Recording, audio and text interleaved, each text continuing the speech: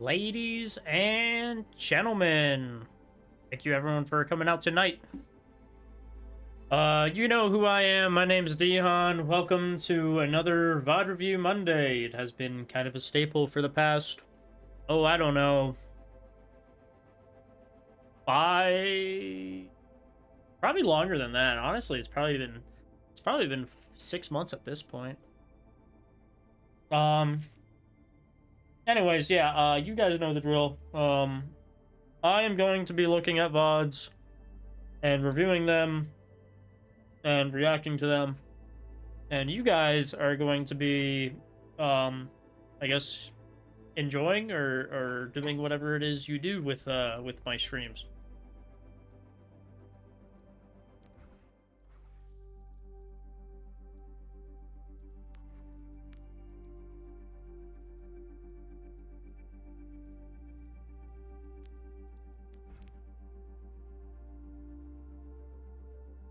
Learning, silly goose. Oh yeah, that makes sense.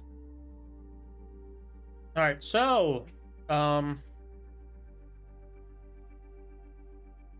first we have is Peter. I think I've looked at him before. Plat 1. Says they played Kiriko in this game, ended up winning, but it was a very intense and long game. So I guess we're gonna see ups and downs. I'm sure even though they won, there were mistakes made, so let's go ahead and watch.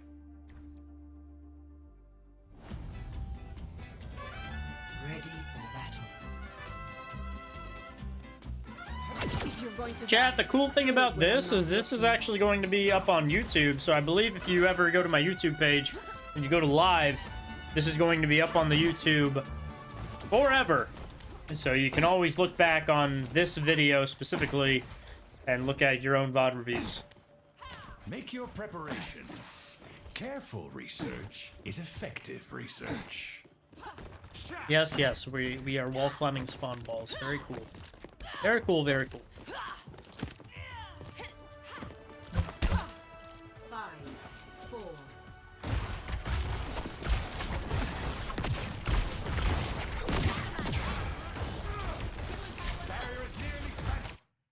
Okay. So, from the start here, I already wish there was something we could do better. Maybe at the beginning it's not so detailed because obviously, like, we don't know what they have, so if they are running someone that can one-shot, it's not good to peek.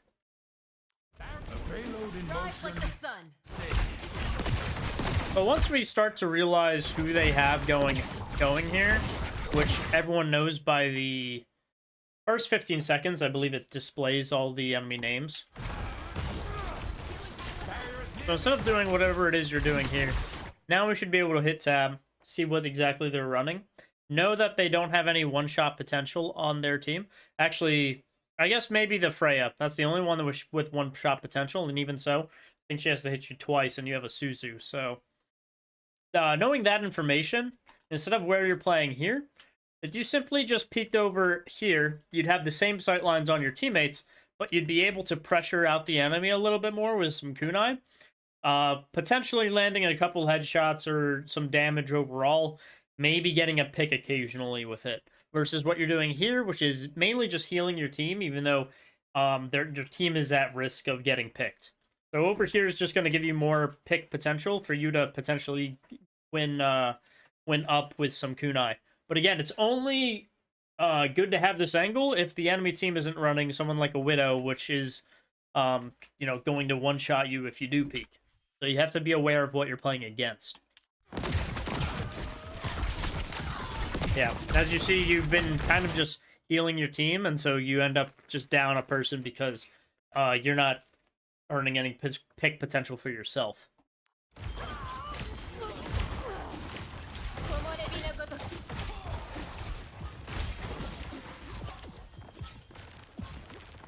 Aim also is pretty important on Kiriko, because you do have to aim the Afuda. That's a little unfortunate of a swift step, but that's okay.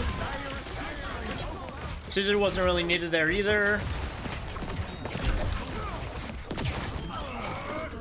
I do like the pressure. No, you can definitely pressure them. Also think about your team. Right now, you have an Alari on your team. So yes, she's going to be probably providing a turret for healing her teammates and then applying pressure. But you have to also realize that this team overall doesn't really have a whole lot of consistent damage. It's more burst. And because of that, you're actually not going to be healing your team very often until they get bursted down a little bit. So you can be a little bit more aggressive.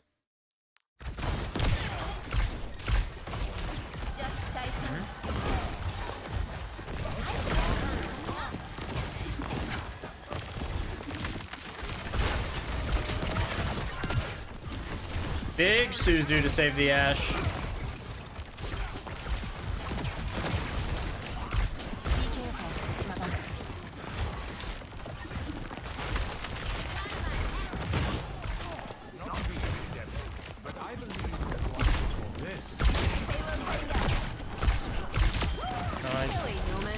Yeah, and here now they have no, because they don't have a Freya, we can definitely get aggressive. Looks like we are. Good. Nice.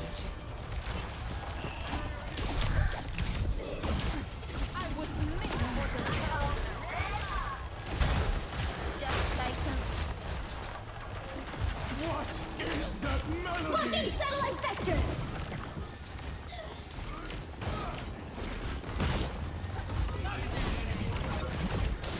I'm on fire! The Kitsune is ready. Be careful. Alright, here's looking like a good time for a rush. If you just want to... Illuminated. Okay, so a couple things we could have done here. So seeing this was good. And dropping that.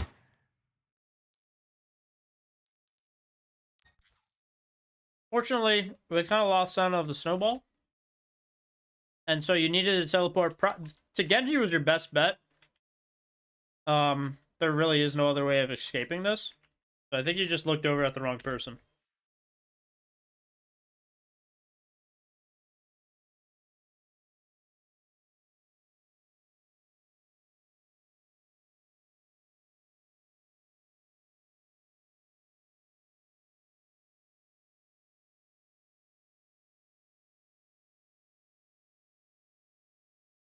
Ranks Plat 1, Corn.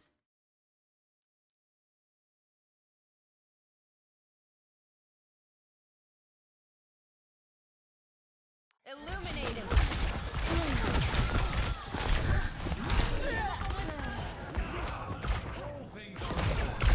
I believe because Swift Step doesn't cleanse anymore, I would think that it wouldn't reset the freeze. I know in the past it has. Playing around. But again, with them making Swift Step no longer cleanse her, I'm not sure if it would reset it for her or not.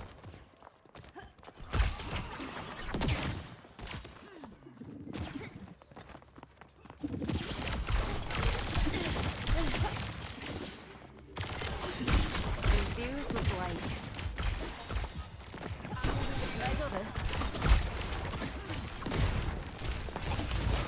Let my sunlight guide you.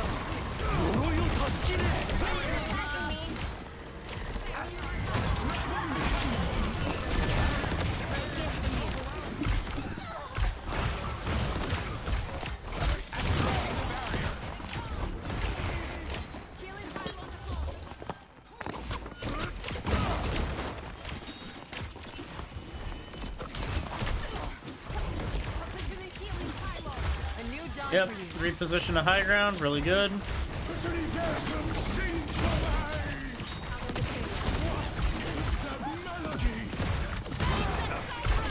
Okay, so here, the only thing I would say you can do differently is when you know he picked them up and he's not going to come back out and peek, instead of you just, like, looking at them, you definitely could have healed them both because you know there wasn't going to be any additional follow-up. So if you got them both to full health, they'd get slammed down but still be at half health.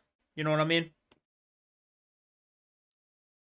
Instead, you were kind of looking for a Suzu, which is cool and all, But it probably would have been easier to just look at the person you were going to Suzu and hit them with the Suzu than go through the trouble of trying to perfect the where they're going to land. And then, yeah, so your Ashe dies because she probably wasn't full health, and he ended up getting a small follow-up on it. So yeah, if you just healed them both up instead of trying to go for that Suzu, and then maybe even so, after you knew that the Genji was slamming into a safe spot, throwing your Suzu on the Ashe to potentially save her.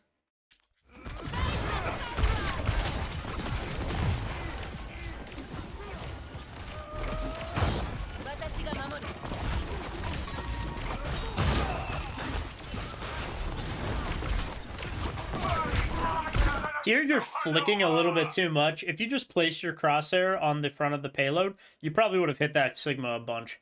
Instead you were kind of flicking. I don't know why you were nervous. No one's really shooting at us. We probably could have just been standing still and aimed even better. But yeah, I mean, you just basically missed a bunch of kunai that definitely could have provided a strong impact to the Sigma.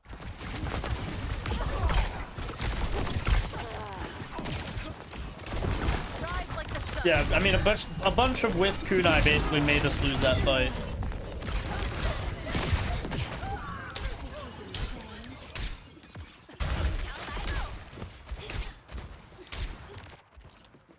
Well, that was uncalled for. Get the payload movie again. Thank you. Your day just got made. Barrier initialized.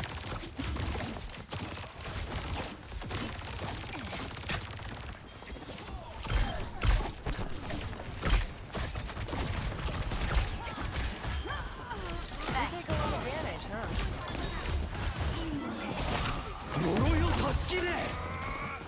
Now we're talking.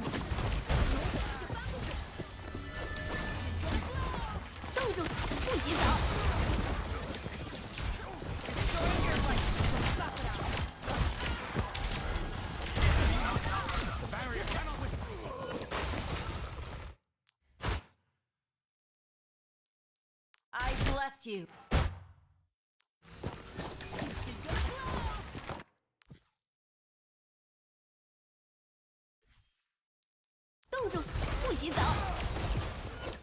At some point here, there was an opportune moment to cap the point. Because they're all moving forward off the point. This is an opportune moment that you know you're losing this fight. And that instead of committing to this fight, we're now going for a back cap, if you will. Because they actually left a good amount of it. I mean, other than, I guess, these two. These two are the reason you don't get a back cap. But you do have a chance to give up this fight, potentially push this while they're even chasing the Ashe.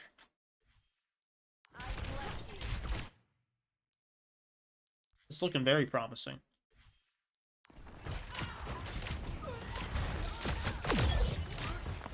Not sure if it would have worked out to anything, but this definitely didn't work out to anything.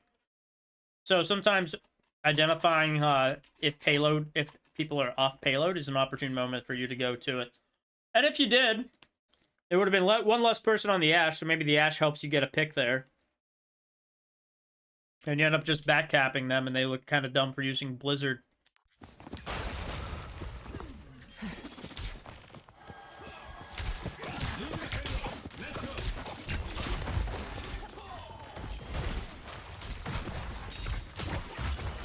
Be careful, Shimada.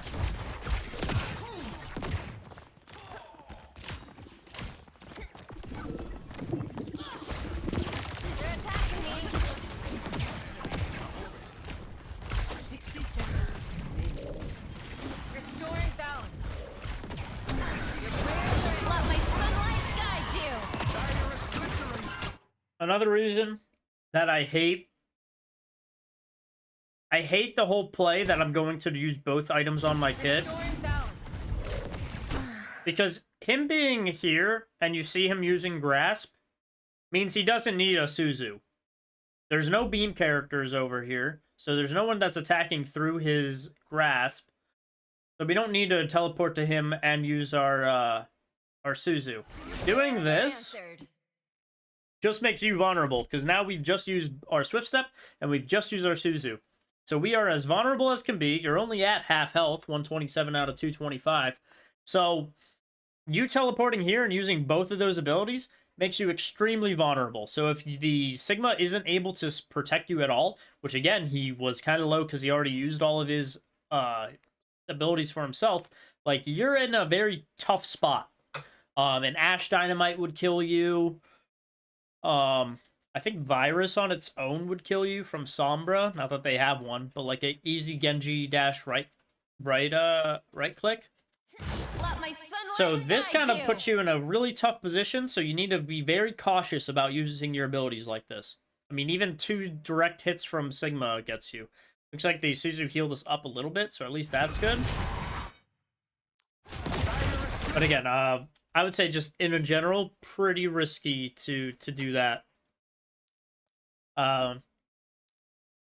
Just try to analyze it better. Like, if you see the dude's critical, but they're using their defensive abilities, and the end, like, if he's using Grasp, for instance, and they don't have a beam hero, other than, like, Mei super up close, chances are they're going to be fine. They just need the heals to get them through that. So you don't need to necessarily dump your whole kit, because this whole kit could be important later.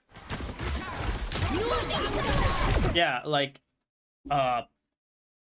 Freyal, and we don't have Suzu for 3 seconds, so we're probably going to die to this, because I think it landed right on us. Yep. Now, you could have Swift stepped out of that, I think, right? Or does it cancel movement? No, yeah, you could have Swift stepped out of that.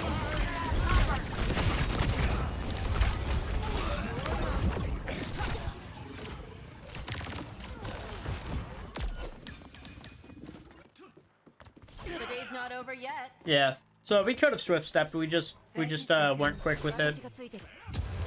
We're running out of time. Keep attacking.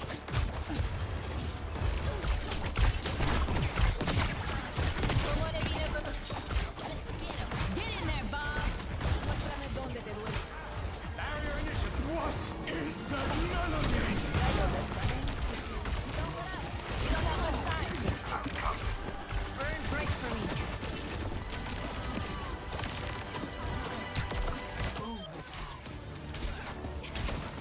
Killing pile on the phone. Done and done. Also, I'm pretty sure you took...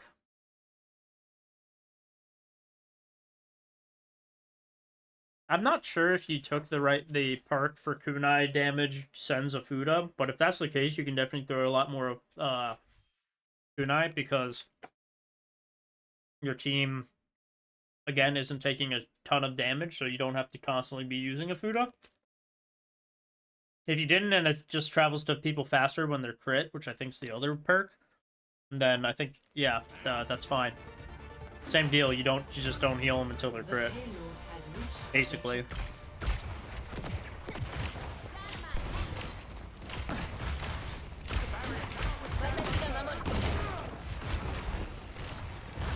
Same deal here. You guys just capped the point, so we can be a little bit more aggressive. Lady Utopia, what's up?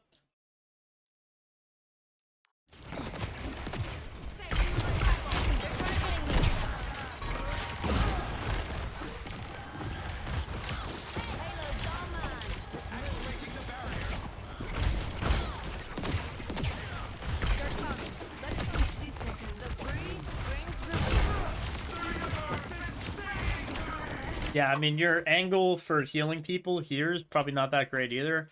Over here is just not necessarily as great. Over here would be better, because not only can we heal these people occasionally, we can also climb up here and throw a couple shots over here when they're not looking, and then drop right back down here. We're also able to stand here to avoid the Mei, so Mei can't shoot us from here. And then you pop back up here and attack, and then you drop right back down here, you know? It's a pretty easy rotation. Versus what you're doing, you're basically playing here, which cuts your sight off as soon as I start rounding this corner. And now your option is to either go out into the open, which exposes you to the high ground, whoever's up there, or you literally just sit here and now you are not really providing anything to the team. Not to mention, even here, we saw it a little bit in this VOD, but your Sigma is behind the payload, so you can't heal him. You'll have a better option if you're playing over on this side with him. Or even here. But again, over here gives you the flank.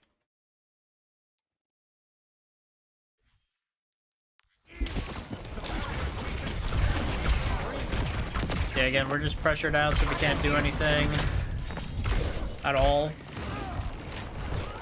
And they get our team because of it. On your horizon. It's a good swift step out. 30 seconds. Same deal, if you know your team's pushing through here, you could just go on this rotation early. So that once they push through, you're actually already here for them.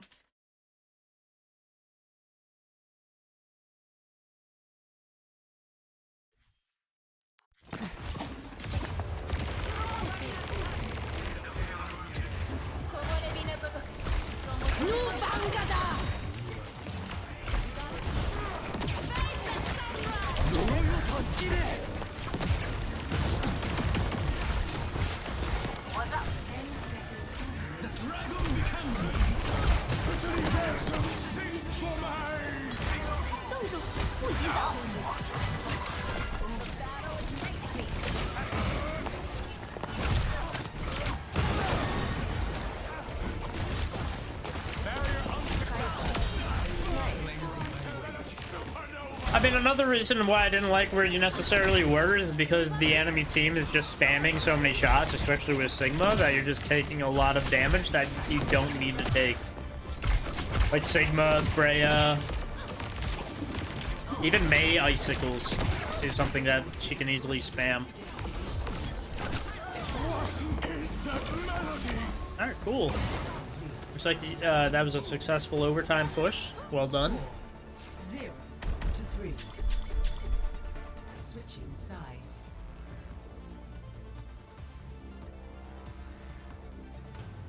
Initiating match. Ready I'll light for my battle. own path. Can I pet your dog? My what?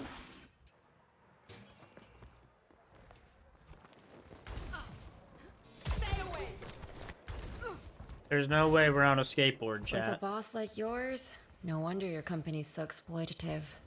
Not all employees share her values. Okay, what are yours? They are still a work in progress.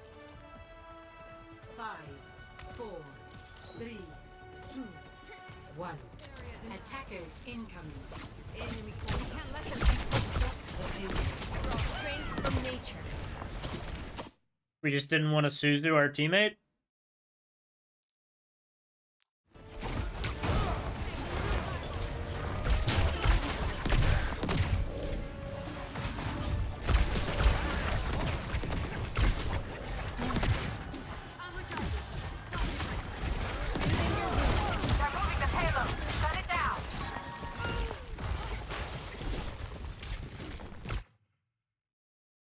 They're providing so much pressure here because you were down that Sojourn in the beginning. Had you had a true 5v5, I think it would have been fine.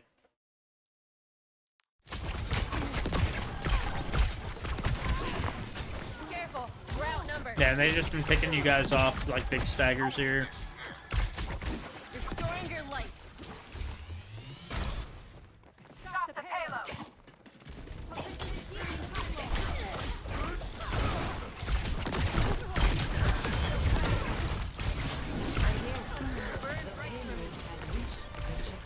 Wow, no one even touches.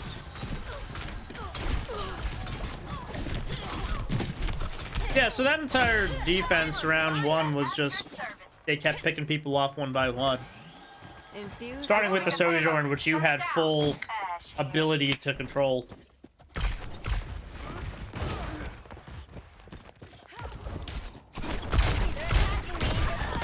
What's up? Breaking them down.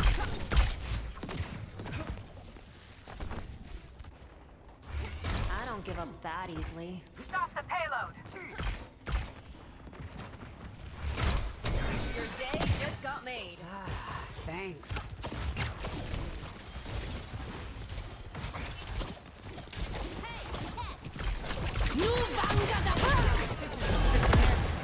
There we go. Oh, unfortunate.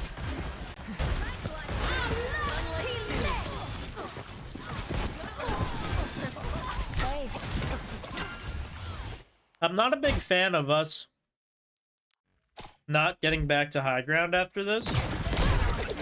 We successfully get a kill here. Once we fall down, we have an option. We can either immediately climb back up to this high ground or even climb back up here and then hop over here so we're back on the high ground successfully. You don't do that, which is okay. You even could switch step to your Doomfist if you wanted to. Just to put you on a good position on high ground behind them. Doesn't work, so that's okay. You back up here, which again is fine. But I don't like how once this wall comes up, we're a little confused. And instead of you, and even the Brig ult, instead of you just turning around and coming back up here, which again, we know that their main long distance person, Freya, is dead. So playing back here would give us an opportune moment to apply pressure without having to worry so much about a Mei. Or a Brig rally, for instance. But you kind of play down here. And not only that, you swift step into where your Brig is to fight the rallying Brig. So your Brig goes down. Surprisingly, they just ignore you, even though that would have been a free kill since Kiriko teleported right into us. Walk over that dude, but you could have just played up here and had an eye on all of this while also applying some sort of pressure at some point. Versus what you're doing here, which you're out of your team sightlines now. So it's Doomfist versus 4, and he's not winning that at all. They're moving the payload. Shut it down. Hey, checking in.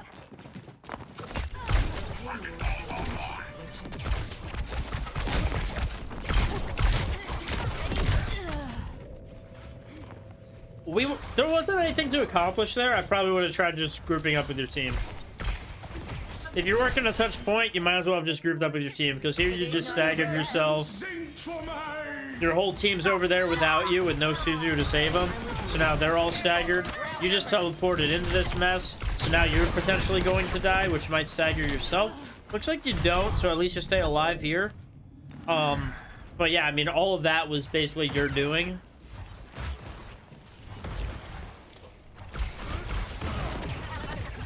Let my sunlight guide you.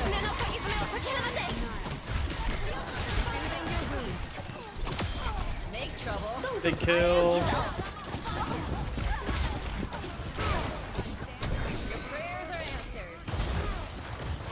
Yeah, I'd probably go up to where the Sojourn is and help her out.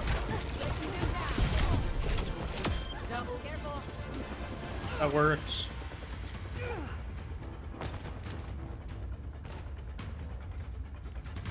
Keep in mind they still have Freya. Maybe you don't want us to be right next to your Sojourn.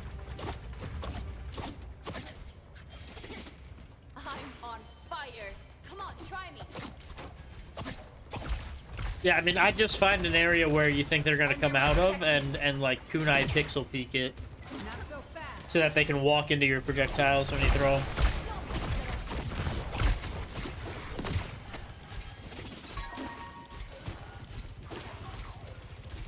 That's okay, just let her. Just leave her be. You have bigger fish to fry, like this guy. Good dodge.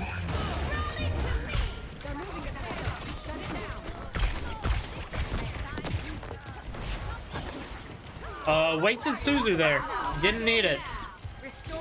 Could have used that Suzu on something else. Maybe even here. Thank me later.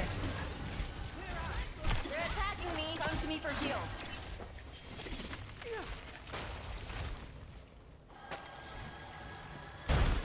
Coming up. Destroying your life.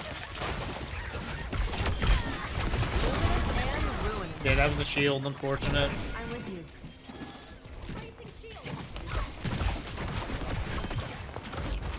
Honestly, I don't know why that fight happened.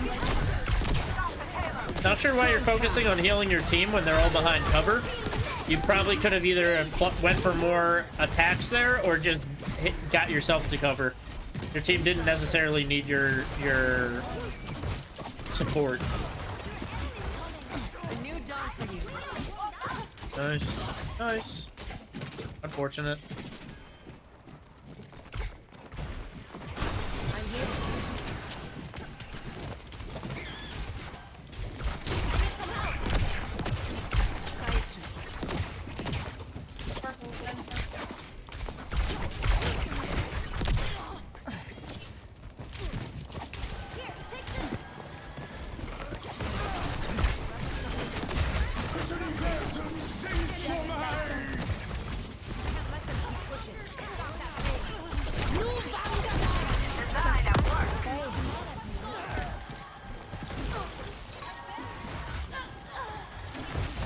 Let my sunlight guide you.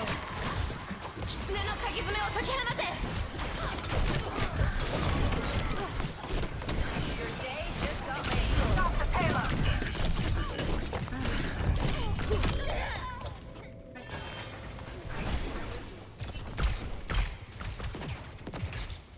Area denial. Done playing around.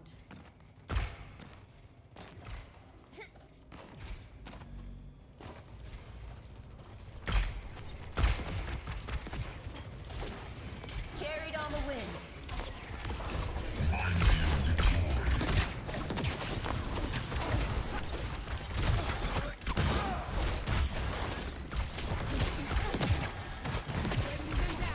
You can't let them get what I said. Stop that payload. 60 seconds. Alla till mig! Freeze! Don't move!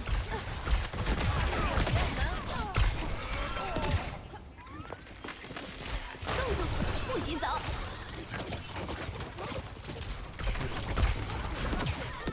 Okay, I'm a little upset here that a blizzard came out and you did nothing other than pressure these guys when someone probably was frozen in this blizzard, which was probably your Mei, because your Mei died, I think.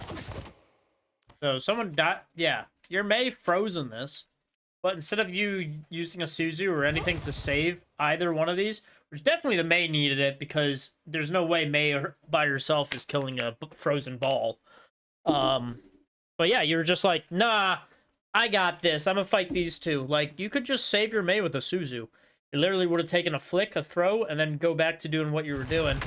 You don't do that, so she headshots your Mei twice. Yeah, you end up trading Meis, but like, you could have just gotten their Mei for free and have your Mei.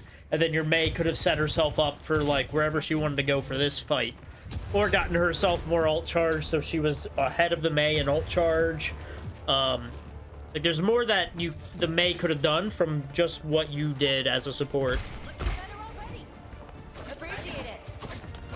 Efficient design at work. Themes I'd say are pretty tough. I think a lot of it is just recognizing the windows to provide that kunai damage and recognizing the windows that we have to save our teammates. There's so many times in this game, that was a weird bounce up. There's so many times in this game that you have Suzu and you just don't use it to save your teammates, and then your teammates die, like, right in front of your face. I think pathing can be something that we need to work on too. There's a lot of times that we are pathing to spots that are probably worse than where we potentially could have been. Stop the payload. I think a lot of it is that Suzu window, though. Score 3-3. We're either Suzuing people that don't need the Suzu, or we're Suzuing people, or we're not Suzuing people that do need the Suzu. Like, both are super important, and we just need to, like, focus on that, I think, for a couple games. I think focusing on that will probably get us into Diamond.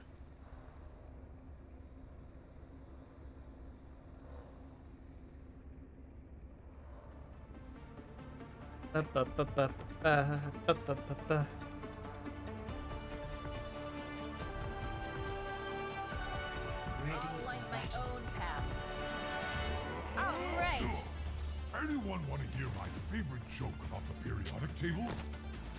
No. Why say? 3, 2, 1. Attackers incoming. Let's show these hoes. Stop the payload. Burn break for me. Area denied.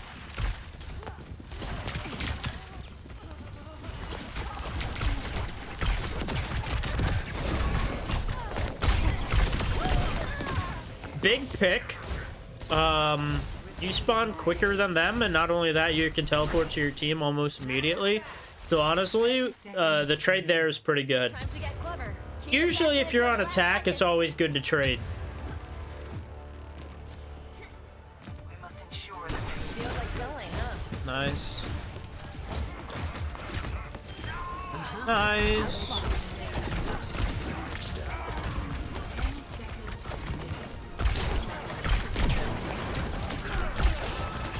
Big damage, big damage. Could have again saved your Sojourn with a Suzu if you needed to, but looks like you get it anyways.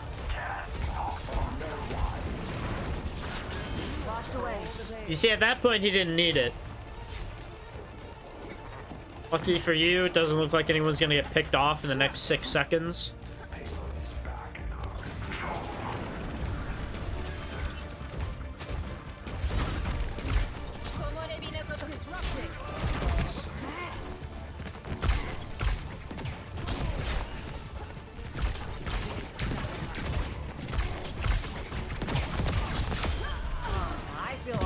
Poke.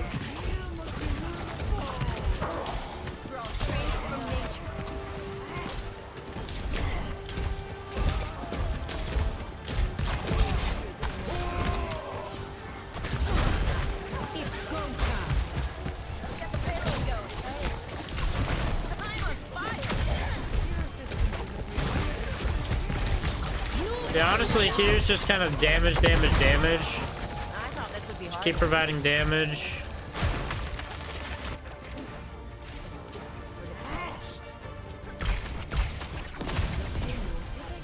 Probably once it rounds this first corner is when I'll use Kitsune Rush.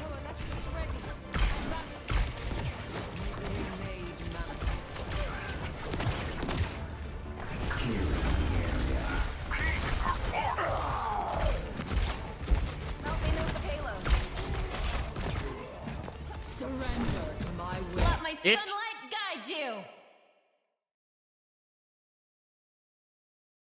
If you had the opportunity, like you knew that your Reaper was going to go for that Death Blossom, as soon as you saw him teleport up there and you knew that you had people on cart, you could have teleported up with him and then given him Kitsune up here so that he would go extra fast on his Death Blossom. Might have gotten a little bit more kills with it. Other thing I would say is...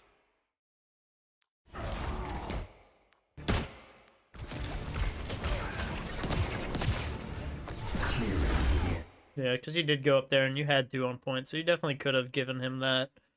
Peak performance.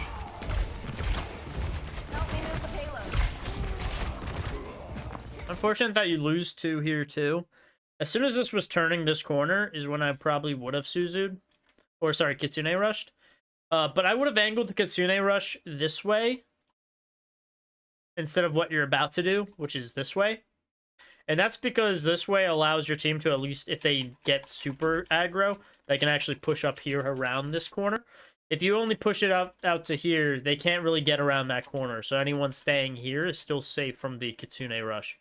Versus if your Kitsune goes out to here, if they're hiding here, they're like just barely safe, if they are safe, you know? But yeah, you aim it here. It's just you and Moira anyways.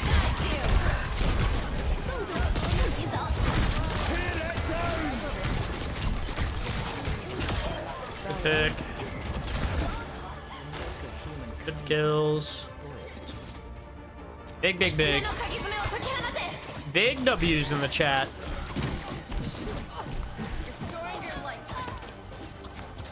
Damn.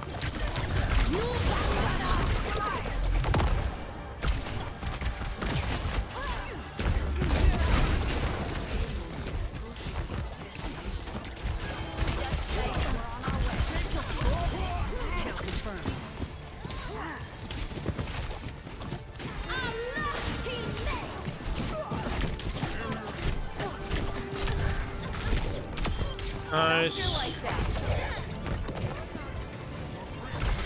Honestly, not that bad. You did what you could. You could push.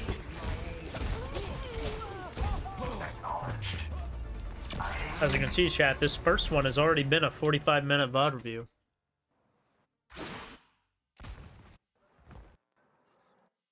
Two, one. Attackers incoming. Stop the payload from moving.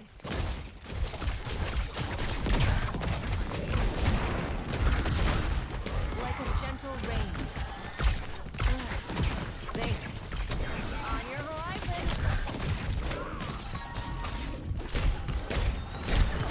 Kanetaka Jinja protects you.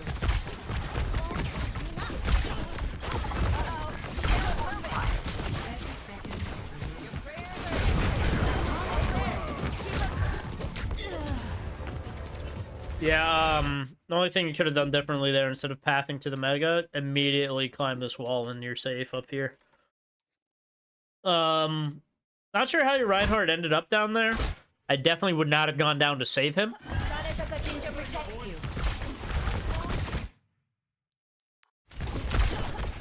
Uh-oh, the payload's moving. Yeah, your best bet would have just been, with all the pressure he had down there, with 2 people or 3 people on him, just continue to apply what pressure you can here, and maybe you get a pick and trade. Because, yeah, teleporting down there just put you to death, too, and now your team, you don't have a team.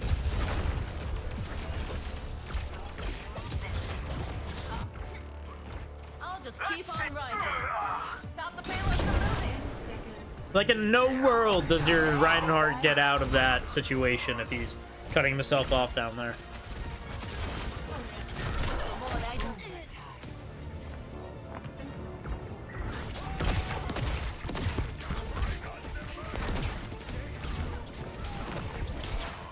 They're pushing the payload.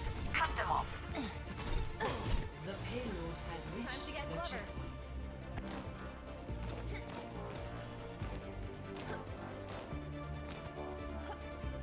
How many am I doing today? All of them that are in queue. I think that's 6, if I had to guess. I hope they all don't go into this super long overtime round. This is 2 rounds of overtime.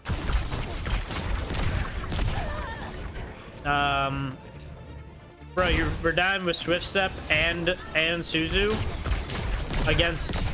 against a Freya who literally controls that. Like, we can control that. Let's get back to it.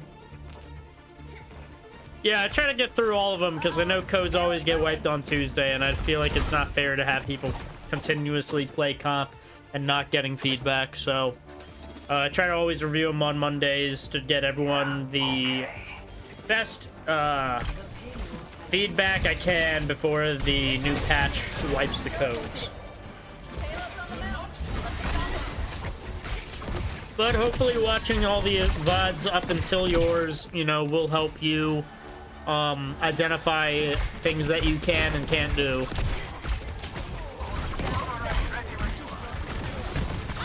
I do like the positioning we have here. I think this is a good aggressive foothold. It's unfortunate that Hazard does find us and get us. Suzu? You're all good. I'm on fire.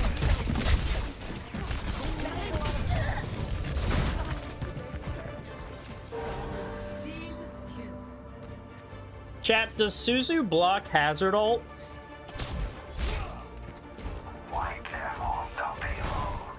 Or is Root a hard stun, so it doesn't?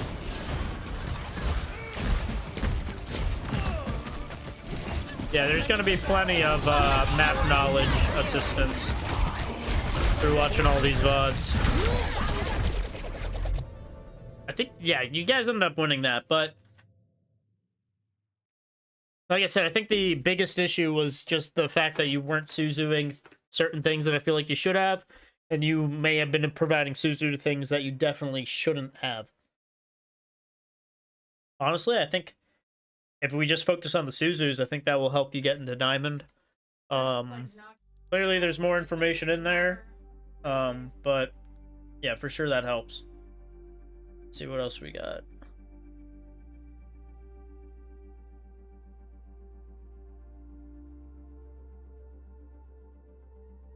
So that was Peter. Next, we're looking at press W key, which is the Winston that we got last, last time, and on my most recent YouTube video as well. But it says, I tried working on melees, holding high ground, and trying not to run it down as much. So let's see what exactly they got going on.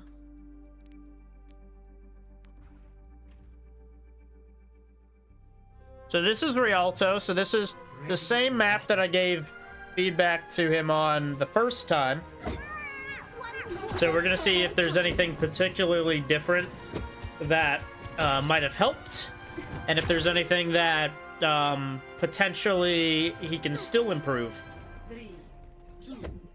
But it's interesting that we get to see him basically play Winston again on the same map with more additional feedback.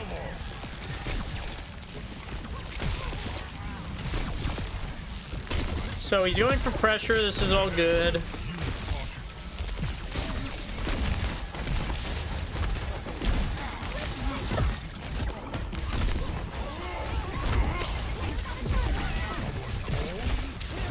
So already we can see that he's starting to apply this pressure from the high ground. It's something that he wasn't doing as in the previous video. I said stay perched up on these places and then just apply your cleave from above. That's going to make them not want to stand in these positions. And you can see that he's starting to just stand on these high grounds and do exactly that. Just use this perch. He even could potentially drop his shield up here and do the same thing just to force them off of these corners that they're trying to hold so well.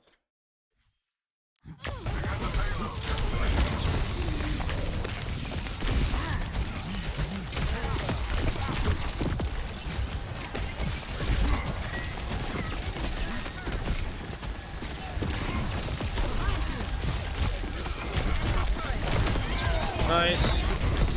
Meleeing a single target was something else we talked about. You do more damage meleeing a single target and shooting than you do just shooting, so really good burst. Unfortunately, we do die by the on-run. We did have shield, so we potentially could have protected ourselves from that.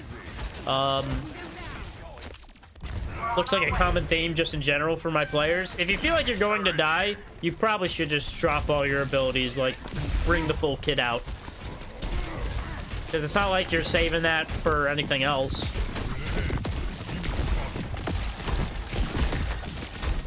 This is a little bit of a tougher team too, because they are running a Torb, so obviously Torb turret's going to be an issue. In general, I would say try to avoid the Torb turret's line of sight at least, and just try to do... I don't know if I would necessarily focus down it. I don't think as Winston, it's your job really to focus down the turret. I think you should be trying to play in these like little small nooks and stuff to scare them around. Eventually, if they eventually get like close enough to this turret, you can eventually get up here and pressure them from above again. But I think overall, your job as Winston here is to funnel the enemy back into this area as best you can. Because again, no one on this team really looks diveable. They all kind of have dashes, you know, swift step, dash, shotgun, jump. So it's very tough for you to find someone to dive, not to mention Torb also has overload. So as soon as you dive him, he's going to overload and you can't kill him.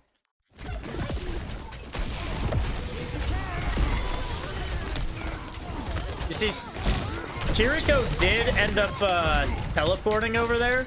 so you might have been able to get the Curie there. That was overall a good dive, though. We got a lot of cleave. We got a lot of alt charge from that, so that was good stuff.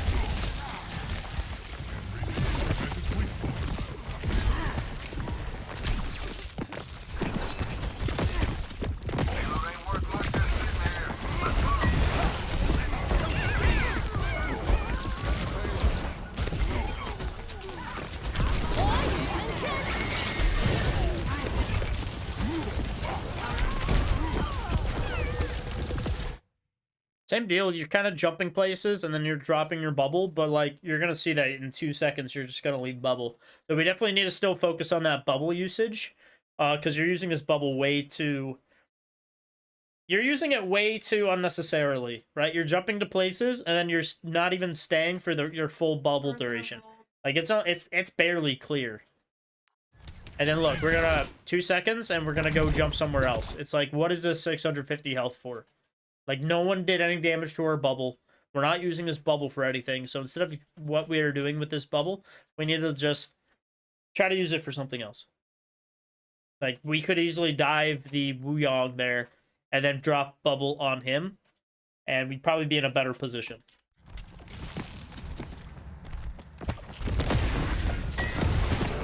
Like, you probably would have blocked wave with bubble at least. So he wouldn't get booped.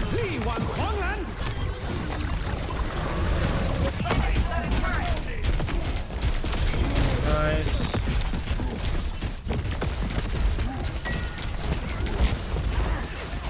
Very nice.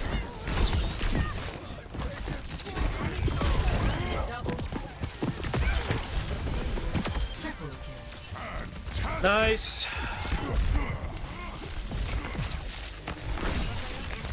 Okay, so we know she teleported, so...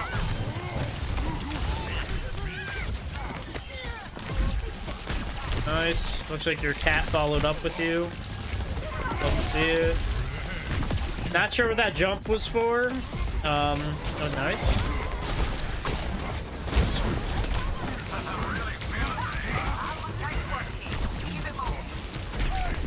Honestly, even here, I know you wanted to do the right click and get her with the right click. But honestly, if you have dive here, you could go confirm this kill and then end up, you know, grabbing this health pack and then making your way back. Like, this is... Confirming this kill is worth it rather than trying to charge up a right click to potentially finish her. Not to mention, if you did that, Kiri might still teleport there, and now you'd be on top of the Kiri as well with her having no way out. So you potentially could have gotten 2 picks, but we kind of, I guess we're scared of the turret pressuring us out so much and not knowing where exactly we were going to end up. And thinking maybe it was an overextension. So we don't. It's okay, we still have a ton of space. I would not go back necessarily here to your team. We already have so much space here. You might as well kind of like sit here and make sure that they're not going to be trying to take this high ground or even come over here anytime soon.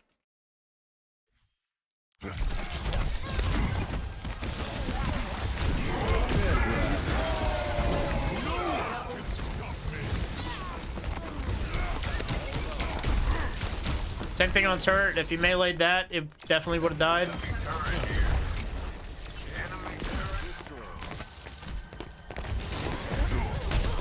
I don't think I'm seeing the melee animation with Winston either. Doesn't look like you're doing that.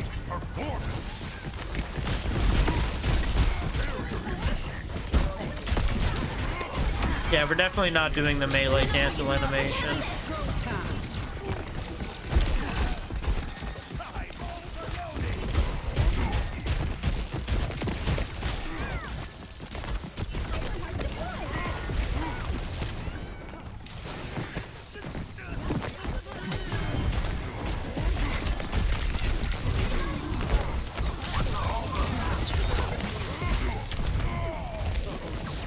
Honestly, they're Winston Fed trying to get you.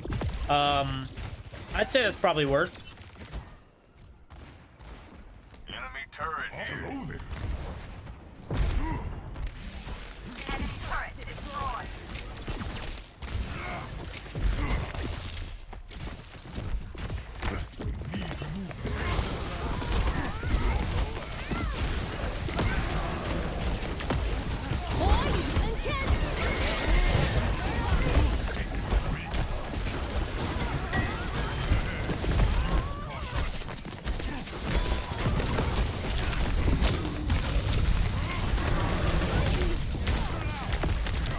Not sure if I would have popped Primal. I don't think this does anything for you.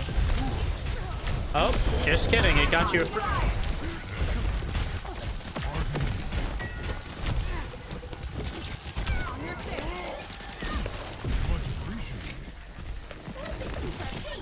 Never mind, it got you a free Winston kill.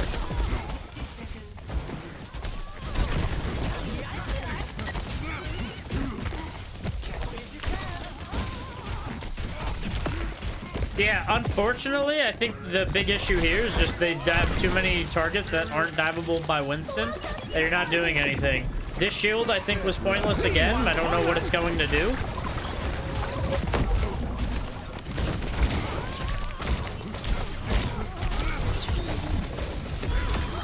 Nice.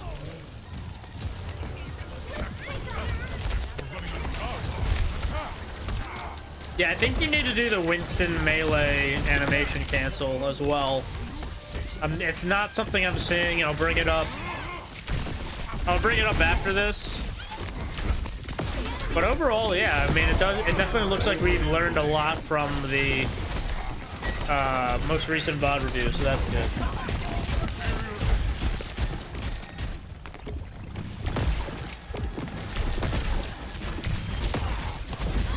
Wouldn't it be more risky and volatile feeding the tank? I feel like it would be easy to lose one without a tank to take space for both sides. Yeah, but because defense always has an advantage in terms of holding the space, them not having a tank, usually the attacking team, because it's very easy to push the payload, you just need one person on payload for it to move any kind of distance. It's very easy for you to slowly gain value from pushing the payload, than it is for defense to have someone that's not a tank go and contest that same payload.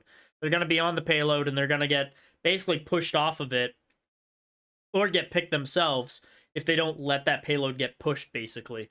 So defense kind of needs to have a tank. And so if defense tank ends up feeding to go for the attack tank, then that just means that attacking team can just put someone on payload.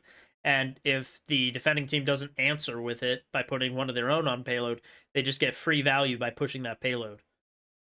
So you kind of get slight value if you're the attacking team, just going for kills rather than going for... versus defense, where your main goal is to stay alive and stall the cart. Defense is always trying to have long, stalled-out fights, and offense is always trying to have as many quick fights as possible, and to like either constantly stagger or constantly, yeah, be pushing that cart basically because of how many fights they're having.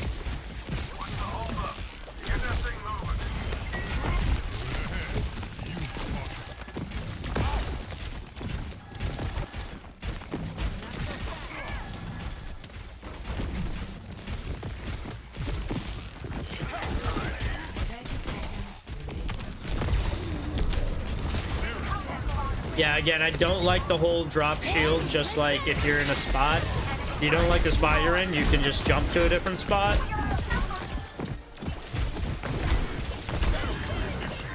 Like that even.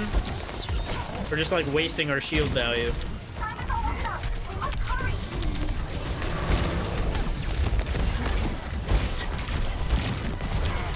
Yeah, and again, I think the biggest issue here is just you are playing Winston, who... unfortunately, they don't have a diveable team, so it's just very tough for Winston. But I think you're doing the best you can with a Winston here. I just don't think that this is necessarily the Winston play. I think Diva would probably have a better time. Maybe even Doomfist would have a better time. I probably would play, I don't know, maybe Sigma into this comp. Especially because I think they just got a Reaper. Reaper instead of the Torbia though, so this is good. Yeah, I like the whole pressuring up here. You're pushing them back, so this is good. You're making it more diveable, but more than that, you standing here has forced them to be off payload. And so if they're off payload, you're doing your job because they're not pushing payload at all. So this payload is basically going, their timer's going down. Payload's not moving anywhere. So even though you're potentially losing people on this fight, because they are no longer basically in this fight happening because they're not on payload, you can focus your attention elsewhere, potentially helping your team, fight what's down here. You probably could even drop down here and corner the Kiri in a way.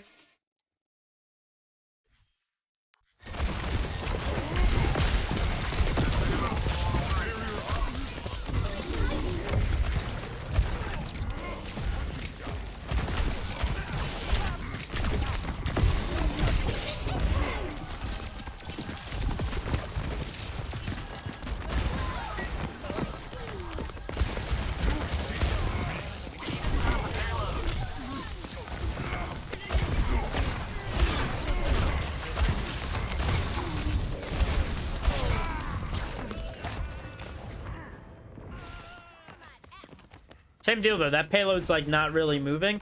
You want to keep them off the payload as much as you can. Moon base wasn't built in a day. Payload's moving. Someone stop that thing. Yeah, you definitely have to hold on to your bubble until you actually want to have your bubble down. Like, here's good. But again, like, running into a team with a Reaper or any kind of shotgun is going to make playing Winston just very difficult. Because if you're not getting absolutely shredded by the Reaper, then your bubble is going to get blown up at least. And Winston without a bubble is very tough. Can't beat me if I keep on trying.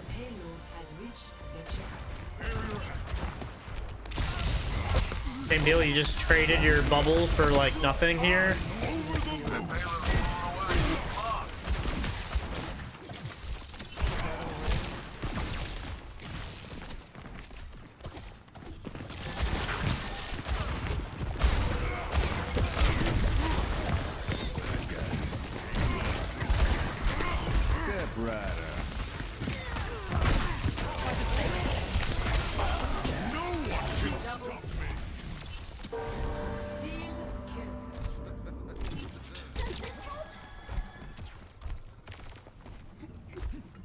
Okay, so we just got a team kill, so I'm not sure what exactly we're doing here. We're just walking around. Usually, if there's always a team kill, we need to think what the enemy ultimates are and what our ultimates are. So we know we have, the Juno beam, we have Sanctuary, and we have Reaper. And then based off of what ultimates they have, which you can only deduce from what they've used or haven't used, we know that we haven't really seen any ultimates. So we can assume that they have every ultimate. And so you then have to figure out, well, what's the best thing that we, can do in these situations. Honestly, your team doesn't really have anything that's going to be very strong in terms of a defense against like really any of this.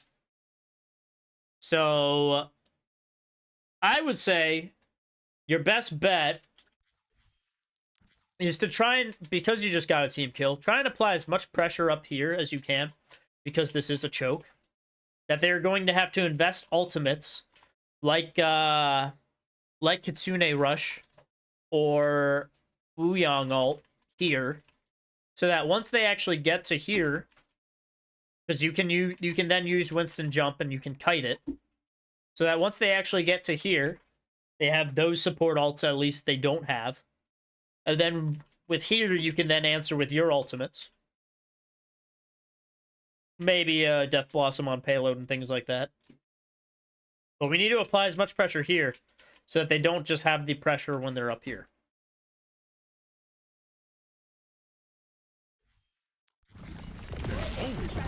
Looks like we're playing very passive, not really doing a whole lot here.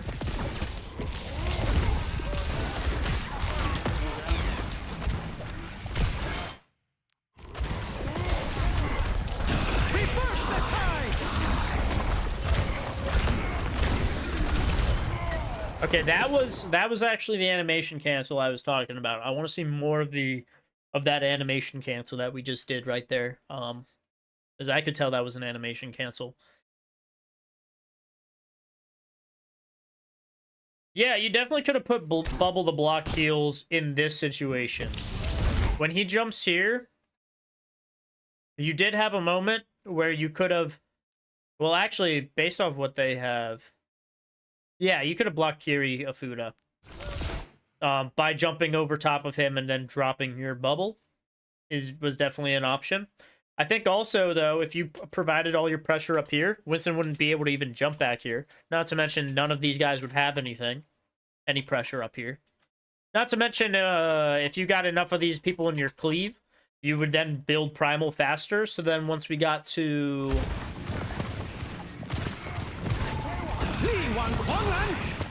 this situation, instead of having 92% till ultimate, you probably would have had ultimate, been able to pop it, and been able to cause some kind of chaos here. So, definitely could have done a little bit more here. It's just, I think we played a little bit too passive, so we couldn't get that ult charge.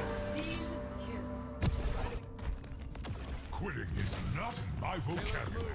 Someone stop that.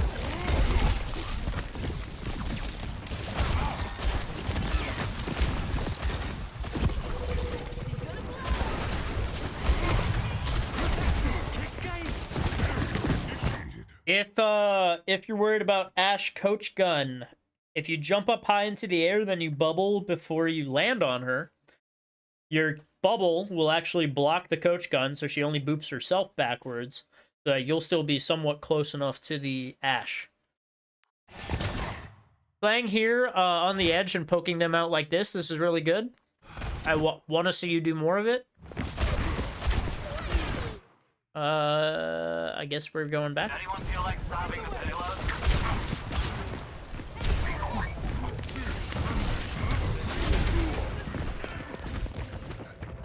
Damn. Had Primal. Could have popped Primal, potentially. I do have a lot of Tracer guys as well on YouTube, Blue Flamingo, from other Tracers that I've VOD reviewed. Bunch of different varieties of them, too.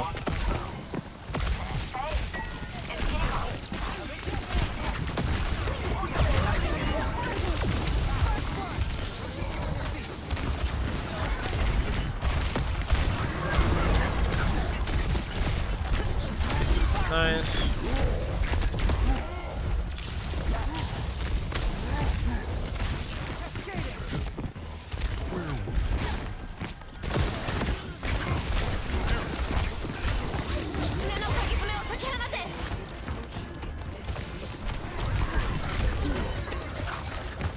I think shield dancing is something else we could work on. When you go here, it's all good, but when you drop this shield, and you know that you have the healing from Wuyong, instead of getting out here immediately, you did have potential to just play on the outside of this shield, because Reaper is basically himself in this own bubble. So you could have pressured this Reaper, and then once he walks out, you walk in to have basically a good duel with the Reaper. And then at some point, yes, you do jump back out to your team, but at least keeping him here and dueling him here, again, will build some ult charge for yourself, keep you engaged on this fight. Build ult charge for your supports as well, but also your team can follow up on this Reaper that's kind of stuck in a shield.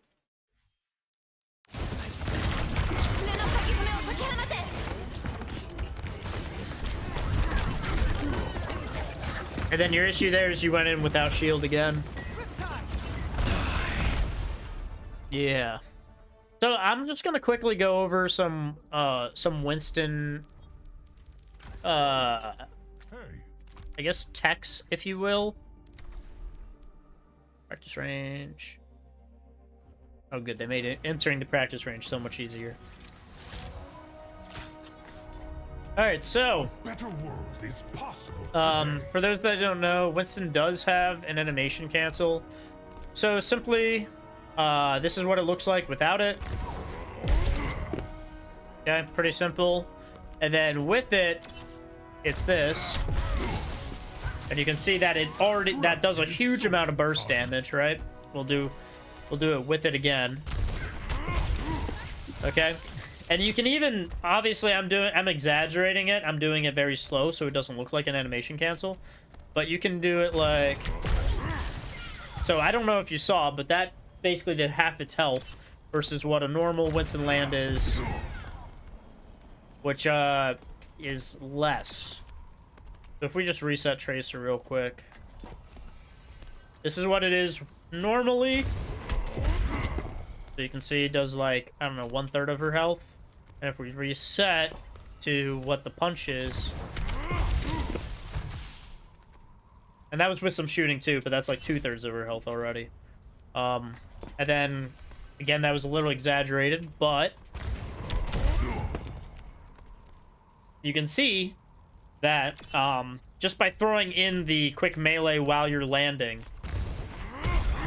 does a lot of damage. And again, like, you sometimes don't even see it come out, but you do hear the 2 hit markers. Another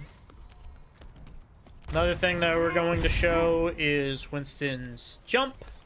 So obviously people know that looking up gets you farther and looking down sends you shorter, and even directional input is going to matter with that.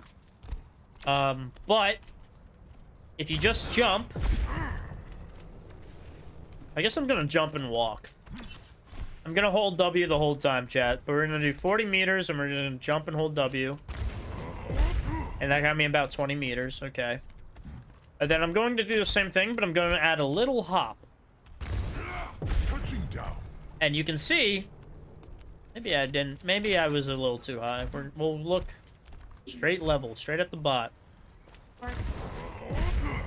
But you can see with the little bunny hop, I have flown myself to here.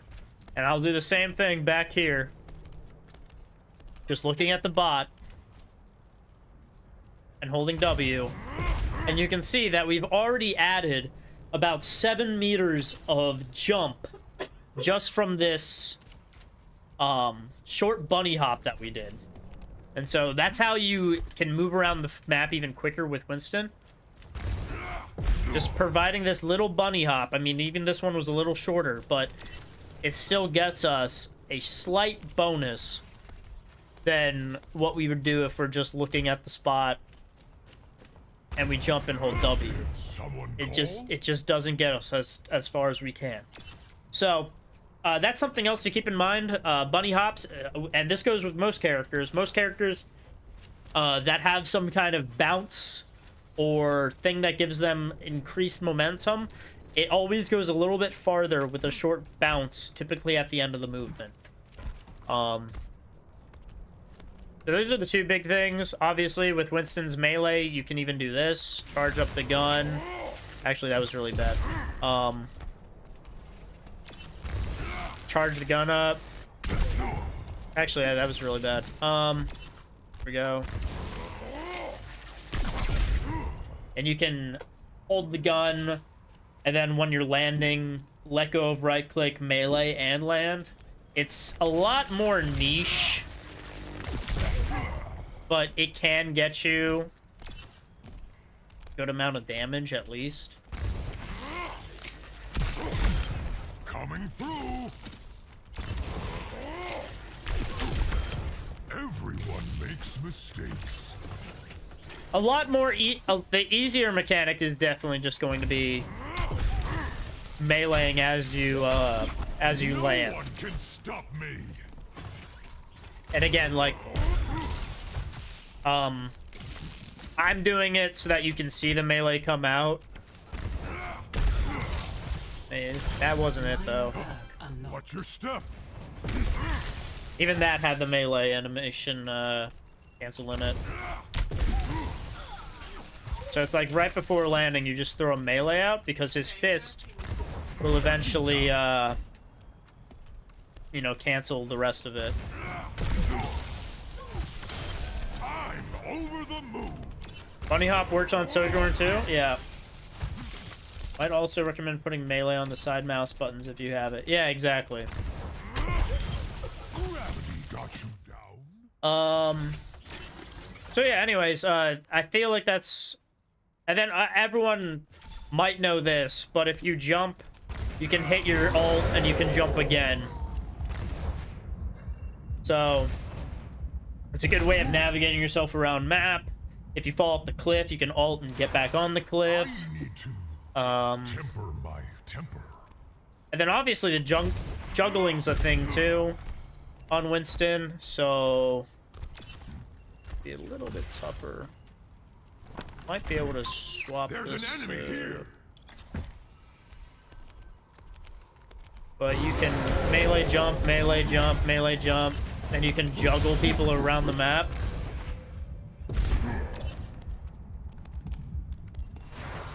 I hope I did. I'll try to go this way and try to bring him this way.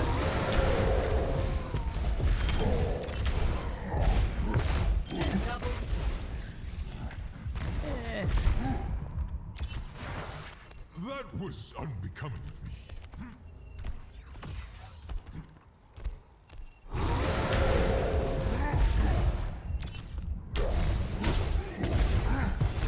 Pretty sure it's 2 melees and then you do it. Like how you can boop the bot into your spawn room. Thank you.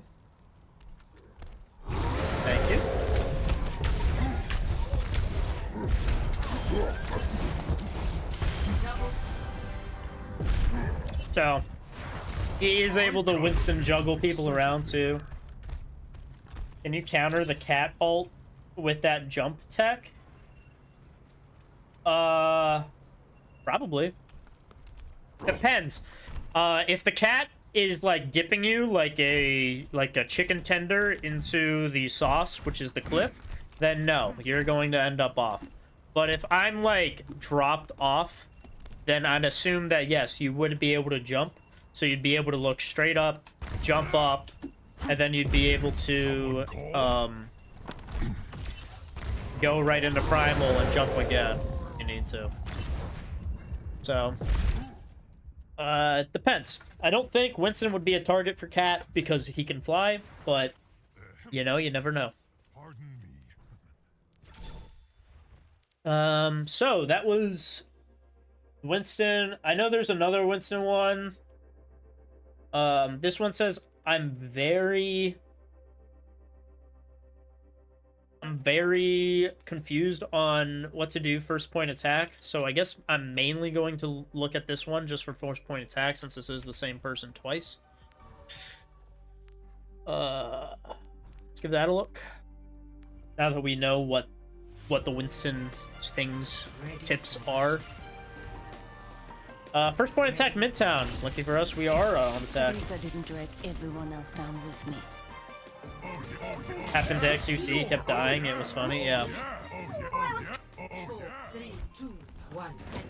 I mean, the best thing you can hope for, though, is, yes, when you're ulted by the cat, the best thing you can do is, like, shoot him, obviously, before he gets to a cliff, or position yourself away from cliffs so that he can't knock you off of it.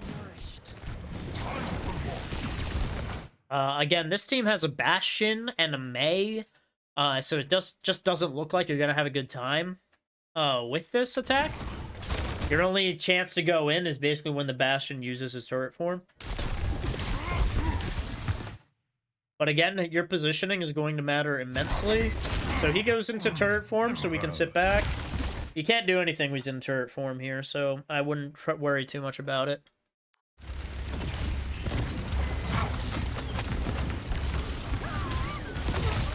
Activated. Pressuring the tank like this is definitely not the code. Once he's out of this form, you probably need to do all you can to get and invest all of your resources on this Ana, because 1, she's not diveable. 2, she's already at half health. And 3, she yeah, I mean, like I said, she doesn't have any dashes or anything. Like, only ability for her is going to be nade. If we get her Juno's probably going to have to turn, and so because you're busy dealing with both of these supports basically focusing to try and keep you alive, you have made it so that this Zarya is 1v3ing your team, which you have a Reaper, so Reaper might be able to win this fight.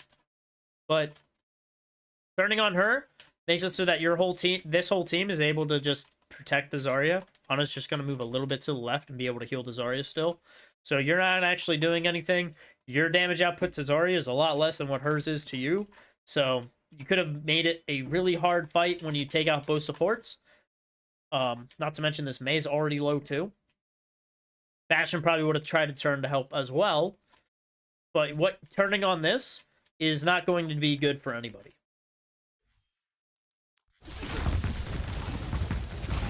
Like, we're doing like nothing. Yeah. So instead of focusing the Zarya here, you should have just realized, oh, they have an Ana. She can't really run away very quickly, so you just dive her.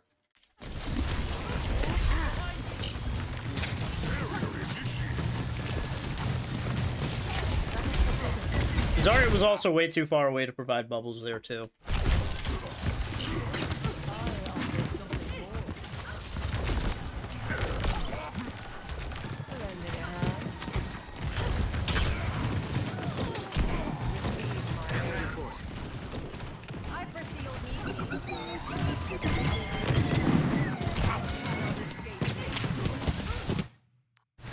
Same deal, Bastion's in turret form, Zarya's kind of charged. You just gotta be in safe positions around the Bastion. Really bad jump, not really onto anybody, unfortunate. Very good. Big body block to keep her in that room. Big double kill.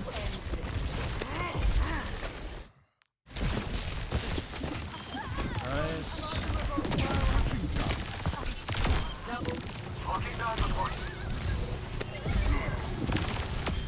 Nice. And then we're out. And then you're out. But it looks like you did first point fine. Well, after that first hiccup, you know? And then...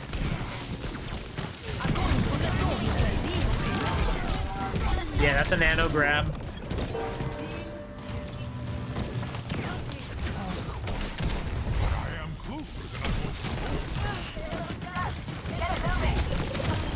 Big isolation on the Ana, that's good. Juno is the next target. We see that she's already used 2 of her, or at least her self ability. So we just kind of focus on her. Nice. And now everyone else should be dead because, like I said, you know, there's no heals.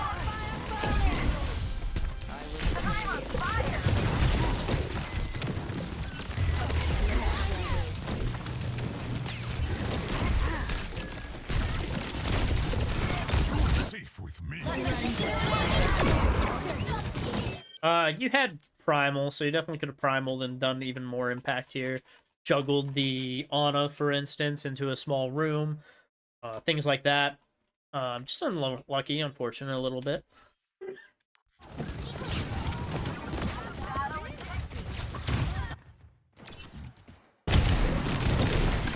Yeah.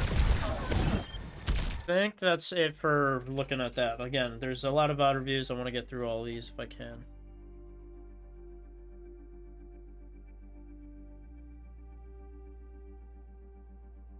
So yeah, what do we got next? Alright, this person, DM'd me. Their name is... Haz. Their name's Haz. They're a tank EU player.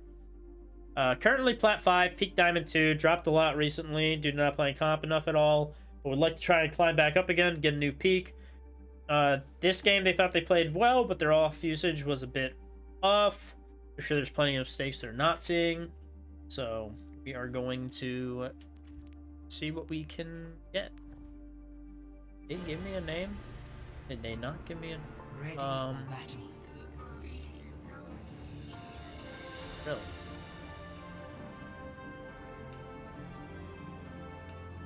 Oh, there we go.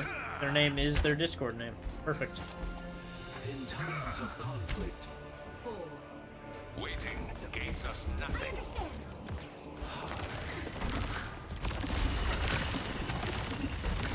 I will give you shelter.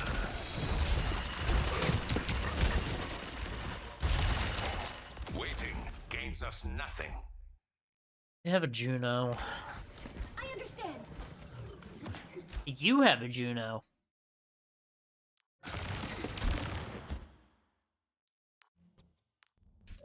How'd this go? 4, 3, 2, 1. Round 1.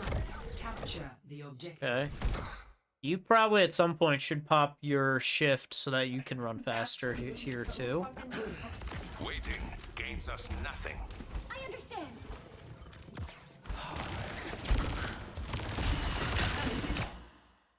Yeah, if you pop shift, you definitely would have made it to here, where these stairs are. And that would have allowed you to potentially make the hog not be able to get to this edge where he is, which would have made it so that he is basically pushed back into a corner with the space. And doing that would already give you so much space on this map. Because again, if you pressured up to here, you'd be able to pressure these guys back into like this area, potentially. Hoping that you had enough pressure and spam to keep them back here as well. Versus where you are, Hog is now going to, because you didn't take that space, he's going to take this space here.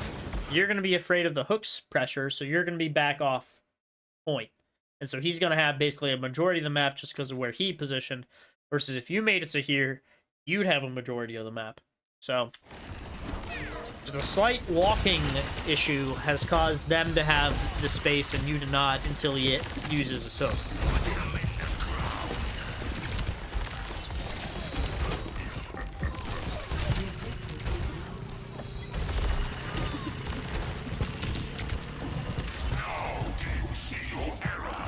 Next point. I'm glad that you do eventually take point and you are cautious about the hooks. Also glad that we capped point and then now we're applying pressure. Not too much pressure, but enough to keep them in this small area. You just have to watch out for the hooks, because again, the hog hooks can really just pick us off. Good pressure.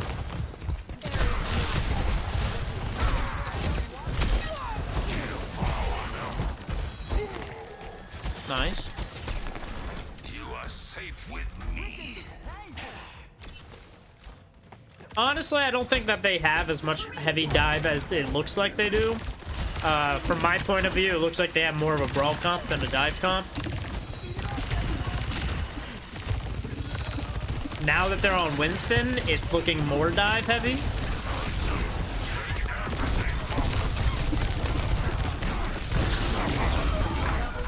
Very strong ultimate.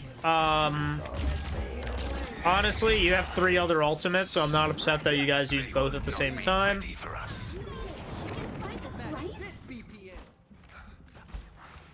Alright, I'm hoping the walking back and forth is brainstorming what you have for next fight and what they have. If it's not, that's definitely what you could do. Other option you can do is, because you just use your ultimate and so you need to charge your ult again, just apply pressure from this distance so that you can start charging that ultimate from people walking out of spawn. Because you can just hit them with your bullets. I'm pretty sure they don't have any fall off since they are a projectile. And yeah, you should be able to get yourself some ult charge back so that you have hopefully around the same time as their, hopefully it's like around the same ult charge that their queen has, so you're still on par with ults. Yeah, this is good. I think it's just more predictable to do it when they're coming out of spawn, because they all have to walk out the basically the same door.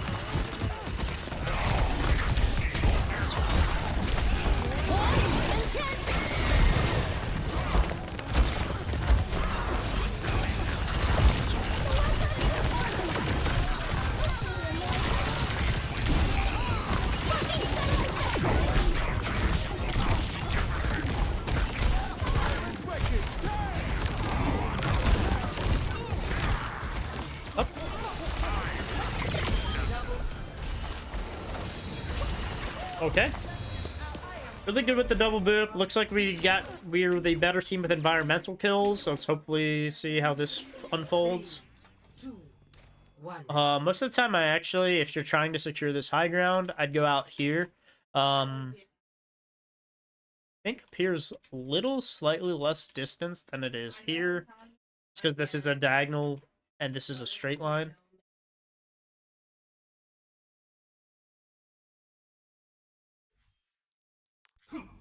Round 2. Capture the objective. I do like that we're shifting out of spawn here. Good. It's unfortunate that our team basically... Yeah, another reason why I also go out this door up here is because it makes your team know that you are going this high ground route. If you end up not communicating it effectively, your team will go low ground and they'll have no way to get back up to this high ground route, and so you'll lose. But it looks like, again, because, and as you know, also didn't give your team really the proper speed boost, that you aren't actually going to beat it out here. So you're going to have to sacrifice the high ground, which usually most tanks take. So a little unfortunate, just a little uncoordinated here. There we go. Looks like we're going to point. Honestly, your team might be better on point anyways, since they are a little bit more of a dive team. We took a Zen and we have a Mei, so we're a little more bunkered up, I guess.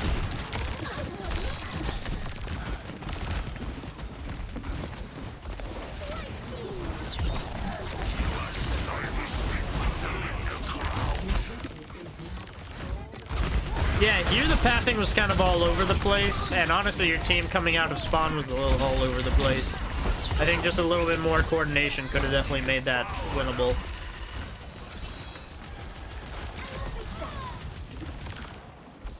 Okay, so now what's the plan? Is there a plan? We went AFK.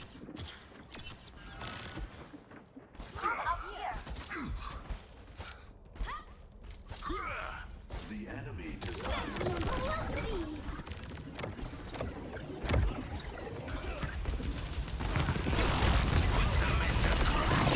Yeah, there's 3 doors out of every spawn, so they gave you variety. Not all doors are the same, though, so there's definitely some that provide more value than the others.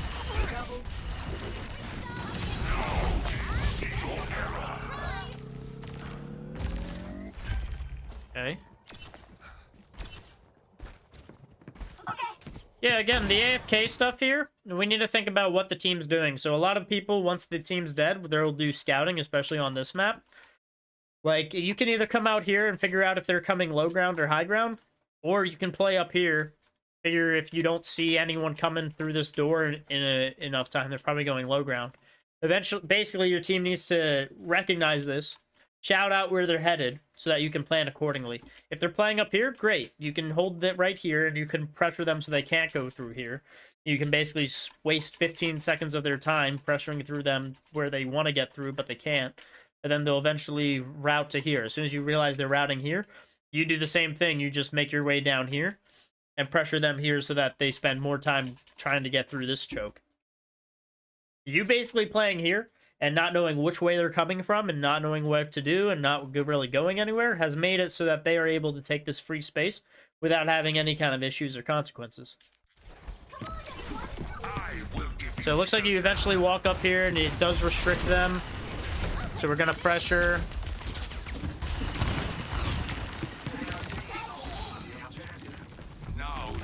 This is not...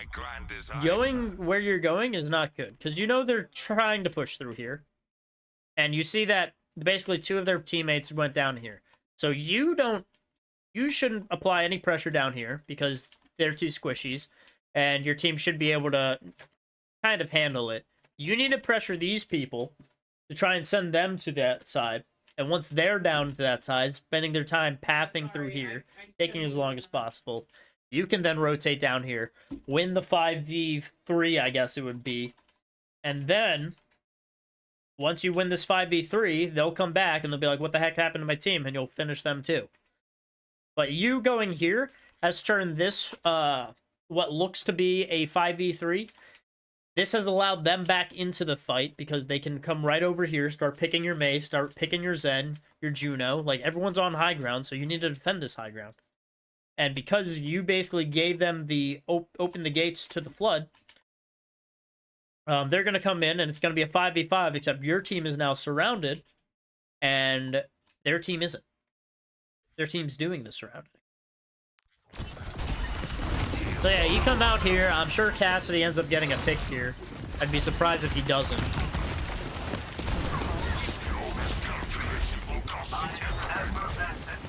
Okay, your Mei actually goes clutch. Cassidy's actually tapping is real bad.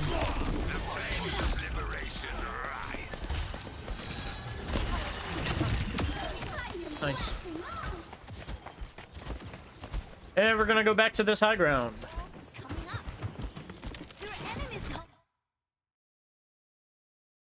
Okay, if you know their whole team's here, I don't know if I would necessarily play this high ground.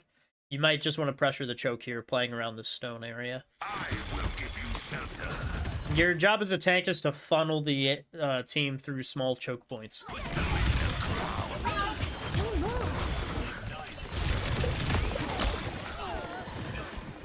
Cool.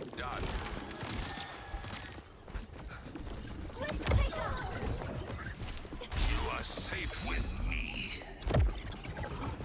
Yes, like, what are we doing on this high ground? This is not really anything that a tank really is strong for.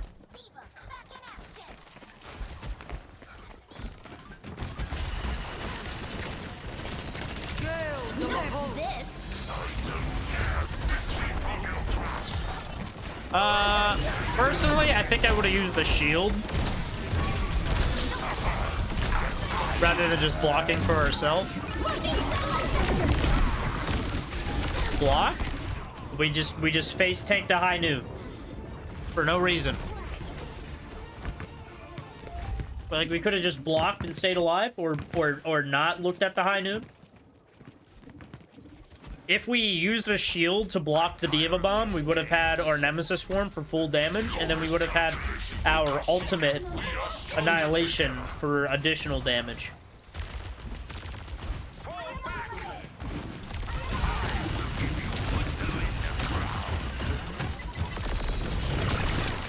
But yeah, I mean, face tanking the high noon was really, really something.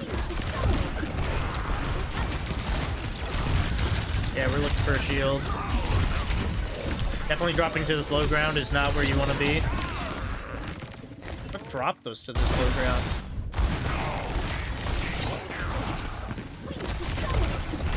Yeah, you just thought you could go down with 222 health. You just had to play...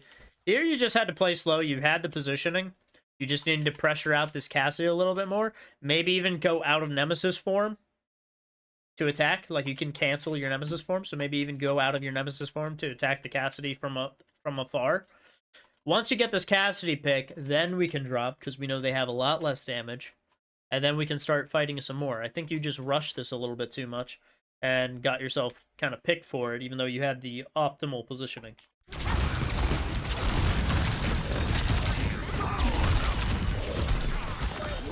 I think you also don't know where your supports are here. They went wrapped around this side, so which again kind of got them killed because you dropped. So they were like, "Oh shoot, he dropped. We got to go over here." And now they're in the face of the two damage heroes. So I do think you just dropping there was definitely just not the call.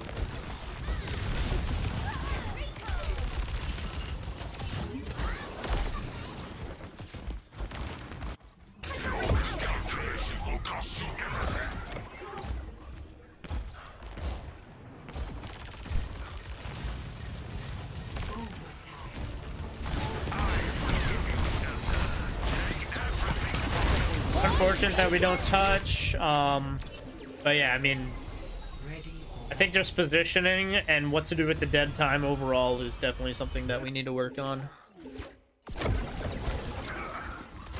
Same deal, you can shift to get yourself to a point faster.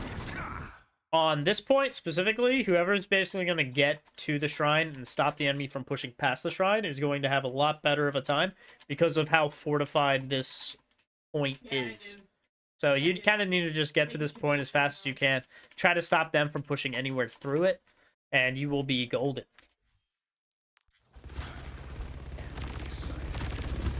If we did shift, we actually would have probably ended up where the Malga is right now.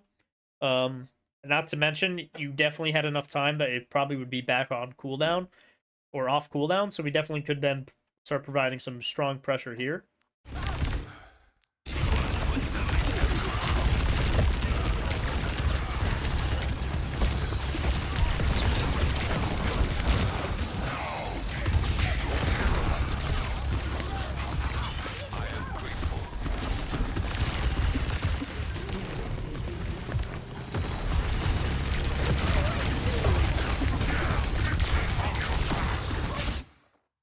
When Malga uses his overhealth, probably the best thing you can do is to block, actually, because most of the time that he's using his overhealth, if you do try to trade with him, he's going to have the healing amplification from his own damage, not to mention his supports, that he's actually going to out-trade you most of the time when he uses that.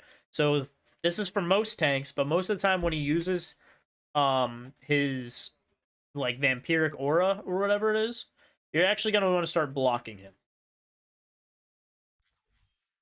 just so that you don't lose that trade horribly, because as we can see, his health is full and you're basically at half because you tried trading with him while he used that ability.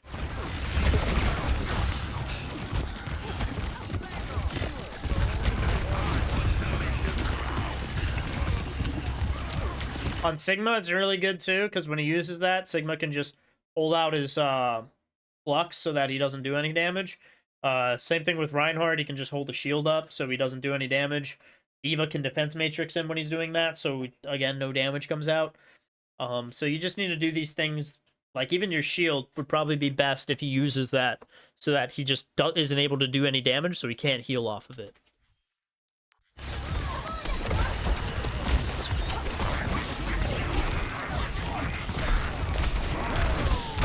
Nice. Honestly, really good double kill. Okay. I got the idea of the shield, but I don't think it was necessarily worth it. No one was really shooting at your Reaper at that point. Good kill. Again, I don't know what happened to the Malga. He just, like, disappeared. Someone must have picked him off, I guess. What are we doing AFK? Hello?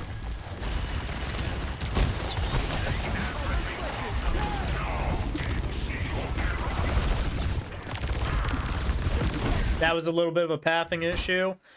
Here, it looks like we have them isolated. If we had to guess, if we see two people here and they're on this side, if we have to guess, they're going to go back to their team, right? So we know they're going to come this way. So I'm not sure why you went, oh, let me go right around here and push them back to their team, when you probably just could have gone straight and potentially either, one, been there so that once they move, you're already there, or two, cut them off. Because if they are here and then you cut them off here, they're going to walk this way, and now they're going to be isolated from the team. But you kind of, like, didn't do that, so you don't isolate them, so you waste, like, a second or two doing this, and now they're away from you, out of your sight, can't do anything about it.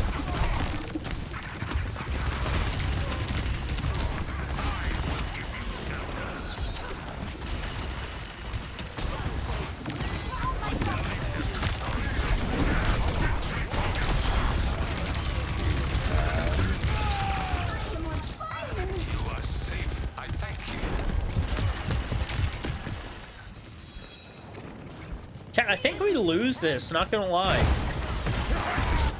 Oh, that's a lot that happens here.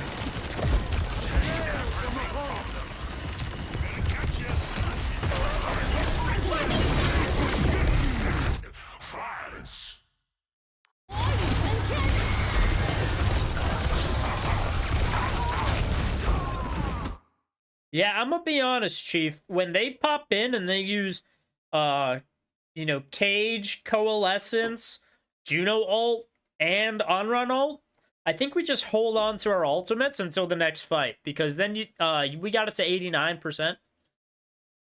So then we can just wait until we come back and we can drop our ultimate with a Death Blossom and just win. Because they don't have anything other than potentially a High Noon. But even he used his High Noon in that fight. Like, they came back out with 5 ultimates. So just hold your ultimates and then come back and win the point with 5 ultimates. Or however many ultimates you have. And you then just win the game. So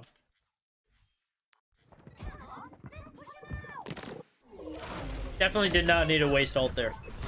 Definitely was not going to turn it.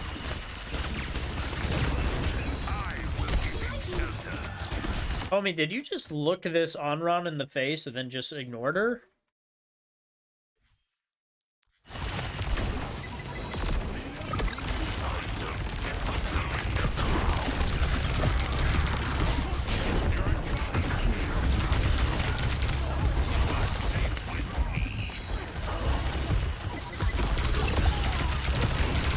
Yeah, here you're down 2, down 3.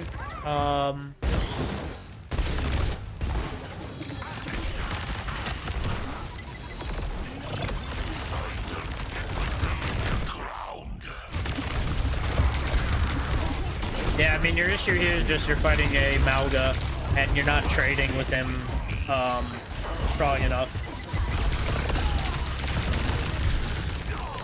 Sounds good, Dio. Honestly, I don't know if I'm going to be able to get to it, though, Dio. We'll see. General note, respawn timer is also dead time. It is. It is. I'm here. Better. Much better. Stand with me. Got it. The fact that we looked at Onron in the face and she stands in the same position, it's kind of bugging me, though, because this Onron should be dead.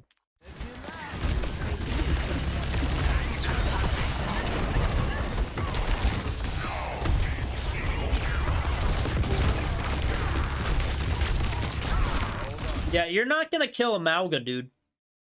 Just, like, don't focus the Malga. Dude heals way too much fighting tanks.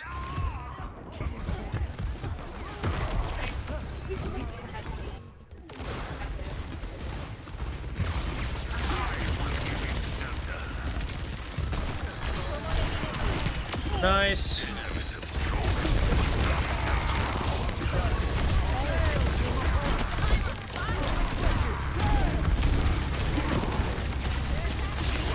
Okay, why are we shielding a mere Juno and not a Malga? That was a little bit of weird with the shield position. Second thing, you're focusing Malga still. We know he ain't gonna die. Now he might die, because we actually got a, one of the people. But yeah, I think your big issue here is just you focus the Malga way too much on those recontests. And again, we wasted ultimate a couple times when we should have just held on to it for a recontest, especially when they didn't have ultimates. So, yeah. Yeah.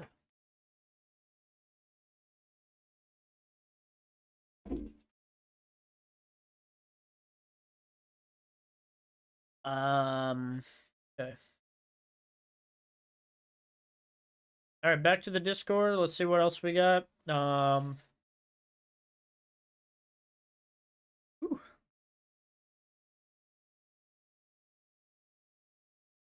Twister on tank.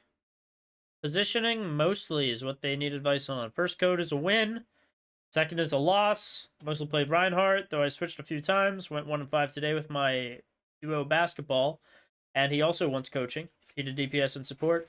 I think he was DPS in both his games. Yeah, so I'm going to give basketball his own once he comes around to it. Again, just because there are a lot that have come in recently today. So we're just trying to get through them as quick as possible. We're going to look at the loss. I have a feeling with the first attack and defense, we're going to know kind of what went wrong. Eichenwald's also not really, or sorry, Dorado's not really a good map for Reinhardt anyways, which is, again, probably why it was a loss. We'll give it all we've got. What rank is Hope this? that's enough.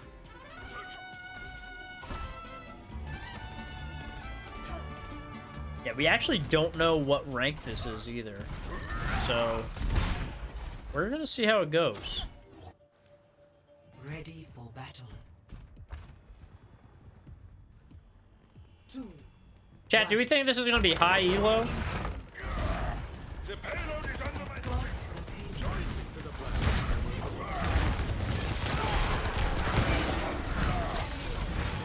Chat, I have a feeling this is not gonna be high elo.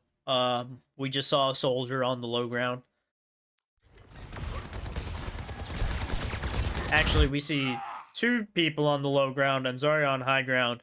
I feel like this is gold.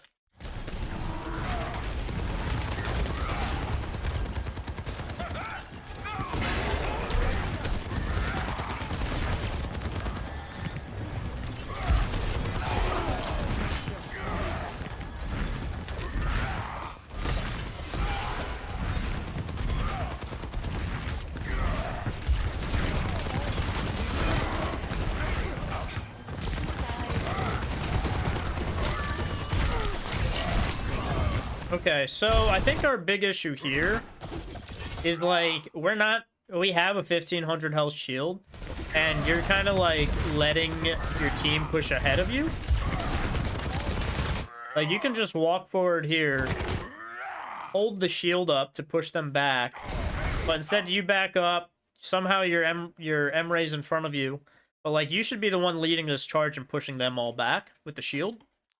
And then your M-Ray should be able to just pressure people off, and then maybe you swing your thing a couple times with Zarya. You kind of back off here, your M-Ray gets picked for it because he's in front of you. And then we pin in, and we end up dying just because of how low we get and how far of a charge we go. We take so much damage because it's a far charge. I will never tire of this.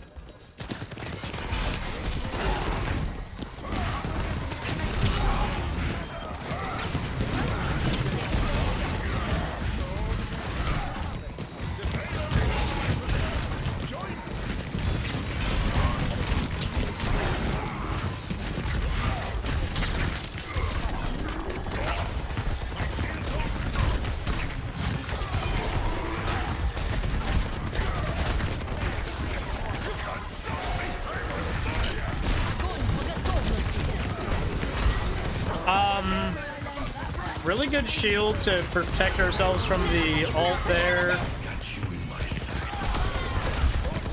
I wish we actually hit more fire strikes just so that we have shatter. That is actually really unfortunate. But yeah, if we hit more fire strikes, we definitely would have been able to get a shatter through. You just like didn't hit enough ultimates, so unfortunately, you kind of just never got your never got shatter in time. Which you should be able to beat Zarya in terms of ult charge anyways. So that tells me you just aren't hitting enough fire strikes. Fire strikes are something you should just place in high traffic areas and then they should hit people. Generally, it looked like you kind of did that, but yeah, it just didn't work out. They have superior numbers. Honestly, I'm pretty impressed with the shield management. That looks pretty good. Move up at my position.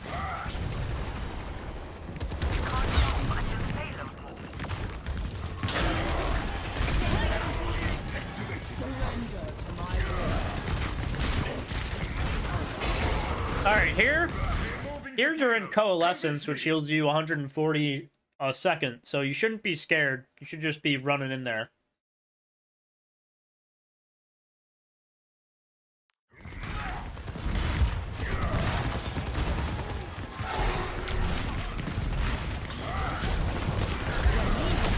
Nice. Nice.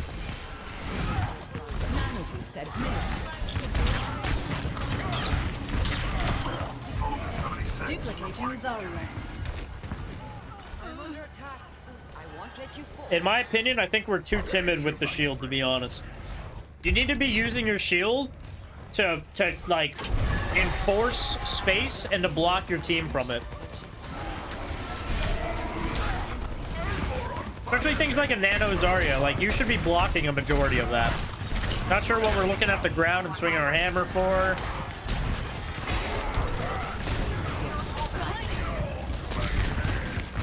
You can cancel charge, so if you miss a charge, you can always cancel it.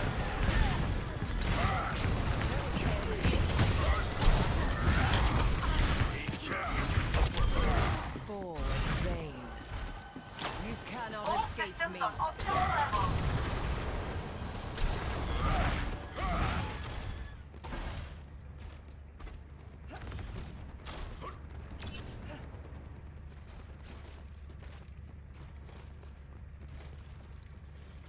Your end is Honestly, you shouldn't be on payload here. This is someone else's job. Probably is your support. Probably your... You have an Ana? Probably your Ana? Yeah, probably your Ana. You here, because you got enough picks, should be trying to pressure up here to make it really tough for them to come through here. Because no one wants to get hit by a hammer to get swung at. So if you push up here, your team's going to heal you. Probably. Like, you'll probably have a Moira up here to help you as well. But if you pressure here, it's going to be really hard for them to run through without a hammer. Second thing is if your team has, like, an Echo up here and you have your Soldier up here, it's going to be really easy for them to just spam Helix rockets and grenades into this small area that you're kind of holding them at. Once they all run through all this area up here, it's going to make it very difficult for them to actually start hitting people with these spammable abilities like that. So just try to pressure up here to make it really tough for them to want to walk through here. And who knows, maybe you'll get solo grabbed, in which case you'll just hold your shield up and pray that your team heals you.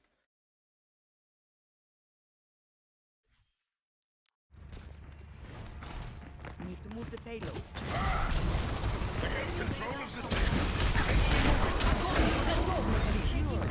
You should not be emoting in a comp game. I like that we jumped into the grab and used our shield to save our team. That was really good. Good double kill here.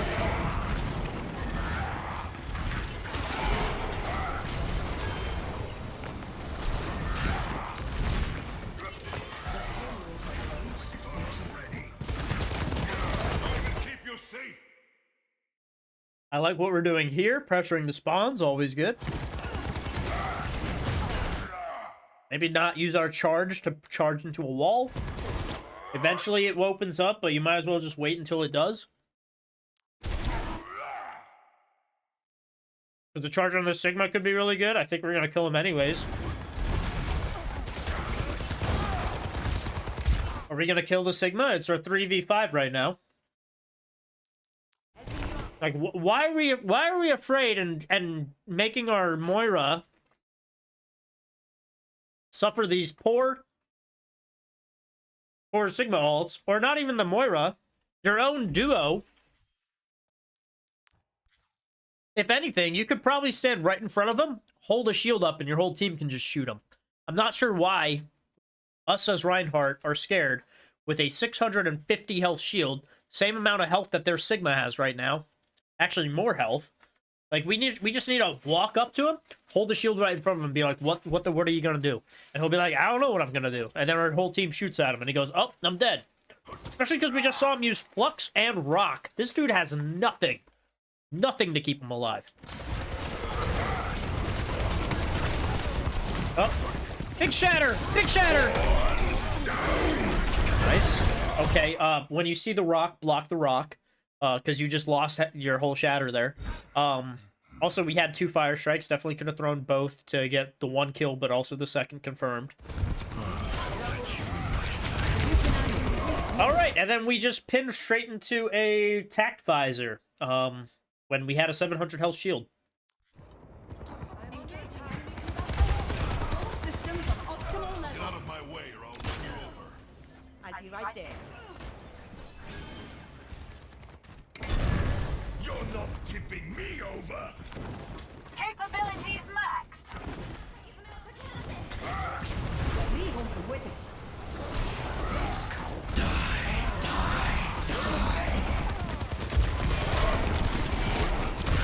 Back up, back up, back up, back up, back. Yep, put it in reverse. Put it in reverse, Terry. Get out of there. Your whole team. You just witnessed your whole team die. And you, instead of saying, I'm getting out of there to group up with my team, you said, I'm gonna go see what I can do. And then you were like, actually, it's not working out. I'm gonna try to leave. And they were like, bro, you already are here. You should have been left.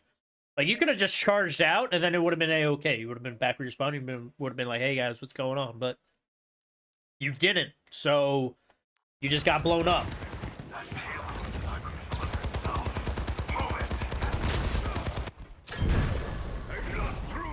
And also, in doing so, you staggered yourself. So there's a chance that your team might get picked. Actually, you picked with a fire strike, so that's good. We didn't block the rock.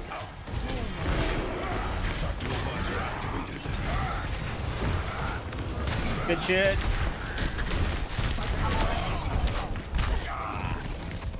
Yeah, we didn't know where the Reaper was. Probably went a little bit too aggressive as well. Honestly, once we got the Sigma, we probably just need to... I mean, you did hold your shield up, but I think even the pit on the Sigma was a little bit too aggressive. That warms the bones.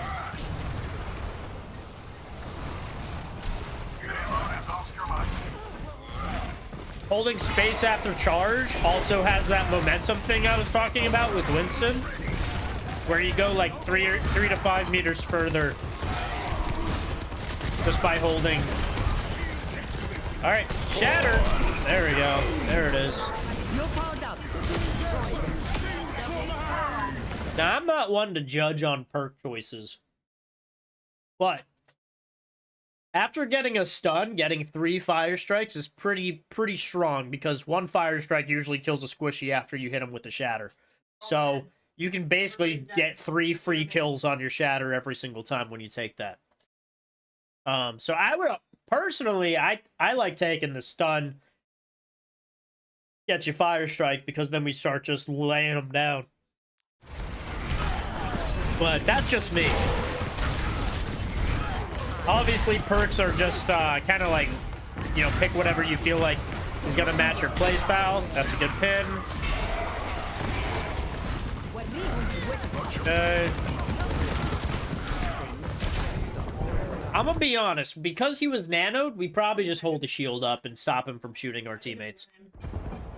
I've got you in my sights.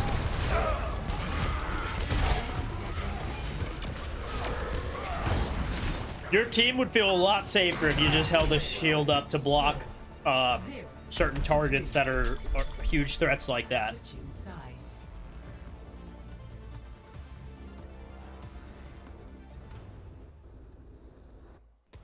Okay, I'm eating a meatball hoagie, by the way. Ready for battle. So yeah. 4, 3, 2, 1. Attackers incoming. Chat, I'm locking it in. This is gold. 1 by 1.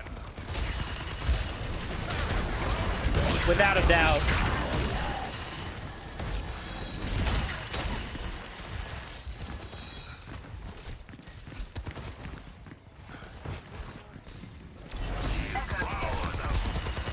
They are moving the payload. Stop them.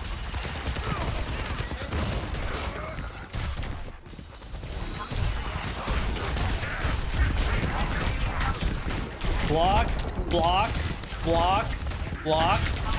Where's your team? Where are we? Where are we? Hello?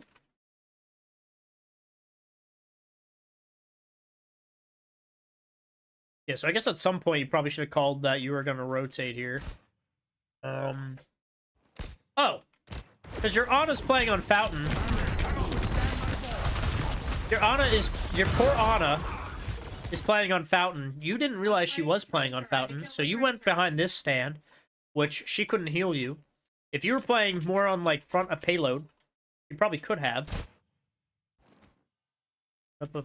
We also did this shield. A little bit of a waste.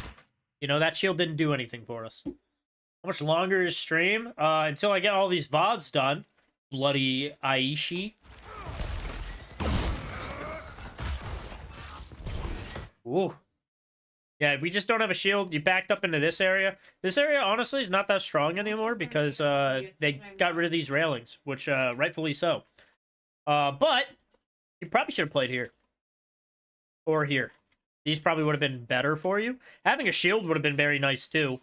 But we didn't have that. We also didn't use any of our blocks for anything. But yeah, I mean, this poor Ana can barely see us. Look at this.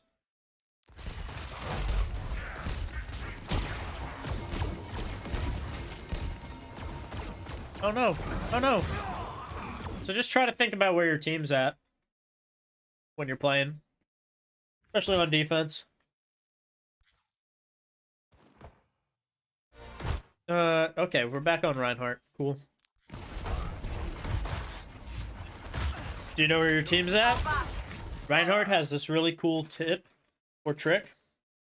If you hold shield and then you hold your left click button, you can actually adjust your camera to see people behind you or around you. So you can kind of know where your team's positioned, even though you're defending from the front.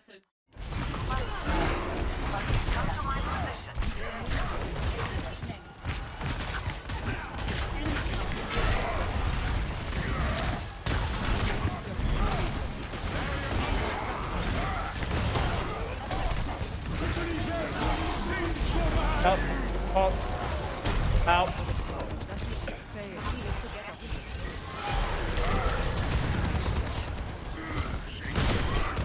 Well, we just want that Sigma's cheeks, I guess.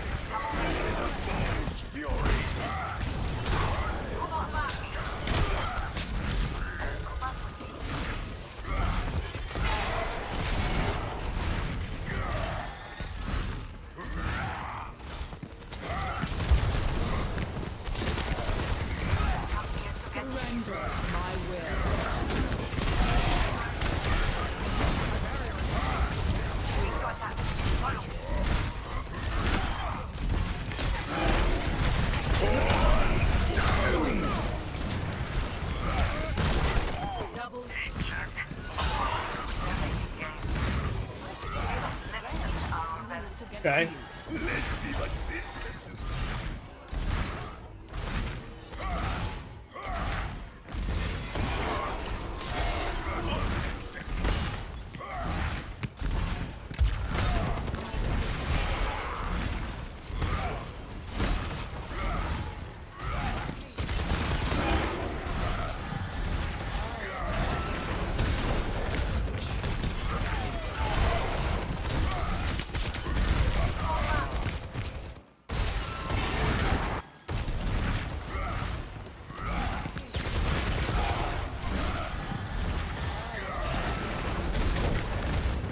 Yeah, I mean, biggest issue here is probably you didn't hold a hallway anymore.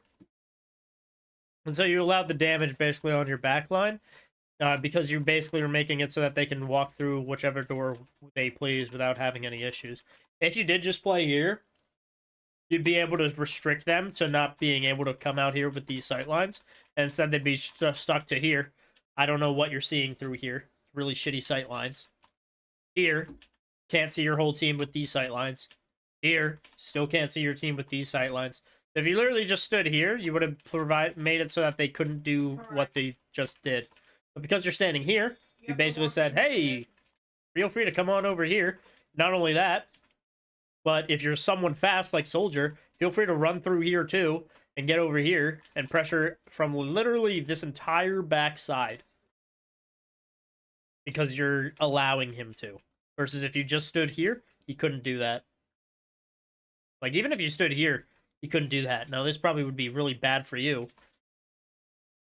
But yeah, I mean, just stand here next time.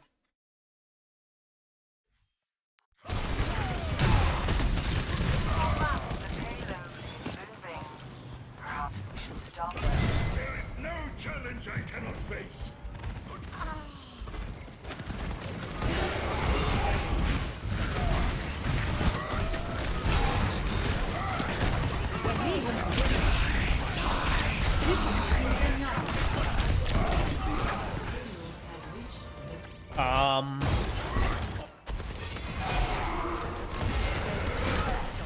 Instead of doing what you're doing here, you have a team other than your Ana. Try to take the space so that they don't do what I explained for you to do on attack, and that's keep you stuck in this small area where you take all the damage. Not to mention a Death Blossom goes crazy in this small corridor room. Take the space up here, so it's really tough for them to try and figure that stuff out.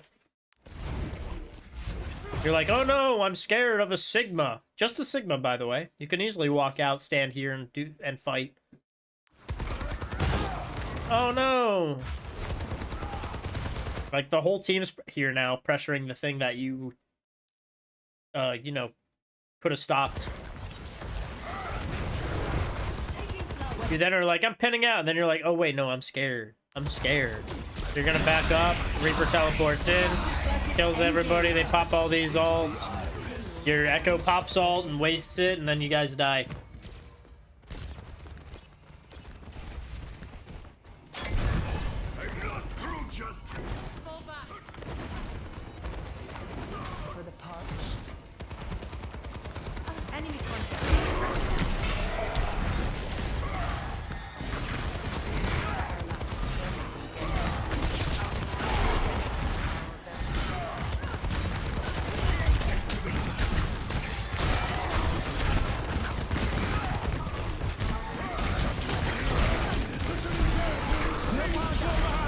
I'll tell you else why this is gold, chat. This Reinhardt specifically has not once planted himself on the point just to stop point from coming.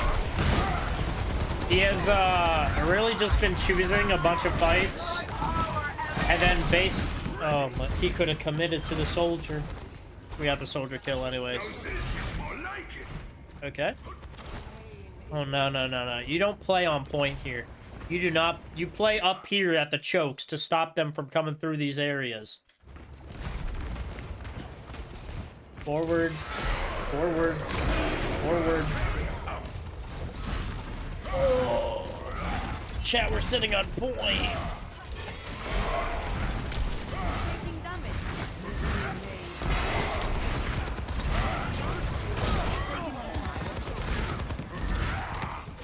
Chat, who is more effective from a distance, Reinhardt or Sigma?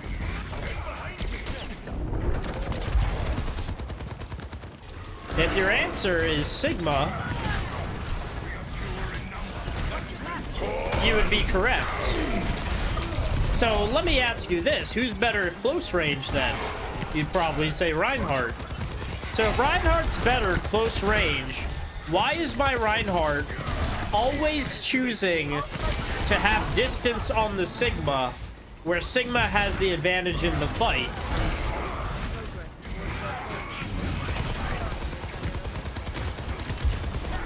Same deal, your job is to stop this payload. Like, backing up there, he's shooting over your shield regardless, so you should just hold the payload.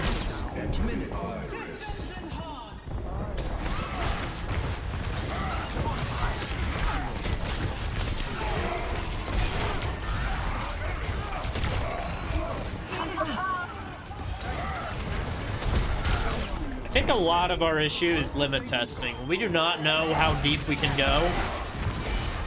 I think our homework as Reinhardt should be try to just limit test. Really, and you can do this in quick play games, but really see how far we can go and how long we can live on Reinhardt being potentially as aggressive as we can be.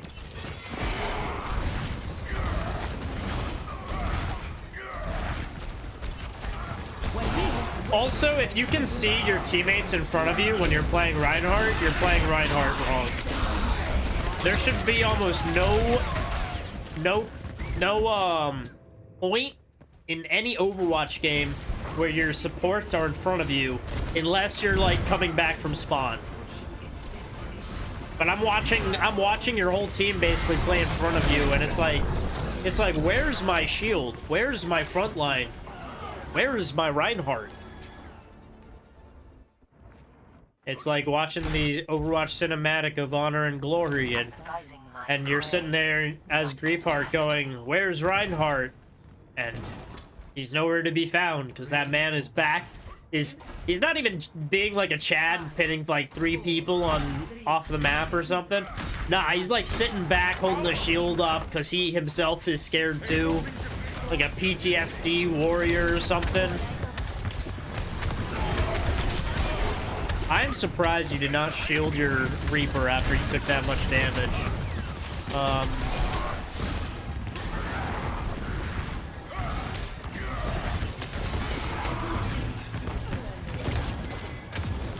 Yeah, I mean, even here, right? We have a 1500 health shield. We can definitely push up. We can definitely push up. We can... Okay, unfortunate. Nice. You can sidestep. Okay. Like, we have a pick. We have 2 dead. All right? We have 2 dead here. Which we can see from the kill feed, right? We got the 1. We see Zarya's dead too. Give me more. So my question is, why, if there's only 2 people here, Keep you safe. why are we holding a shield and backing up? Why don't we hold a shield and walk forward? Like, just walk forward, let your team shoot everyone. They won't die because we have a 1300 health shield, and we both know, I mean, everyone should know this, but Mei and Ana are not going to do 1300 health, 13,000 damage. Or 1300 damage, you know? Like, just walk forward, have your Reaper shoot him. Instead, you back up, your Reaper probably walks forward. He probably gets headshot because he's gonna be in front of your shield. Like... Yes, walk forward with the shield, yes. Yeah, no! Walk...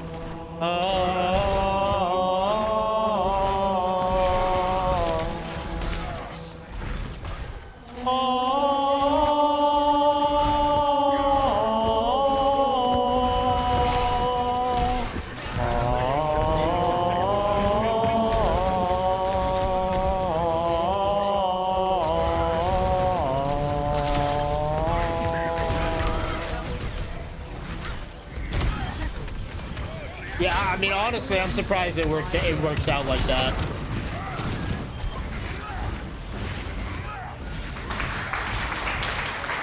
Thank you, Blue. Thank you.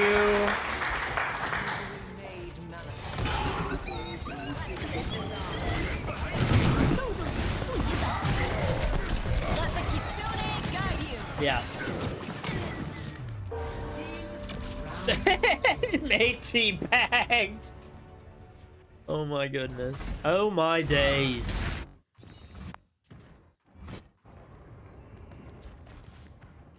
Five, four, three, two, one. Attackers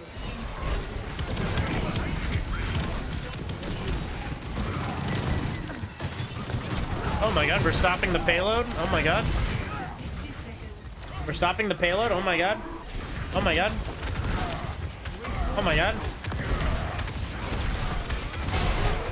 Alright, we really gotta start blocking this rock, otherwise it's gonna bite us in the butt later when the team is actually strong. Also, I think that's the reason we got hit by an Nancy. I think that's the reason we absolutely blew up, because otherwise I think... Well, actually, a lot of them died, but...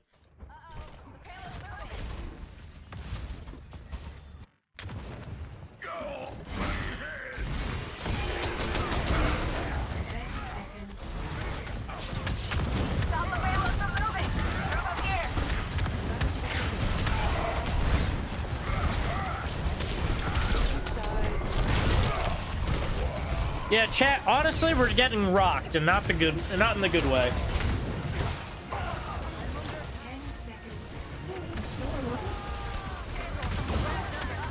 The payload's moving. What do we have here? overtime. Try me.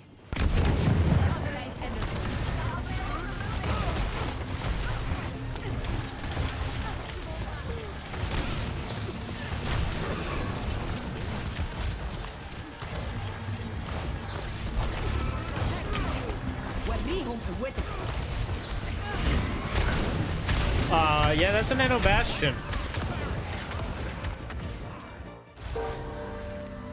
I'm gonna be honest, they had ult usage. And they probably had ult usage because if I had to guess, chat, Now we only had 52% on Reinhardt. Uh-oh. The payload's moving. Yeah, I mean, they just had ult usage at the end there because they won the fights. Surprisingly, you guys didn't come back with any ult usage. But yeah, I mean, we can definitely just be more aggressive on Reinhardt. I think we need to hold W key a bit more. I say a lot more, but a bit more. Probably could do it a lot more. Like I said, homework is play quick play and just try to limit test yourself. We're watching Ghost Dog on tank. I'm not sure what I'm doing wrong. I can't get out of bronze. Well, let's look at the let's look at this. I'm sure there is a lot that we could. Okay, so we're playing Domina. Okay.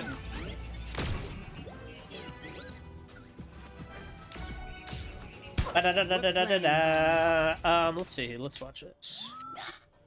One. Attackers incoming. Behind me now. Okay. Hey, what did that shield do? You have 12 seconds that you can't use a shield because you used it out of spawn. Who's taking damage out of spawn? Like, push up here and use the shield. You know what I mean? Like, you're gonna come out here and someone's gonna get picked. Watch for that sniper. Okay. Oh, we're also not pressing... Yeah, no shield, and there's a Widow. Like... I think I know the issue, chat. We're not hitting W.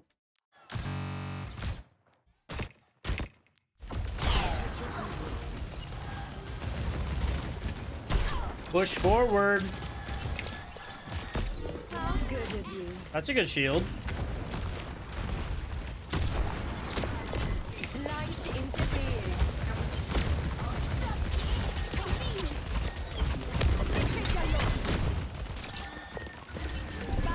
Homie, we got 650 health. We gotta act like we have 650 health.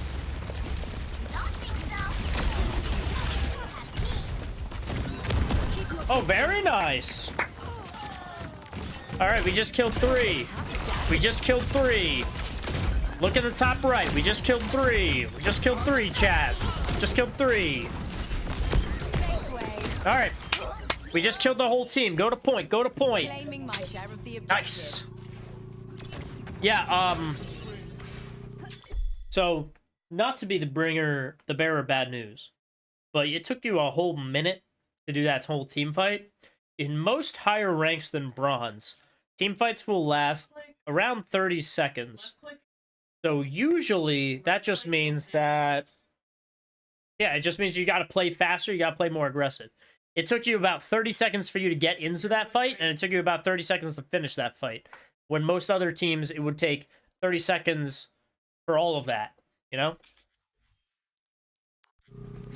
For silver, I'll say 45.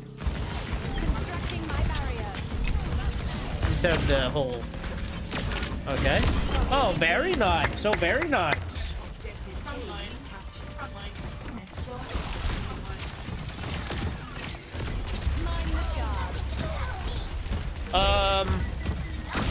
These grenades could use work too. Watch for that sniper. Color me in. Hey, we're getting some picks here. Do it better next time. I am advancing the payload. Behind me now. Yeah, that shield's not gonna protect you against that.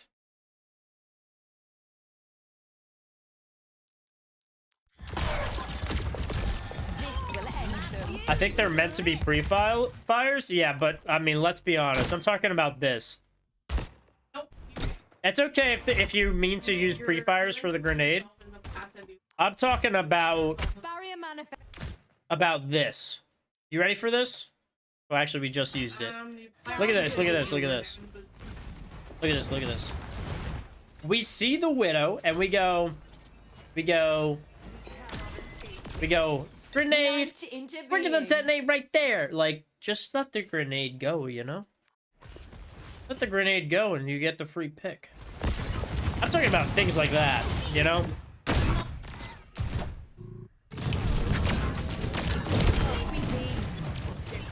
Like, that's good. That's fine for a pre-fire. I just wouldn't use it into a Diva Defense Matrix. I'd use it on someone else. Because D.Va Defense Matrix would just eat it.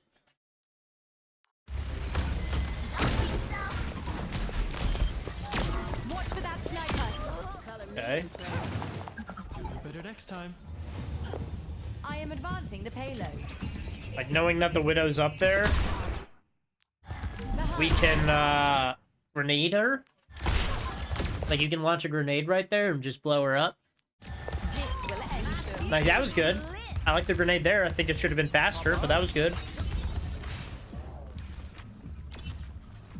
Honestly, with a person down, you should just push forward to try and get some picks. Get some picks, get some picks, get some picks, get some picks. Good damage on the bash.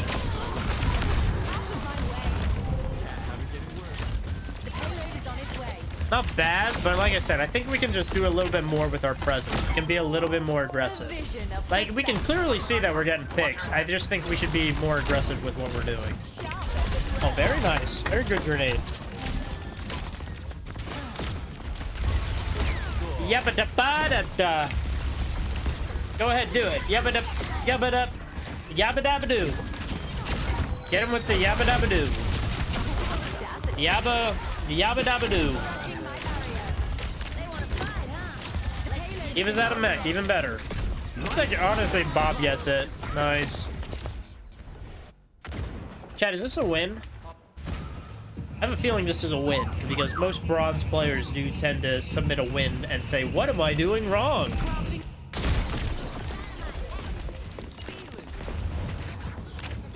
What am I doing wrong? I walked the payload in.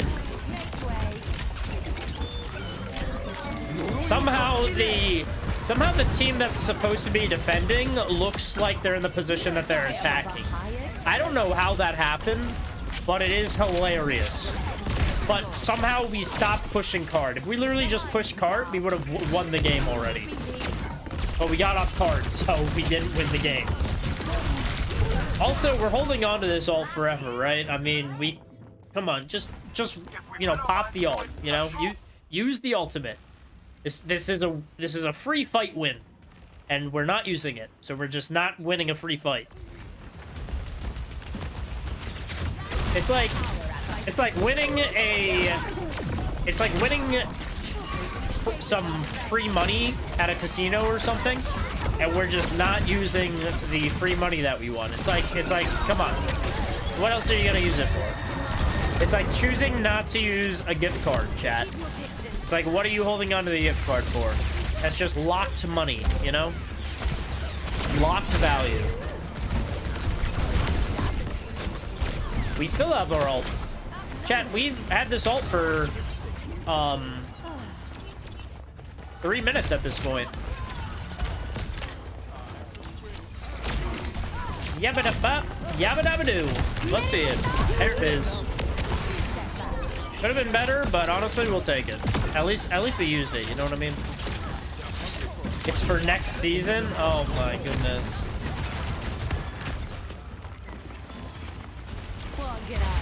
Oh, homie, that's a bastion. Yeah. Group up, group up.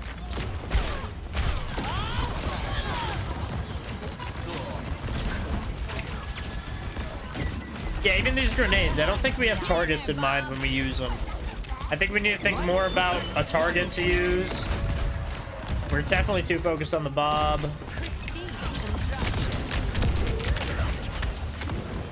I think in terms of position, you're standing in like a really wonky position. I think where here's like a bunch of open space. At least over here, you're blocking the sight lines of like 4 of them, so you can focus on the Mizugi only. I mean, even playing over here might be a little bit better for you, but like, not right in the open. Like, this cuts off support sight lines and lets their whole team see you. At least on the right side, it cuts off the teams, their sight lines to you, but also your support can see you. So just try to like think about where your position, where your teammates are, and where you can position so that they don't die. You can definitely walk into these 2 supports like we have some kind of health. Okay.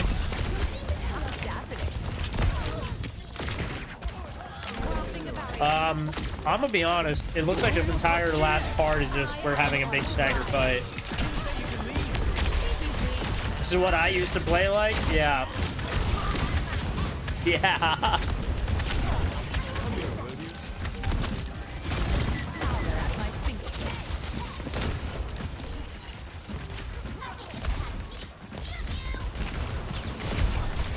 Yeah, only thing I can say is we need to be more aggressive.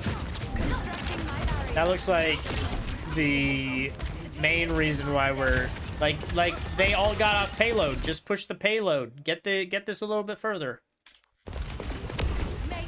Make them have to come to payload. You shouldn't be off payload. Just force them on the payload. Force them on the payload. Force them on the payload. But, okay. Yeah, get out of there. Oh my god, we're safe.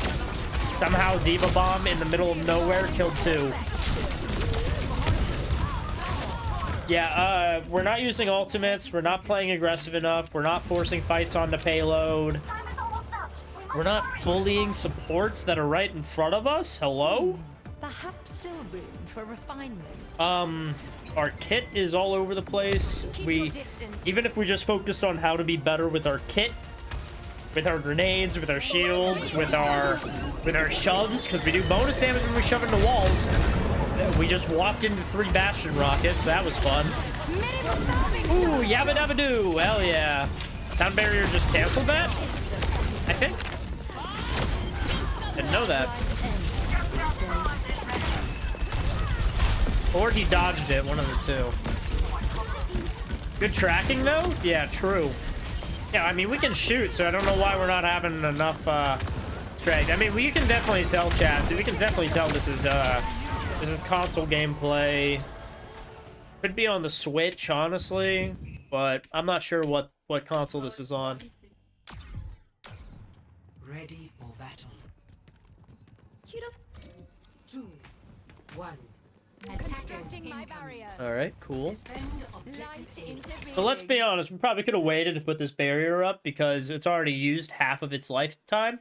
And by the time they see us, like, this barrier is going to be gone. High ground's also better. Playing here doesn't really get you anything other than forcing you to retreat through a bunch of chokes. Playing up here is going to be better because you can at least pressure them, and then if they run under you, you have the option to always drop onto the enemy.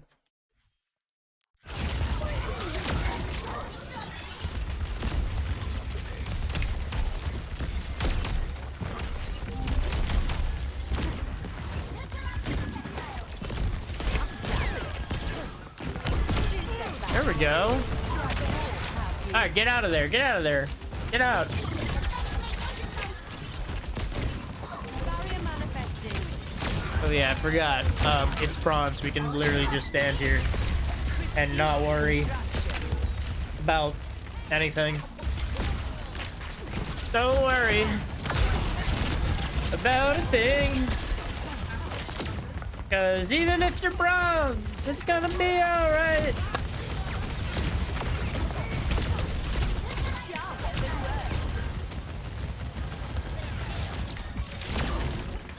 Crafting a barrier.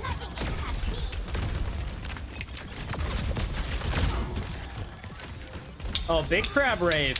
Now we're not gonna have any audio cue or coaching. We just get to live with the fun gameplay of this Domina.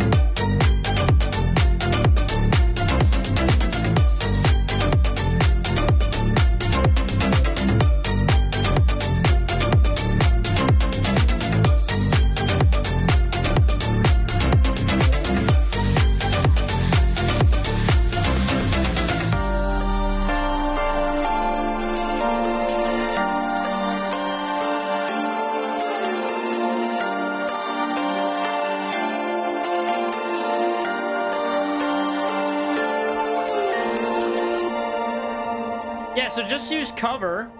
Don't know what that is, but like I said, chat, I feel like this is gonna be a win. And it's gonna be like, what can I do? I won! So clearly I shouldn't be bronze. Like... No mistakes, only 60 progress. seconds remaining. Like... We're losing our stake in the objective. We're holding on to ultimates. We're not using the best positioning. If we die to less Diva Bombs, statistically, we would just win more games. Oh, very nice. So you're telling me we pop ultimate and we don't touch point? We just don't walk to it at all? We even could... You even stalled it out. Look. We had all this time to wait for it to get to here to go to point. And we just, like, we just forgot. Just touch point.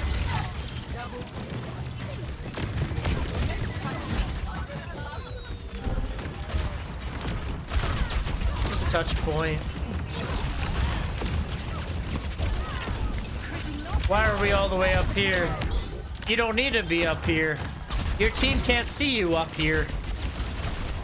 There we go. There we go.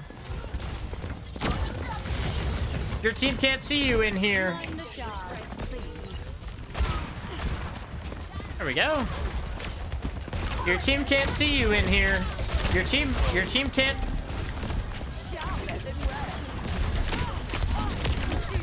There we go. So like we know where the good position is, and then we like stray away from it. You guys see that? Why are we face tanking a Bastion? Explain to me, chat, why we're face tanking Bastion turret. Oh shit. Oh my god. Big snap. Oh snap. I mean, even up here, I like... Mind the shards. What can I say? Red? Yeah, hang on, blue. The enemy is progressing.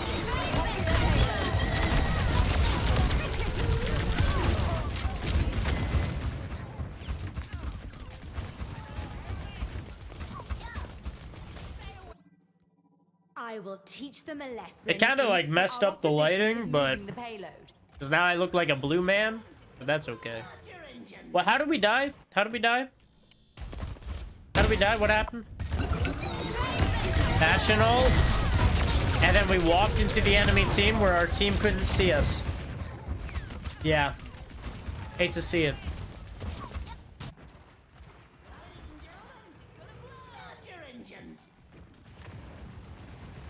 60 seconds My remaining. Crafting the barrier. Dazzling. Do not allow them to get the playground.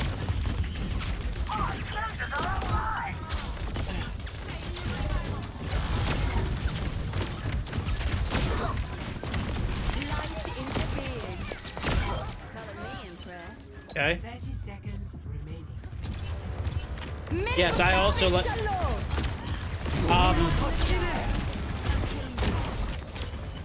Okay. Big ultimate. Your father's left. Do something. The enemy is progressing.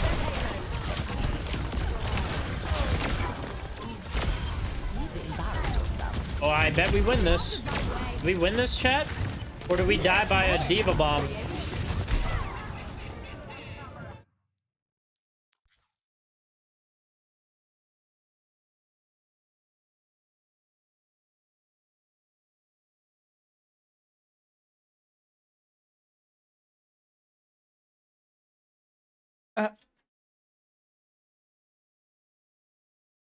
Yeah, I'm gonna be honest, chat. Statistically, if we just die to less Diva Bombs, or even hold our shield for these Diva Bombs, I think we just win. It looks like the only reason that this team is going to... They might win, chat, and I'd be surprised, but the only reason that they're able anywhere close to winning is because we don't know how to survive a Diva Bomb. The payload's moving. Stop them. It's... Yes.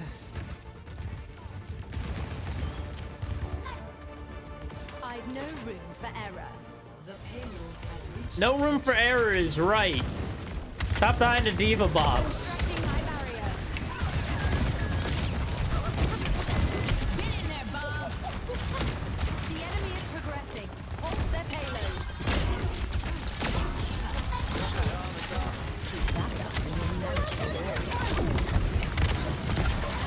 Look at it and make a wish. Yeah, their wish is, I wish I wasn't dead right now. I wish I was somehow, I wish I survived this. I mean, we'll take it. It wasn't really a great ultimate. You really gotta dodge those Bastion ultimates too. They're not really that great.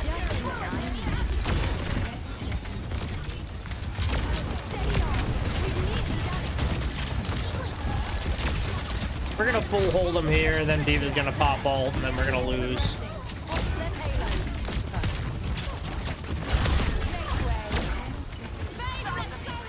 You're also backing up. The more you back up, the more this payload is gonna move forward. So I hope I hope you know that the more you are backing up, the more this payload pushes forward, which means the less team fights overall you're gonna have. So a lot of the time, it's better off just to stay on point and die than it is to just constantly back up, die while the payload is still moving, so that the payload is actually a closer distance to where it needs to be, so you actually have less fights on point.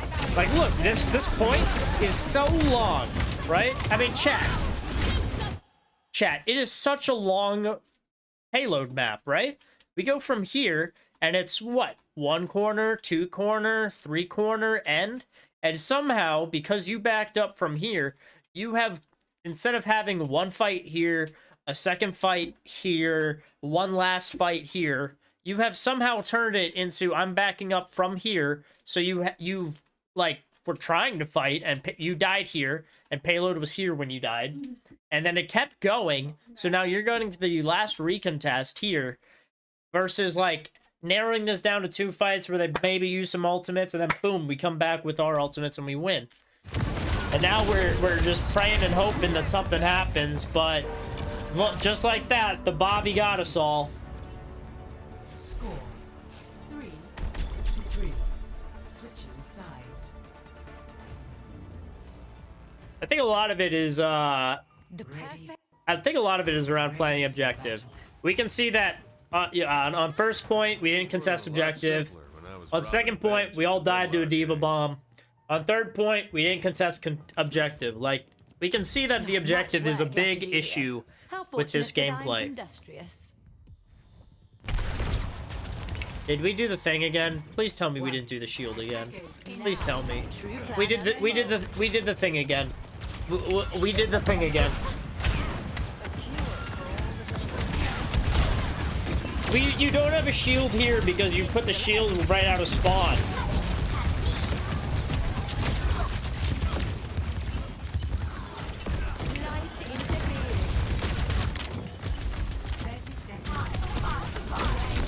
Okay.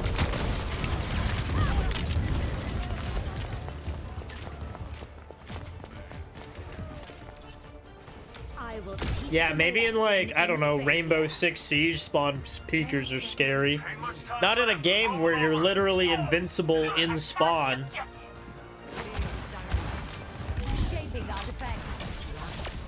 Damn.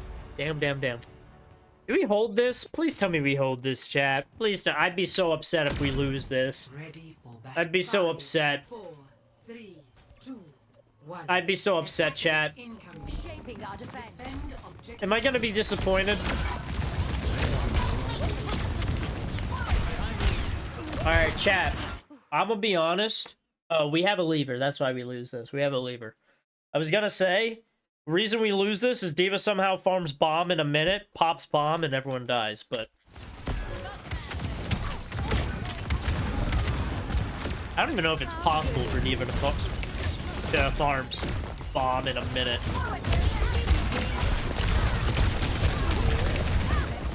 Yeah. We're just down someone, right? Were we down someone the fight 4?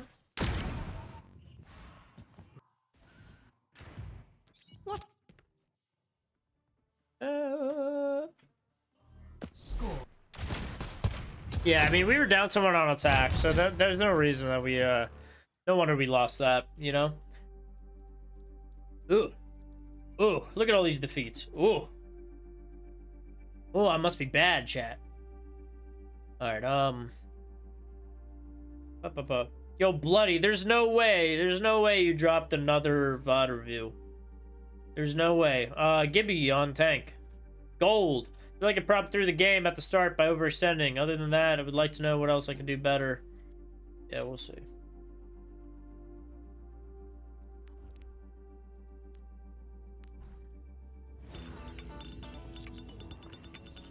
Been like a year since your last. Yeah, I know, but like you picked the one day that I had like. You picked the one day that I had like, I don't know, like 20 million. Like I don't know why everyone's coming back here. Please tell me he's here. Who is it? Who am I looking at? We'll give it all we've got and hope that's enough. Says that the IGN is Gibby. Oi, oi. Chat, I do not see a Gibby. Looking awful dreaker there. My team staggered a lot. My team staggered a lot. I overextended. It's tank. It's tank, chat. Who overextended? At the start by overextending. Okay, well.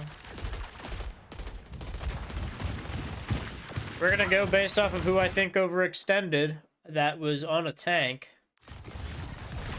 I think I know who it is.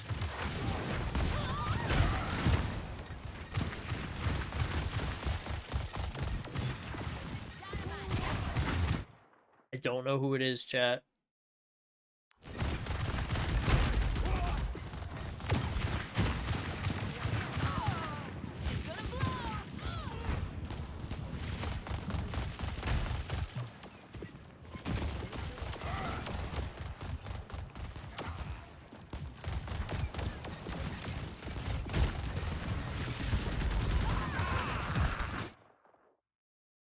I think it's him. This is why it's very important to put your in-game name, chat, and not just, yeah. It's one of the tanks? Yeah, Dio, but which one? There's 4 of them.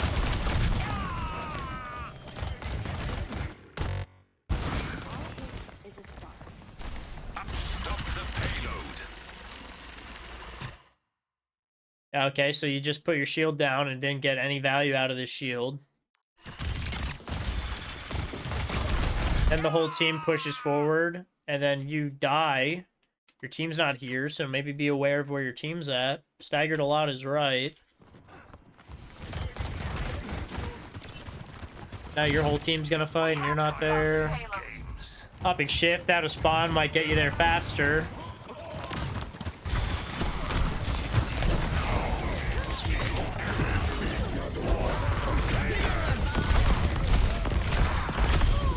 Okay.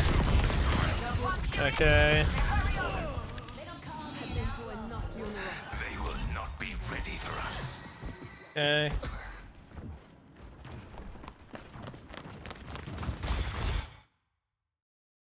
We do not know where to stand. Like, you should...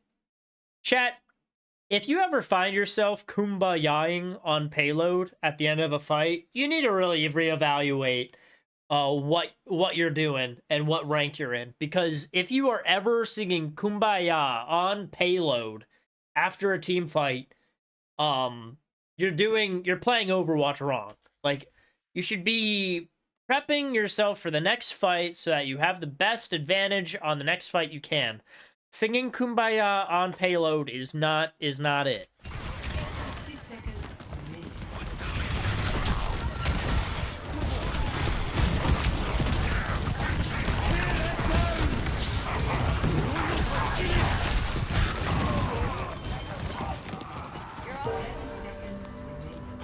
Honestly though, chat, it's 6v6.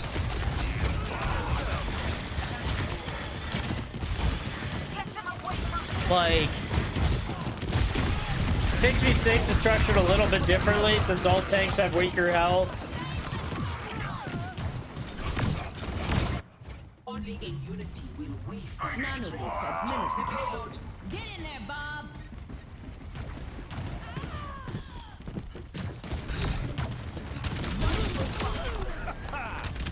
You sing Party in the USA on the payload. Hands up, play my song. Yeah, whatever. Whatever you're singing on point, you don't need to do that. I'm be honest, I know that we want to climb in gold or out of gold on open queue 6v6. But if you're set, like, one, I don't know who you are, so I don't even know if this is accurate coaching. I'm assuming it is, but a lot of it's going to be payload and positioning, and I feel like we've gone over a lot of positioning stuff in these VODs. So I'm gonna be honest, I feel like, and also it's 6v6, which is a little bit of a different game, but like, I feel like if you just look a little bit more, I feel like you'll get it. We'll look at Blue Flamingo, Silver to Gold. I'm new and lack map knowledge. Not good for a flanker like me, so let me know any better ways to flank. All right. Well, if we're looking at flankers, so it's already 11:30. Jesus. 3 hours straight of VOD reviews goes crazy. Yeah, I don't know why everyone and their cat decided that, no pun intended because Jetpack Cat, but literally everyone was like, oh, guess what? We're gonna go and we're gonna play, we're gonna send Dihan a VOD review. Well, yeah, everyone sent it, and it was like, I only had like one last week and the week before that. Maybe two. Alright, first of all, payload is not for you. Don't play payload. This is not for you.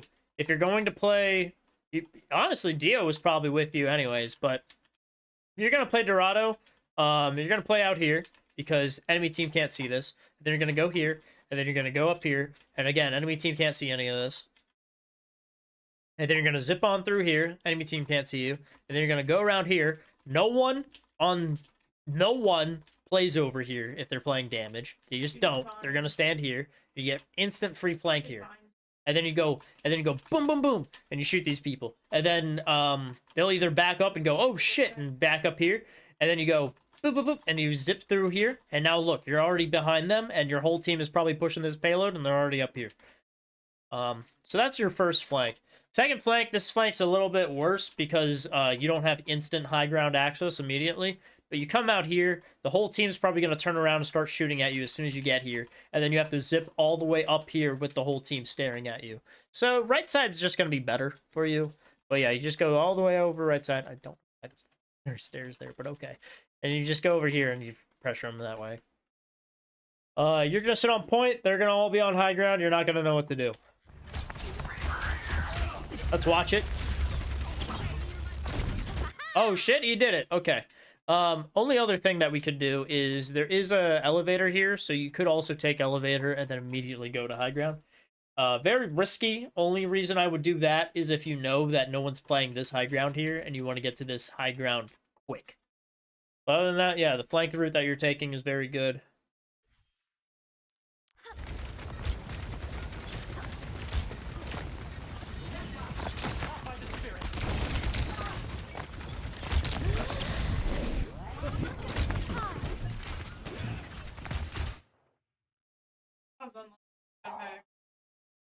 Okay, GG's.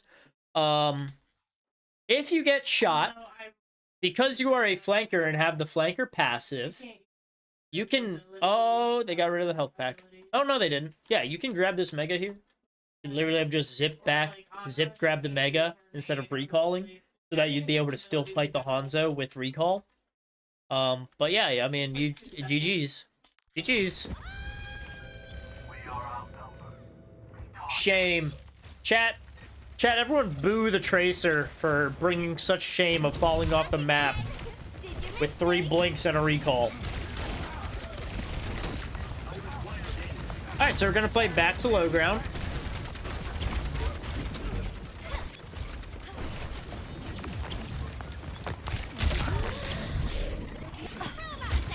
You gotta stop with this recall. You can easily blink here and grab this. Recalling puts you 12 seconds out of engaging.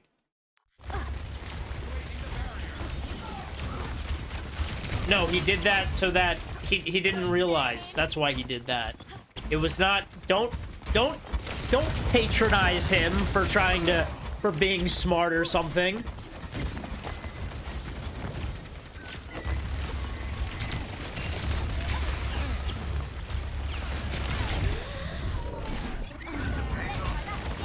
He seems like he's wandering all game, to be honest. Yeah, I mean, I don't know. He was fighting here, but you could have just whoop, and then whoop, and then whoop, and then whoop, and then whoop. Yeah, like what? You have all of this. Chat, also, this is just general knowledge because this man does not know general map knowledge, but you will notice that every Overwatch map typically has 3 routes you can take. They have main, which is literally the big road. Main. And then they have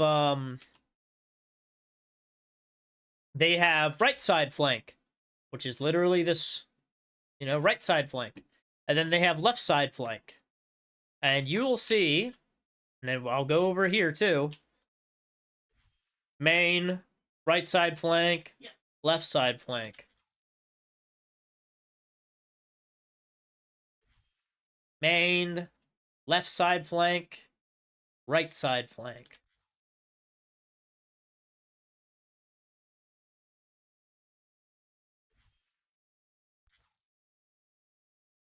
Main, left side flank, right side flank. They all have a left side flank and a right side flank and a main. Like all of them. They're all very simple. No mix and match, ins or outs, just very simple. No 5 routes or whatever. So it makes it very easy to flank.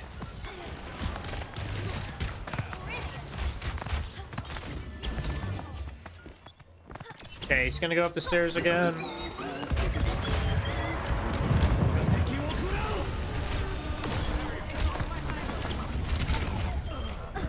Okay.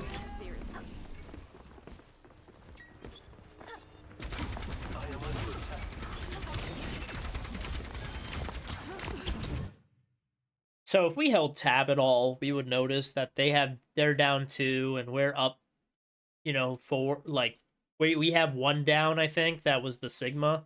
Other than that, we have everyone. So I don't know what the hell this is and why we're running all the way over here. Literally just blink through here, get around here.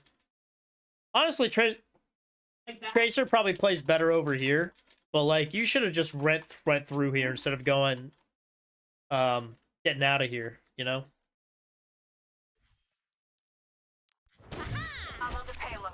Like, we just love these stairs or something, but like...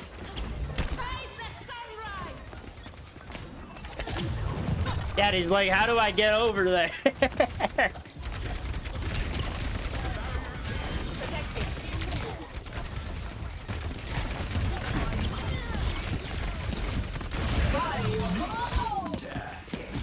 So, based off of my other videos, too, you'll notice that I'll say, like, if you're Tracer, you should draw a circle around the enemy team, and you shouldn't cross inside that circle, otherwise you basically die. And you should be on the outside of that circle at all times, just poking. Alright, cool, so we get this. So now we're probably going to do what I would hope we do, and just boom, boom, boom, and now we're on this side, scaring them a little bit, maybe with some pokes here, and a mega here, and pokes. But we're playing on this left side, hopefully... We'll see.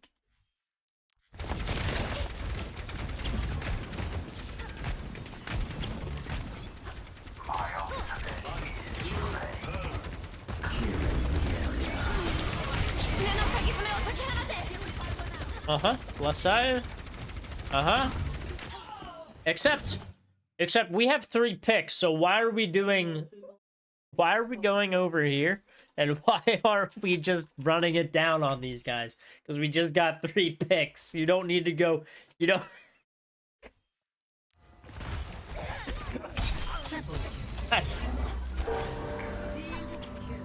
Okay. All right, downtime. Why are we going to payload? You don't need payload. You don't need payload at all. You're a flanker. Just go flank. No. You don't need payload. You This is not your job. Hey, Tracer. Hey, this isn't your job. Hey. Yeah, okay. Yeah, okay. No one fights in here, by the way. This is just an empty space. No one fights in here. If I were you, I probably would have played here. Wait until someone comes into this area. Or play over here. And wait until someone, like, comes up these stairs or something. And then once something like that happens, then we engage.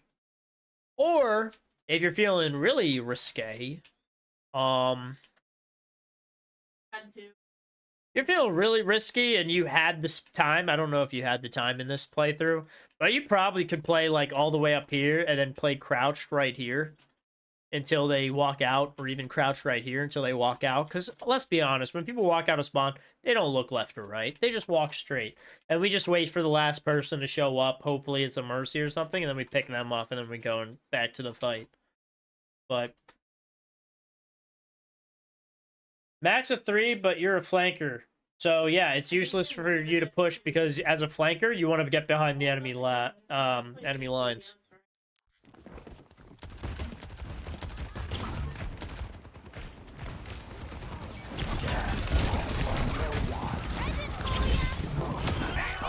All right.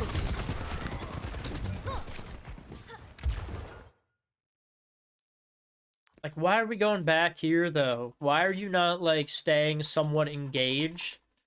Like, pressuring... Like, you can get over here and pressure these guys a little bit more, you know? You got a number advantage. As long as you don't get picked, you're safe.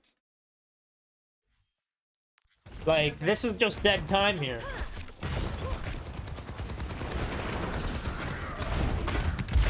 And now we're on the front line.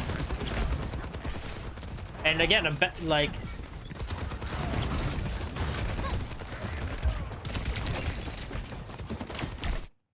I want you to know that in the time you got that pick, you did no other impact to the fight. And because you basically did no other impact to the fight, the Mizuki's already back. In all that time that you basically were blinking around. So you just needed to stay engaged on the fight a little bit more. Even if that means, like, you're gonna blink over to this cover and just, like, hide here for a short time being. Or some of them to pay more attention to you so that you're losing on the front line.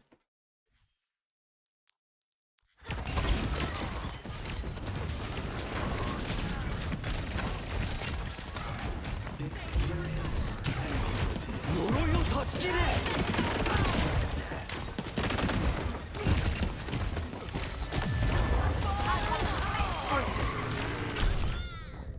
You definitely could have blinked away from that. Or recalled it. Payload is back in our control. Not in my vocabulary. It's been an hour. The payload If your has team reached caps the this checkpoint. chat, and you're standing in this spawn, there's an interact button on most keyboards. It's going to be the F button, and that will literally take you to the next spawn, which I believe is in this room right here.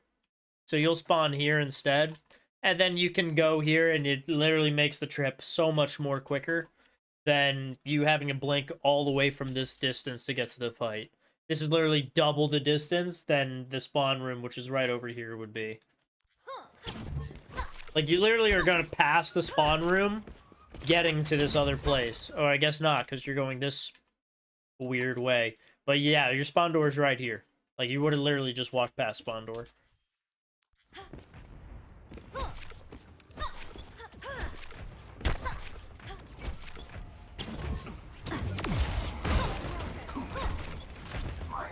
No, not taking height, because if you're on third point, height here doesn't do anything. Height here might do something, because you eventually go into here and then go up to this height. Left side tracer doesn't really do anything at all here, though. Tracer can't get up here. Tracer can't do anything on this left side. Like, left side Tracer here is kind of useless. Right side's the only way that she's going to be able to flank, because she can go low ground or high ground. But either way, she's wrapping around the enemy. Honestly, though, third point, I don't think Tracer's very good, because the flanks are very... it's a lot harder to flank on third point.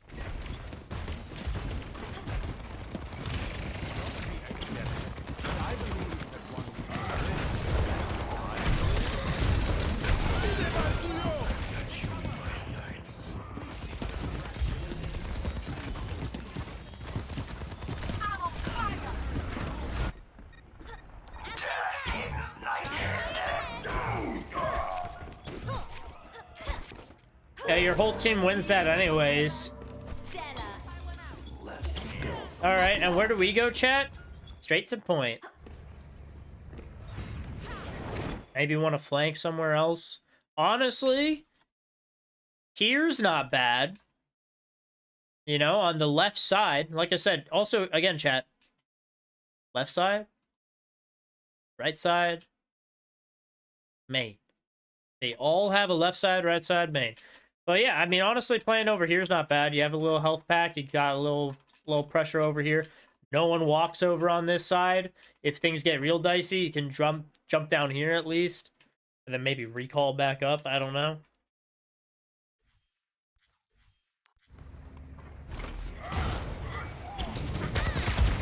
No parties in the USA, chat.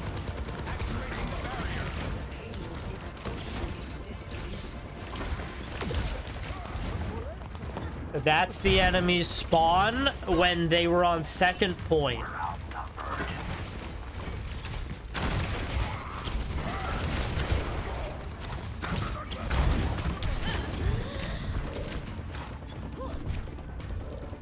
More people on the payload does make it go faster, but if you're a flanker, you should not be on the payload, because you need to be behind the enemy team. Or in an opportune moment to strike. Most of the time, you are going to put one person on payload, and that's going to be probably your support with the most range. They're going to push it for a good amount of time.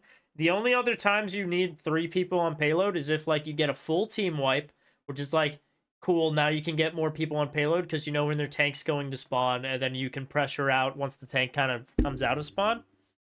But yeah, even on full team wipes, usually the people that go to payload and push that are going to be probably tank and bow supports. Because your damage should be setting themselves up to ideally get the best optimal pick that they can.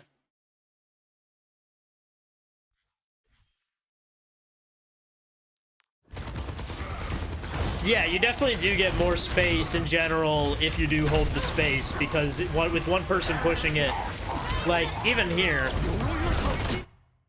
Well, I mean, sorry, payloads... I thought for some reason we were pushing second. Yeah, so I too, as a Tracer, love putting all of my bullets into a Reinhardt. Yes. Yes, shoot the Reinhardt. Yes.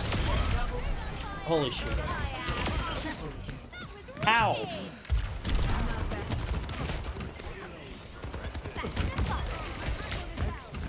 Shoot the rabbit. There you go.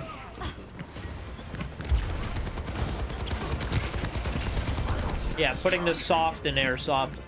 What is this?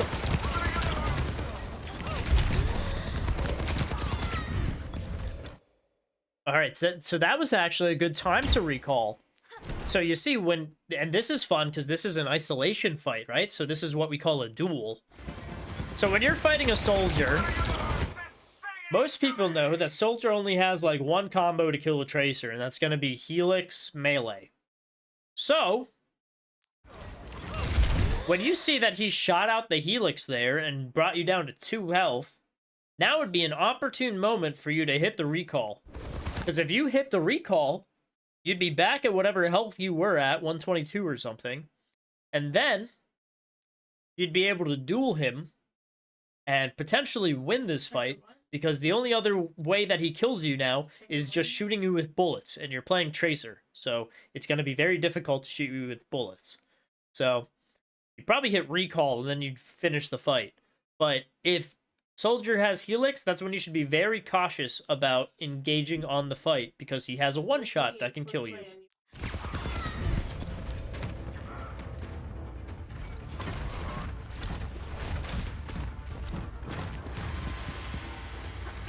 Let's try that one more time. Yes. Well, that's inconvenient. The play don't stop. 30 seconds. This man really does look lost, though.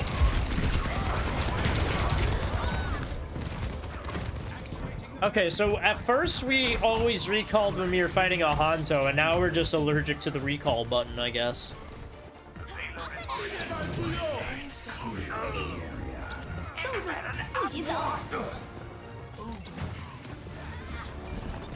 Okay, looks like our team is goated. Our team's goated, chat. Goated team. Goated team.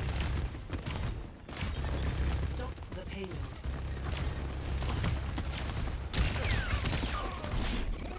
Restart.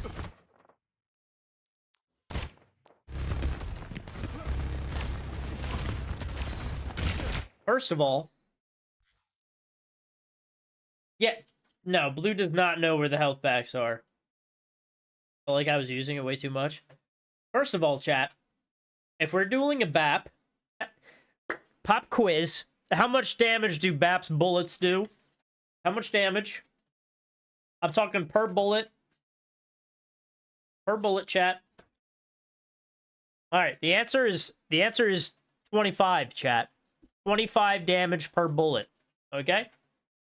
And we're playing Tracer. And so we have 175 health. So that is going to be 2. It's going to be 2 rounds. 7 shots. That's correct, Dio. 7 shots would kill us. And so if we got 7, so we know that this dude just shot us with 25 damage, and so because we got hit by 25 damage, we said now is a great time. Now is a great time for me to recall against someone that needed 2 more full rounds on me in order to kill me. Not to mention, chat, as you can see right next to the time warp, there is a juicy health pack right here that could have brought us up to full health that we just chose not to even think about. So we could have also just touched this, but we didn't. So we're recalling. So now we're out of the fight for 12 seconds unless we choose to go back in on them.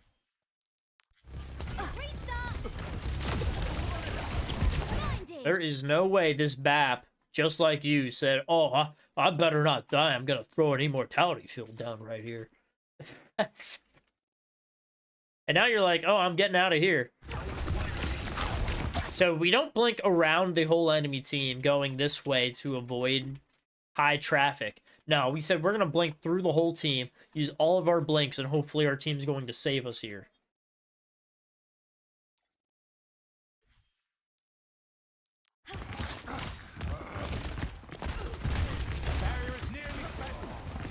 Yeah, just stay on the flank. It is a lot better to make the enemy team paranoid that you're behind and going to kill someone than for you to go all the way out, lose all that flank and space potential that you have to go and find that again. It's going to be tough for you to find it again. I do like the blink up here. That was very nifty.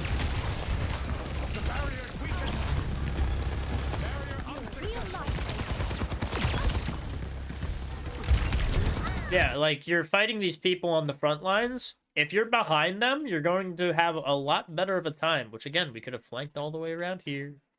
Been playing around here, pressuring people from behind. Like, doing all this. I mean, they're taking all this space, but you're able to just sit in the back lines and pressure them from behind.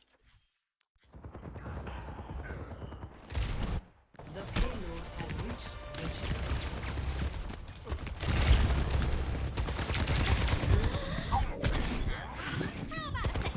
Good recall. Good recall, but he didn't use Helix Rocket, so you couldn't have engaged on this. You had to get out. Because he had Helix. So you need to realize, oh, he has a one-shot on me, and just not play it There's a health pack over here too, so if you did get low again, you could have blinked over and got this health pack. But I just wouldn't have tried fighting the soldier if I knew he had Helix. Wait until you have to bait out the Helix with your blinks. And once you do that, then you can try the duel. Uh-oh, the payload's moving. Yeah, I mean, a lot of the time you do want to pressure the supports. Bloody's right. Perseverance is my middle name. I didn't know he did. I thought he was just cracked. Nah. Believe it or not, back when Overwatch was Overwatch 6v6, almost all heroes had a combo that was based around Tracer. Back when she had 150 health. So everyone basically has a combo that does 150 damage. Or a little bit more. Yeah, it's his right click. Got a 6-second cooldown. Here, if you want to know what it looks like... Let's stop it. Yo, Blue, there's no way you sent me a game where the enemy team DCs. Look, if you want to see a little preview, see this thing that's red? And it's looks like 3 shuriken. See that? He can't use it while he's sprinting. Excellent. But when he's not sprinting, he has an option. And look, he just used it on you. Isn't that cool? And look. Wow. Look at you dodging that. Wow. And then on top of that, yeah, it's on a 6-second cooldown. So when he uses it, you got 6 seconds to kill him. Otherwise, he's probably going to kill you again.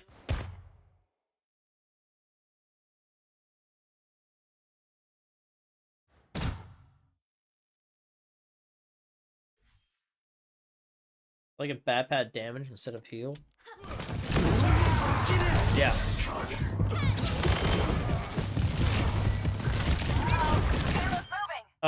Blue, that is a tank.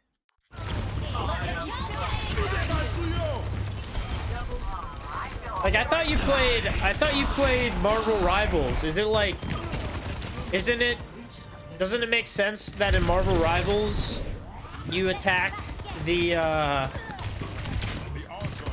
you don't attack the tank? Like, I'm just watching. You must, like, really, like, get dopamine from hit markers or something. Because I'm just watching you hit the tank because you get a bunch of hit markers when you shoot him with Tracer. Yeah, but Star-Lord is a lot like Onron, I'd imagine. And Onron doesn't just shoot the tank.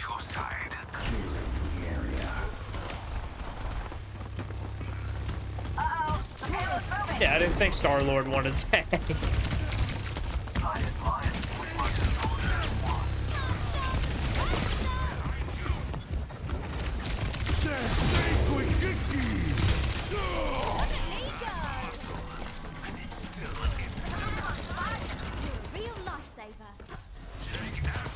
Yeah, so contrary to what I was saying on attack, where Tracer wants to be on right side, if you're playing Tracer on defense, you actually want to be on this right side because of all of the stuff you can do over here and this long hallway curve over here. The pressure you can mount over here. This flank's just gonna be probably really good for you though. So keep that in mind. You're probably just gonna sit on payload and shoot people because why not?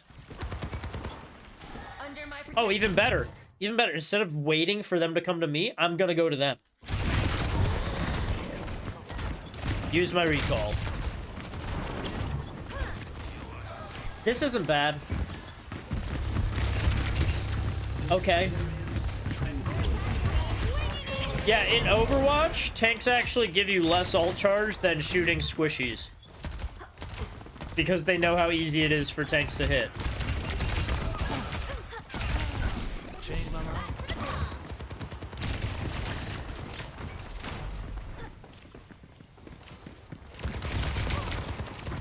Show the health under the stairs too? This health pack? Or are you talking about this health pack? Or this health pack? Or this health pack?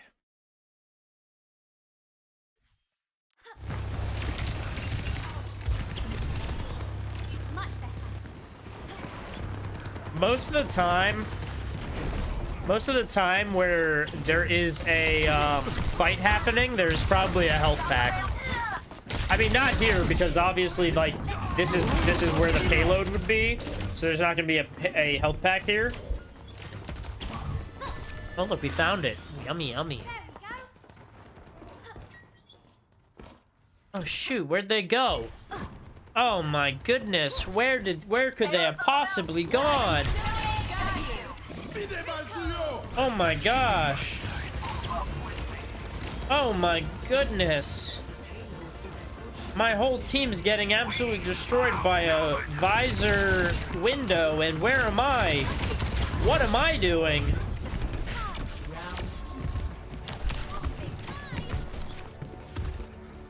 Score 3-3. Switching sides. Yeah, I think he's respecting the enemy's damage output too much, for sure. Like, BAP only does 25 damage, so you can easily win a BAP duel. Soldier does a lot more damage with his bullets. I think his bullets are only 28 damage, but it's fully auto versus 3-round burst. And, like, you know, who is the other support? Ready for battle. Mitsuki? Mitsuki is a little bit more damage, right? He does, I think 30 damage on a hit and 30 damage on a bleed for a total of 60. But in general, like, still 60 damage isn't actually that much. That's still 3 hits that he needs to hit you with in the grand scheme of things. So, even a Mitsuki, you could probably end up dueling and winning. But it just looks like you just don't recognize, like, when you can duel a support.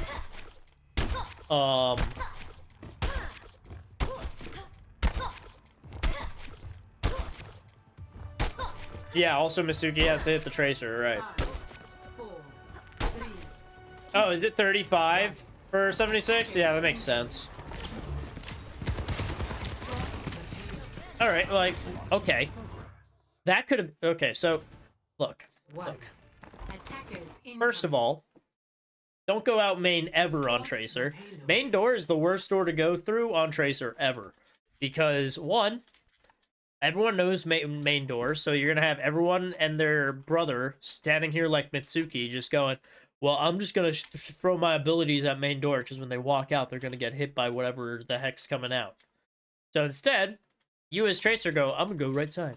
Play over here. You'd be like, oh, there's a soldier here. And then second of all, when he's sprinting like this,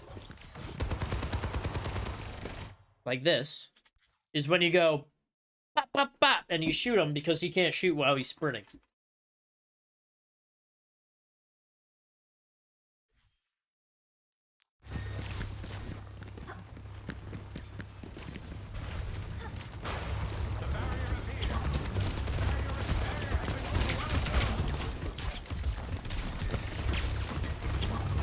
Oh my god.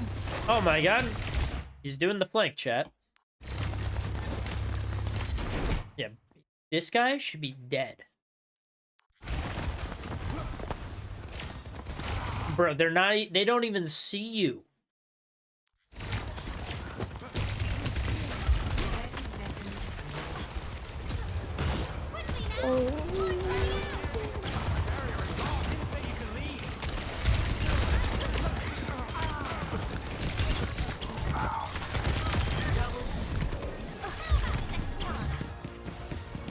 I mean, Overwatch says I'm just a plat tracer, and I like...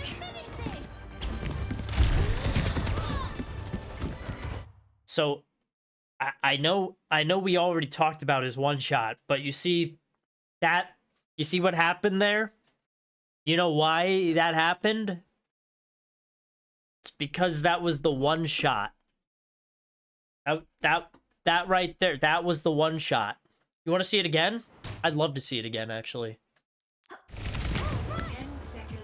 Let's get a move on and finish this. Let's give it another look.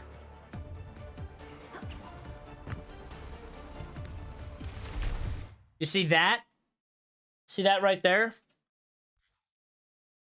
Hang on. Okay, it only brought you to 55. But that was the helix. And then 2 bullets and you die.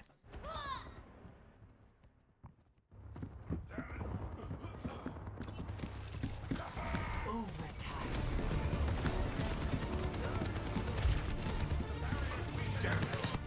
Perseverance is my middle name. Oh, wait. Hang on a second, chat. Stops for no one.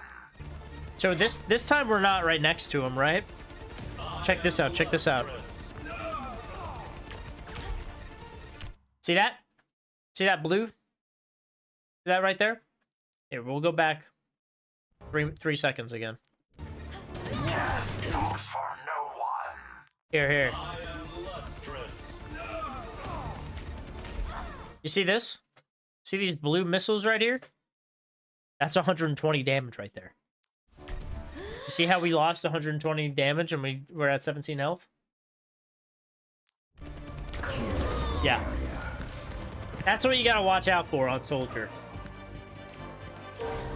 Team kill. Alright, let's see what we do on defense. Ready for, I have a feeling we're... ready for battle. Homie, they're just gonna take the elevator right here. They're just gonna take the elevator and blow you up, and you're not gonna have an escape plan. Homie. Oh, never mind. We're just gonna drop right into the fight. Okay. 5, 4, 3, 2, 1. Attackers incoming. Okay. Stall that payload. Anna, checking in.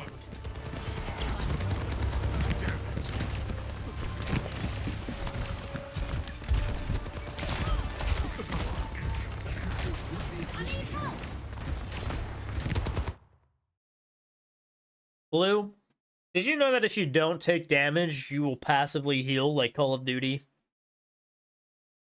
So, you can just sit there and heal, and everything's gonna be okay. As long as you don't take damage, and as long as... I guarantee you I knew what happened. Oh, it's gonna be so fun to watch this.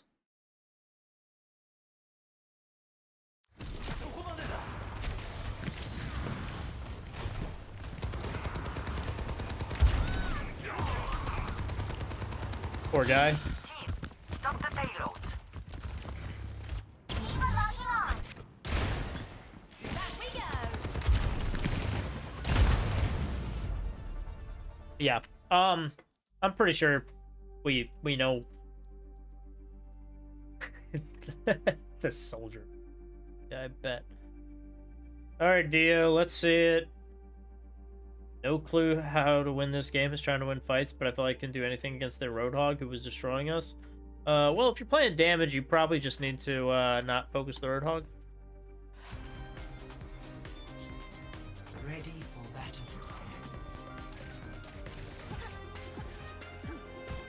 Okay, so we're going up to high ground.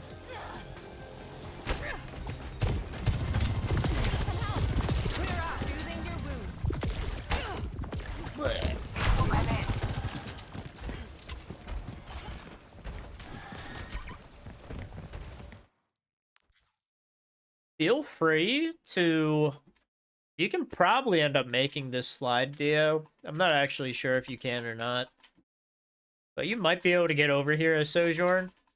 Have a little bit more of a pressure on the thing.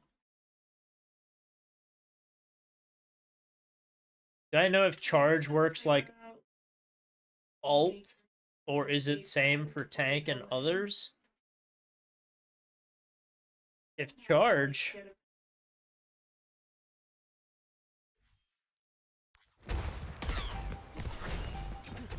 The objective is Yeah, you can definitely make that jump. I'm pretty sure, at least. Yeah, I mean, unfortunately, it looks like they just cap it. Your team goes back to point, takes it. Not sure. I guess you wanted a health pack, so that's why you dropped down here. I'd take the time to go back up to high ground. There's no reason to be here, Dio. Dodge this. Get back to high ground. Yep. Yep. Yep. Nice.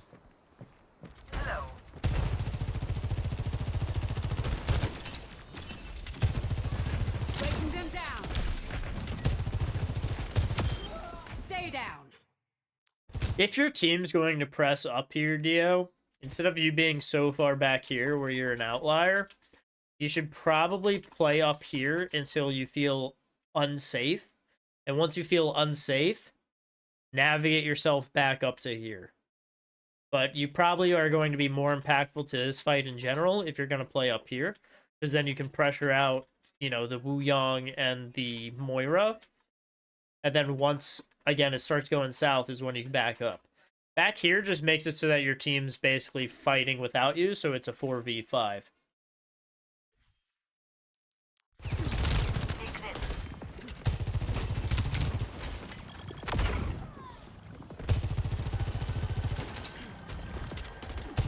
Yeah, I mean, I would too, but let's be honest. In a gold lobby, that's probably not going to happen. They'd probably yell at you for telling them what to do.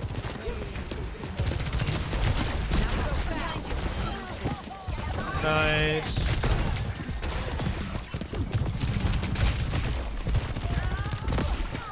Okay, so Dio, instead of fighting the hog here, you and me both know we're not killing a full health roadhog. So instead of fighting him here, you probably take the time to try and focus on the Junkrat and the Wu Yang. And then hopefully once the hog numbers are down, 4 of you can take out the hog. I guess 3 of you, because this Ana's about to get cooked. But you should be able to kill this Junkrat, and you should be able to kill this Wu Yang, no problem.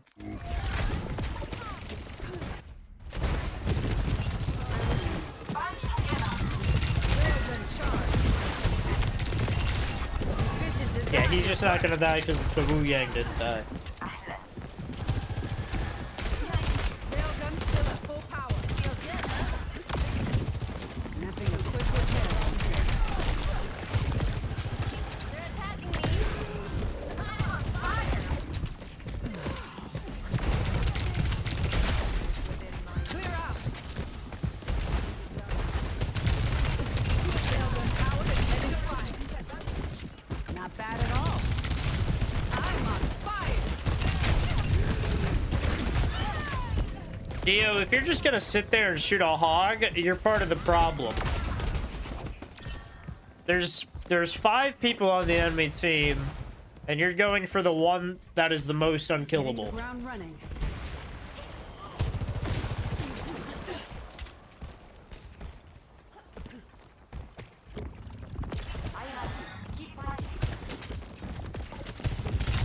Disrupting. This ends now. Headshot.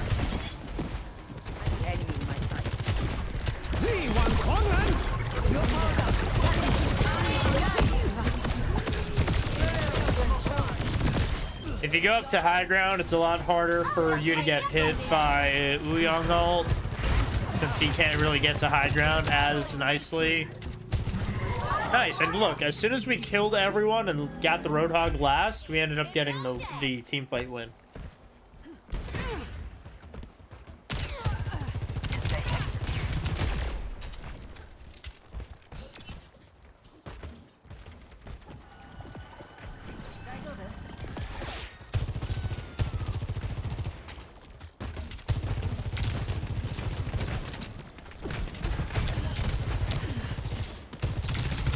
Railgun powered and ready to fire. Breaking them down.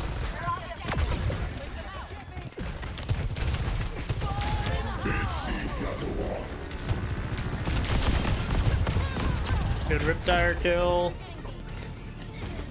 Feeling better.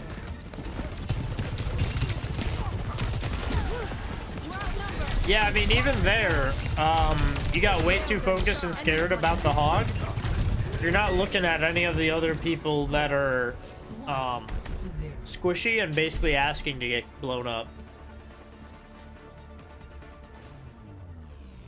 Ready for battle. Watch your flanks. They might try something.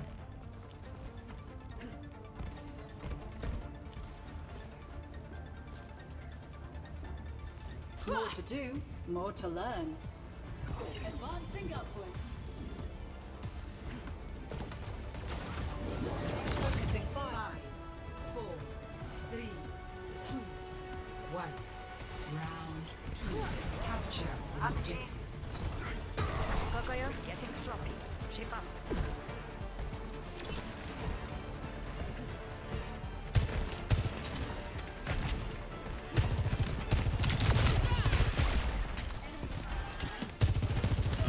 Area denial. I need some help. Railgun powered and ready to fire. The objective is now coming through.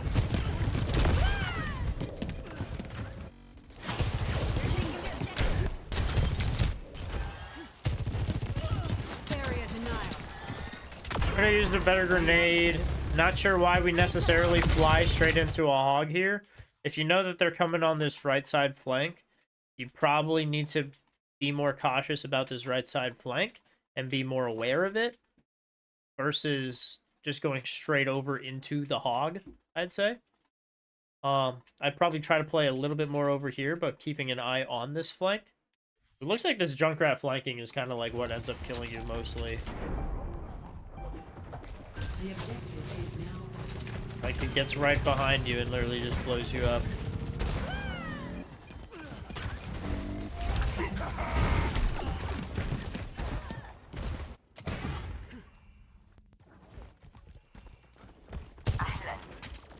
Hello there. Disrupting. Yeah, it's a hog. He's not gonna die. Like, it's okay to use the hog to get ult charge and then right-click someone else.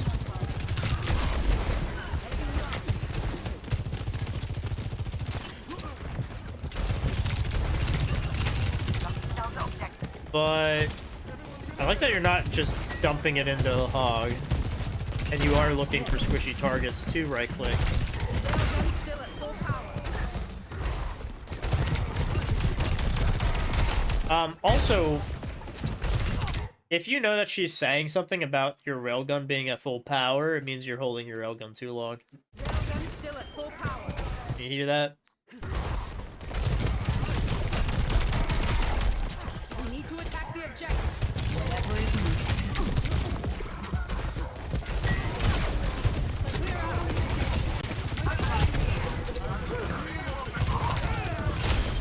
Efficient design at work. Alright, now we get the hog. Nice.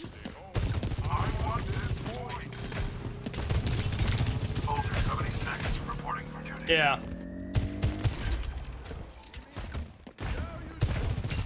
Disrupting.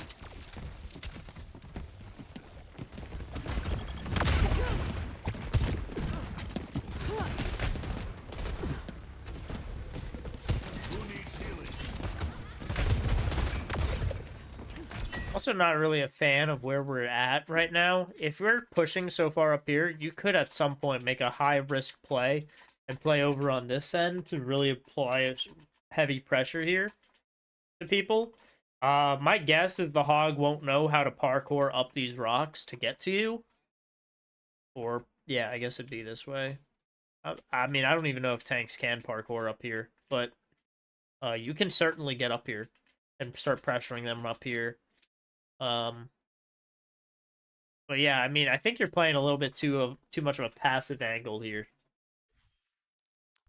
Just letting them walk in without really applying much of a crossfire or really damage pressure of any sort.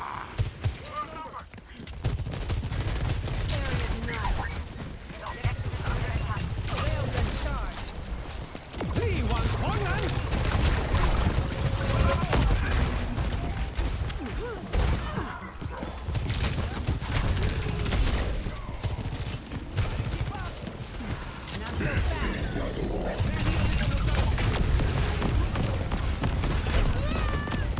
Yeah, I think a majority of it is just we're playing too passive and letting the enemy team walk in without us really applying any pressure to the space that we want to pressure. Just need a new plan. Did I get a VOD review? I'm 0-6 today, and I don't know what more could be done.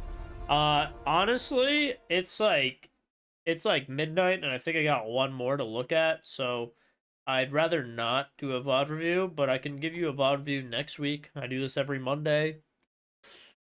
So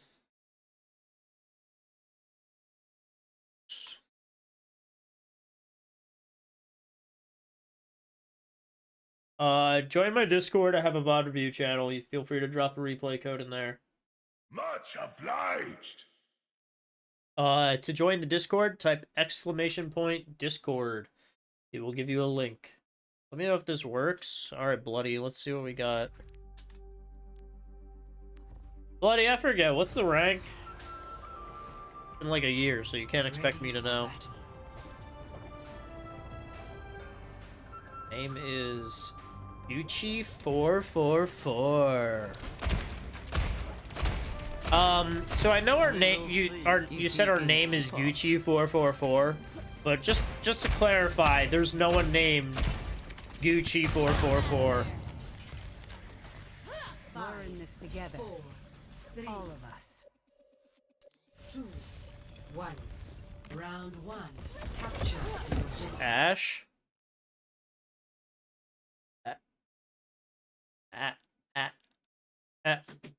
Slow dive. Okay, yeah, I'm on slow dive. I love this. Hustle up. It's critical. Not so fast.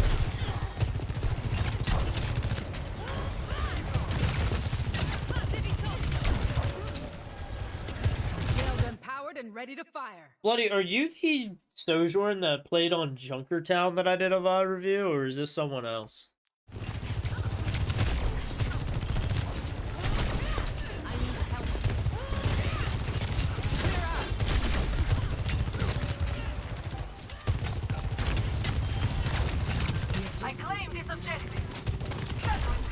Very nice. Okay. No, I have no idea. I do too many VOD reviews.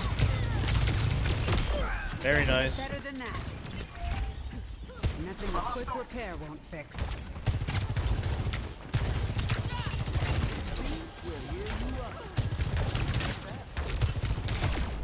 Area denial.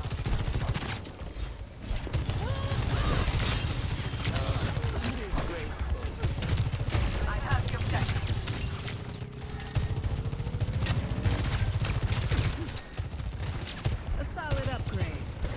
Not so fast. Railgun charge. Wasn't a fan of the slide or the grenade. I think both of those were kind of a waste, to be honest. It didn't really do a whole lot.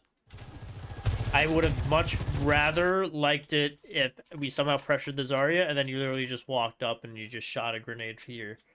Than what exactly all that was. I feel like it was a little bit too much for what we were trying to go for. Ah, thanks.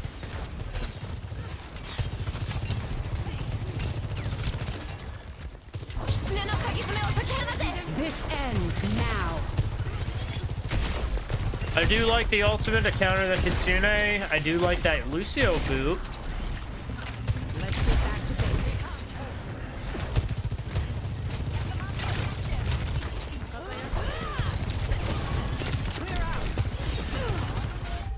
Would going right work there? I think, and then slide out. Yeah, you probably certainly could just walk over here and do the same thing and just launch it here. I don't think anyone would probably have any idea on you doing this. So you definitely could have walked over here, dropped the nade, and then just either slid out. Might have even been able to stay here and fire a little bit more. All kind of depends.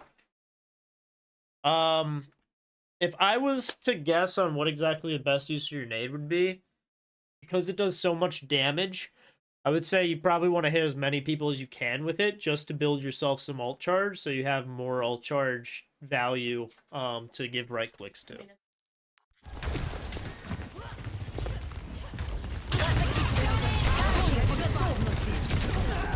Damn. I'm surprised they did just kind of walk in though, you know?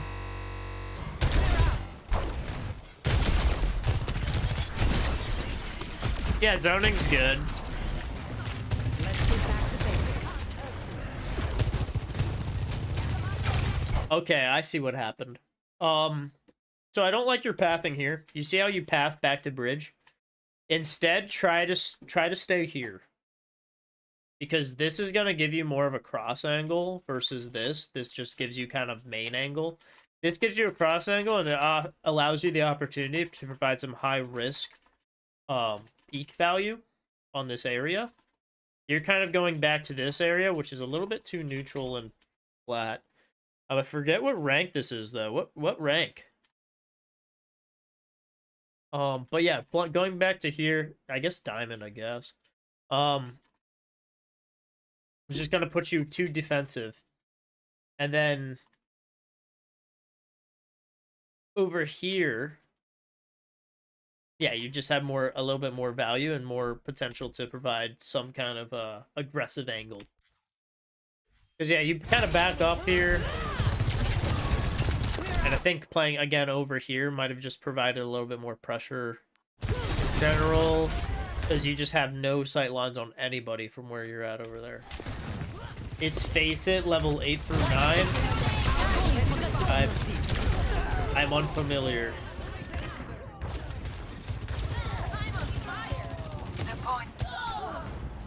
I'll play Overwatch much, but your friend wanted me to play Face It with him. Gonna need a new paint job after this.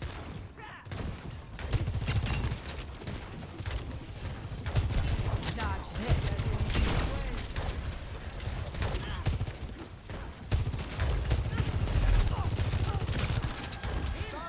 That feels much better. Okay. This ends now. Area denial.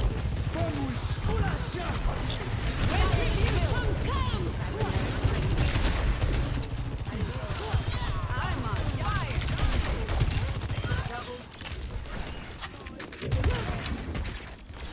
Disrupting.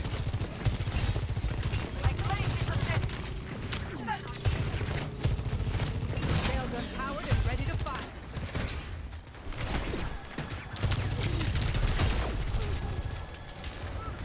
Oh, I feel a warm inside. Not so fast.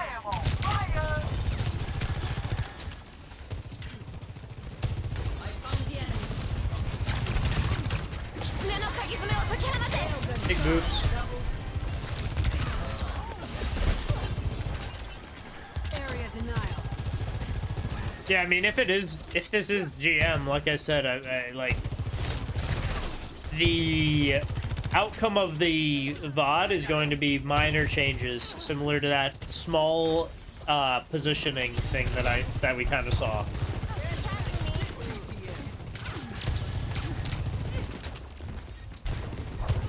Railgun powered and ready to fire.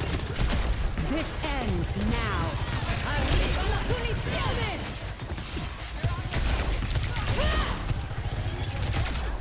Yeah. Cybernetics regulated. Not so fast. The battle ignites me.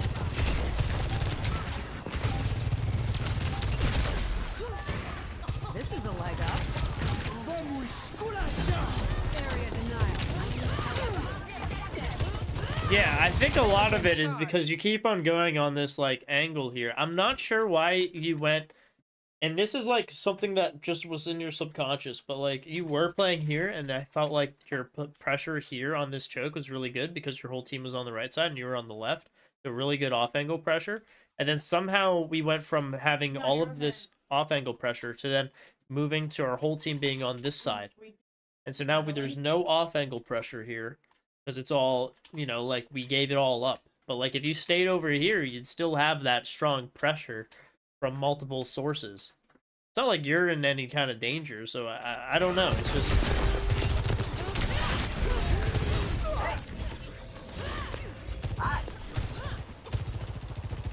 You did it to try to help the low HP back up. Yeah, but wouldn't you, being where you're at and being such an aggressive threat on your off angle, pulling up aggro? Because in my opinion, if you stack a bunch of bodies up in one spot, then the low health people are going to be catching strays anyways. It'd be much stronger for you to be on an off angle and just provide that power from the off angle and make them be like, we got to answer for this person, you know?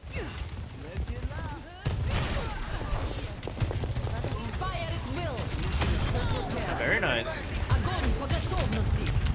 Do not walk into it. Okay, good. This ends now.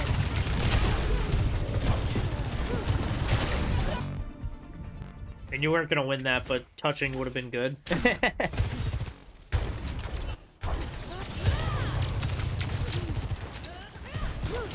this.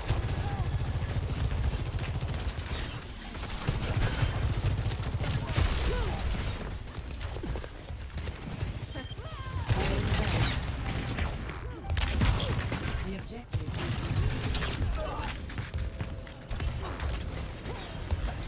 Honestly, good on you to drive him away from point. Recalculating. Real GM stat save. Is that true, Talented? Talented, are you also a GM? Don't let them take the point. I think yesterday we had a champion 3. A champion 3 asked what they could have done better with a VOD review. Yeah, that's fair. I mean, I was GM on console, or at least like when I started streaming, I was GM on console. Gonna need a new paint job after this. From nature.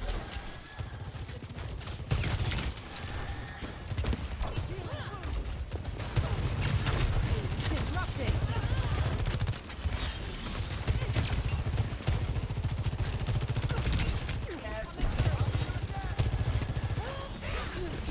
Sails unpowered and ready to fire. I feel like this point is just going to be very tough for Sojourn because of the sight angles for it. I mean, I say that, but I also play Ashe on this point, so... Thank me later.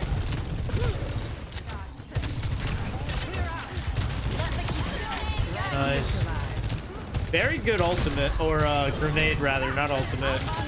You don't need ultimate for this. Oh, come on, we're the Alpha Soj. Never mind. Not so fast. What's with the mirror cop? I couldn't tell ya. I guess. Or is this just what Face It means? They're playing Face It if that means anything to you, Talented.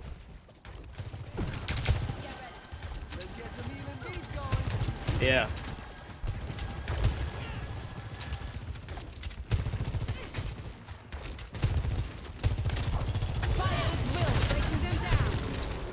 Огонь по готовности.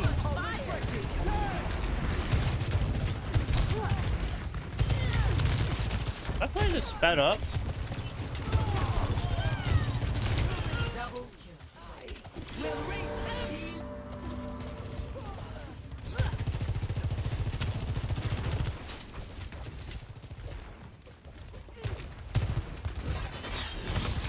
This ends now.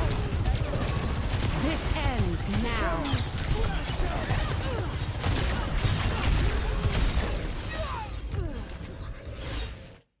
Well, you kind of fucked it with your first slide into the statue, not really moving anywhere. Up here probably would have been better for you, so since the Zarya wouldn't have walked on you, but you still probably would have had to deal with the Vendetta. So, I think a lot of it was just general sliding issues that we were seeing.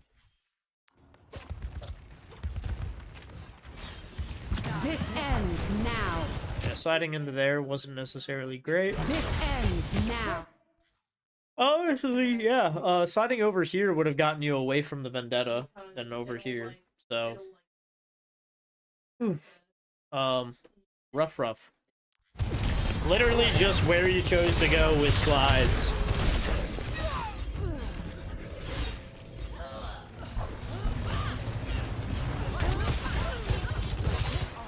Taking this point. If they won't quit, neither will I. Not so fast. I find it funny that you GMs always come and ask for VOD reviews and advice, because it's like the amount of things that you can change are like so minuscule compared to, like, you know, what gold players or such come here for.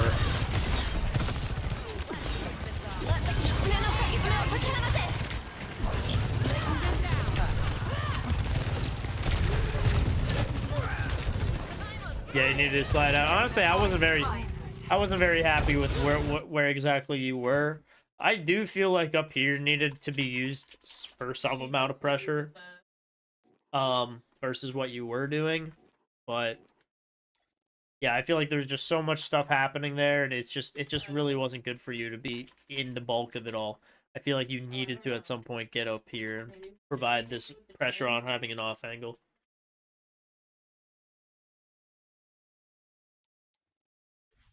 That's true. Second opinions are always good to have. Might have to adjust. I just find it funny because, like I said, yes, last week I think I had a Champ 3 show up and drop a VOD review, and like, I've never been champion. As much as I'd love to be champion, I've never been. So I'm like, I don't know. The only criticism I could give to him was like he was like 2 or 3 seconds off from timing his engages correctly.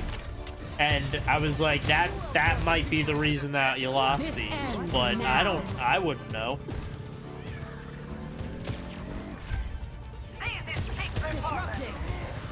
Damn. We're outnumbered. Lucio didn't touch. Damn. Railgun charge.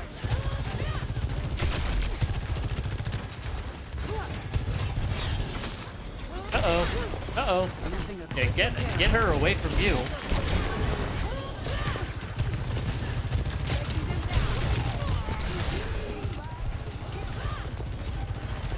The objective is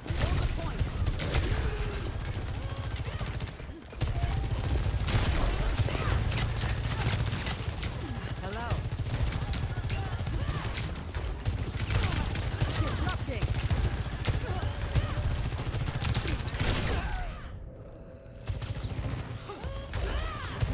Fun fact, Bloody, and I don't know if you know this, but apparently a fully charged Sojourn I'm not a setback. gun has a wider hitbox,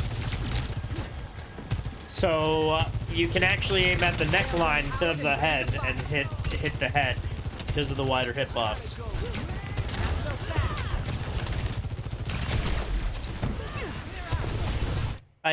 I think what you're referring to is when you were here when the Vendetta. I don't think I would have gone all the way over here to try and pull the Vendetta with me. I don't think this would have done really anything. I do think it was probably smarter for you to go back to your team here. You did not know that? Okay. Yeah, one of the Overwatch coaches dropped that in the coach chat, and I was like, oh, wow, that's interesting. I didn't know. Into team spawn. From here into here?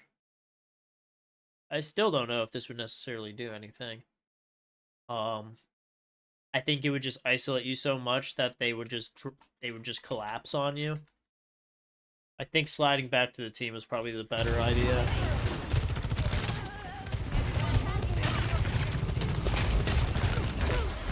Yeah, you'd get jumped. Not just jumped, you'd get mugged.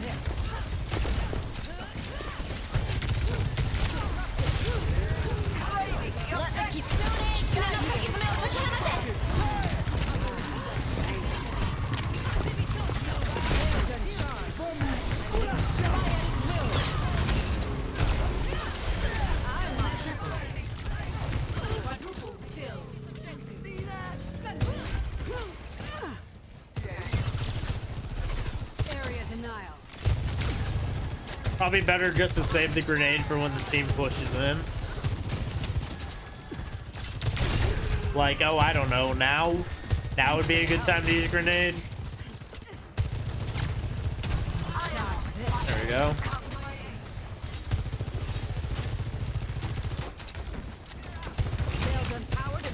I'm surprised that your Zarya just kind of gives them the space, to be honest.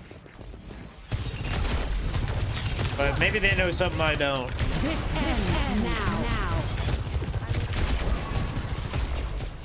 Not so fast. If I were you, I'd go out to the Mega, to be honest.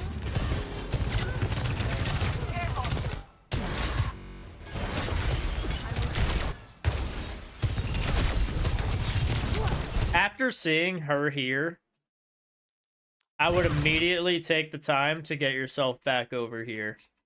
I feel like over here would be very strong for you.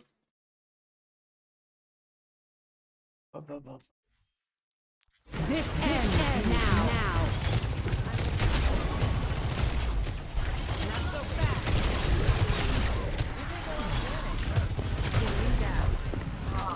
Огонь по готовности.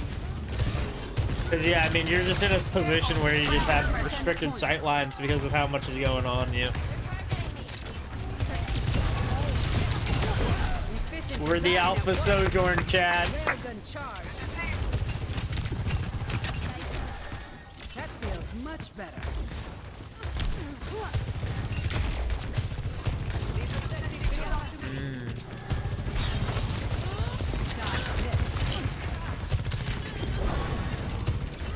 Arriva la punizione! Ready to fire.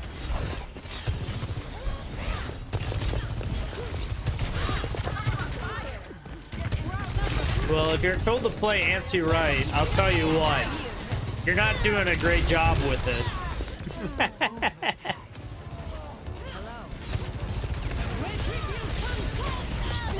Yeah, I mean, in general, it just looks like a couple off angles that I think could have been better. I think we just needed to take a bunch of better off angles. Anyways, chat, that was about 4 hours of streaming. That was most of my night, to be honest, because of the immense amount of VOD reviews. Thanks everyone for coming out. Thanks everyone for showing up and enjoying the stream and everything. If you have not hit the follow, feel free to do that. If you have not joined the Discord, feel free to hop in the Discord, so you can, you know, send more VOD reviews my way. It's always a queue that I, you know, basically watch every Monday, it seems to be. So feel free to drop by, drop your VODs in and whatever, and I hope everyone has a fantastic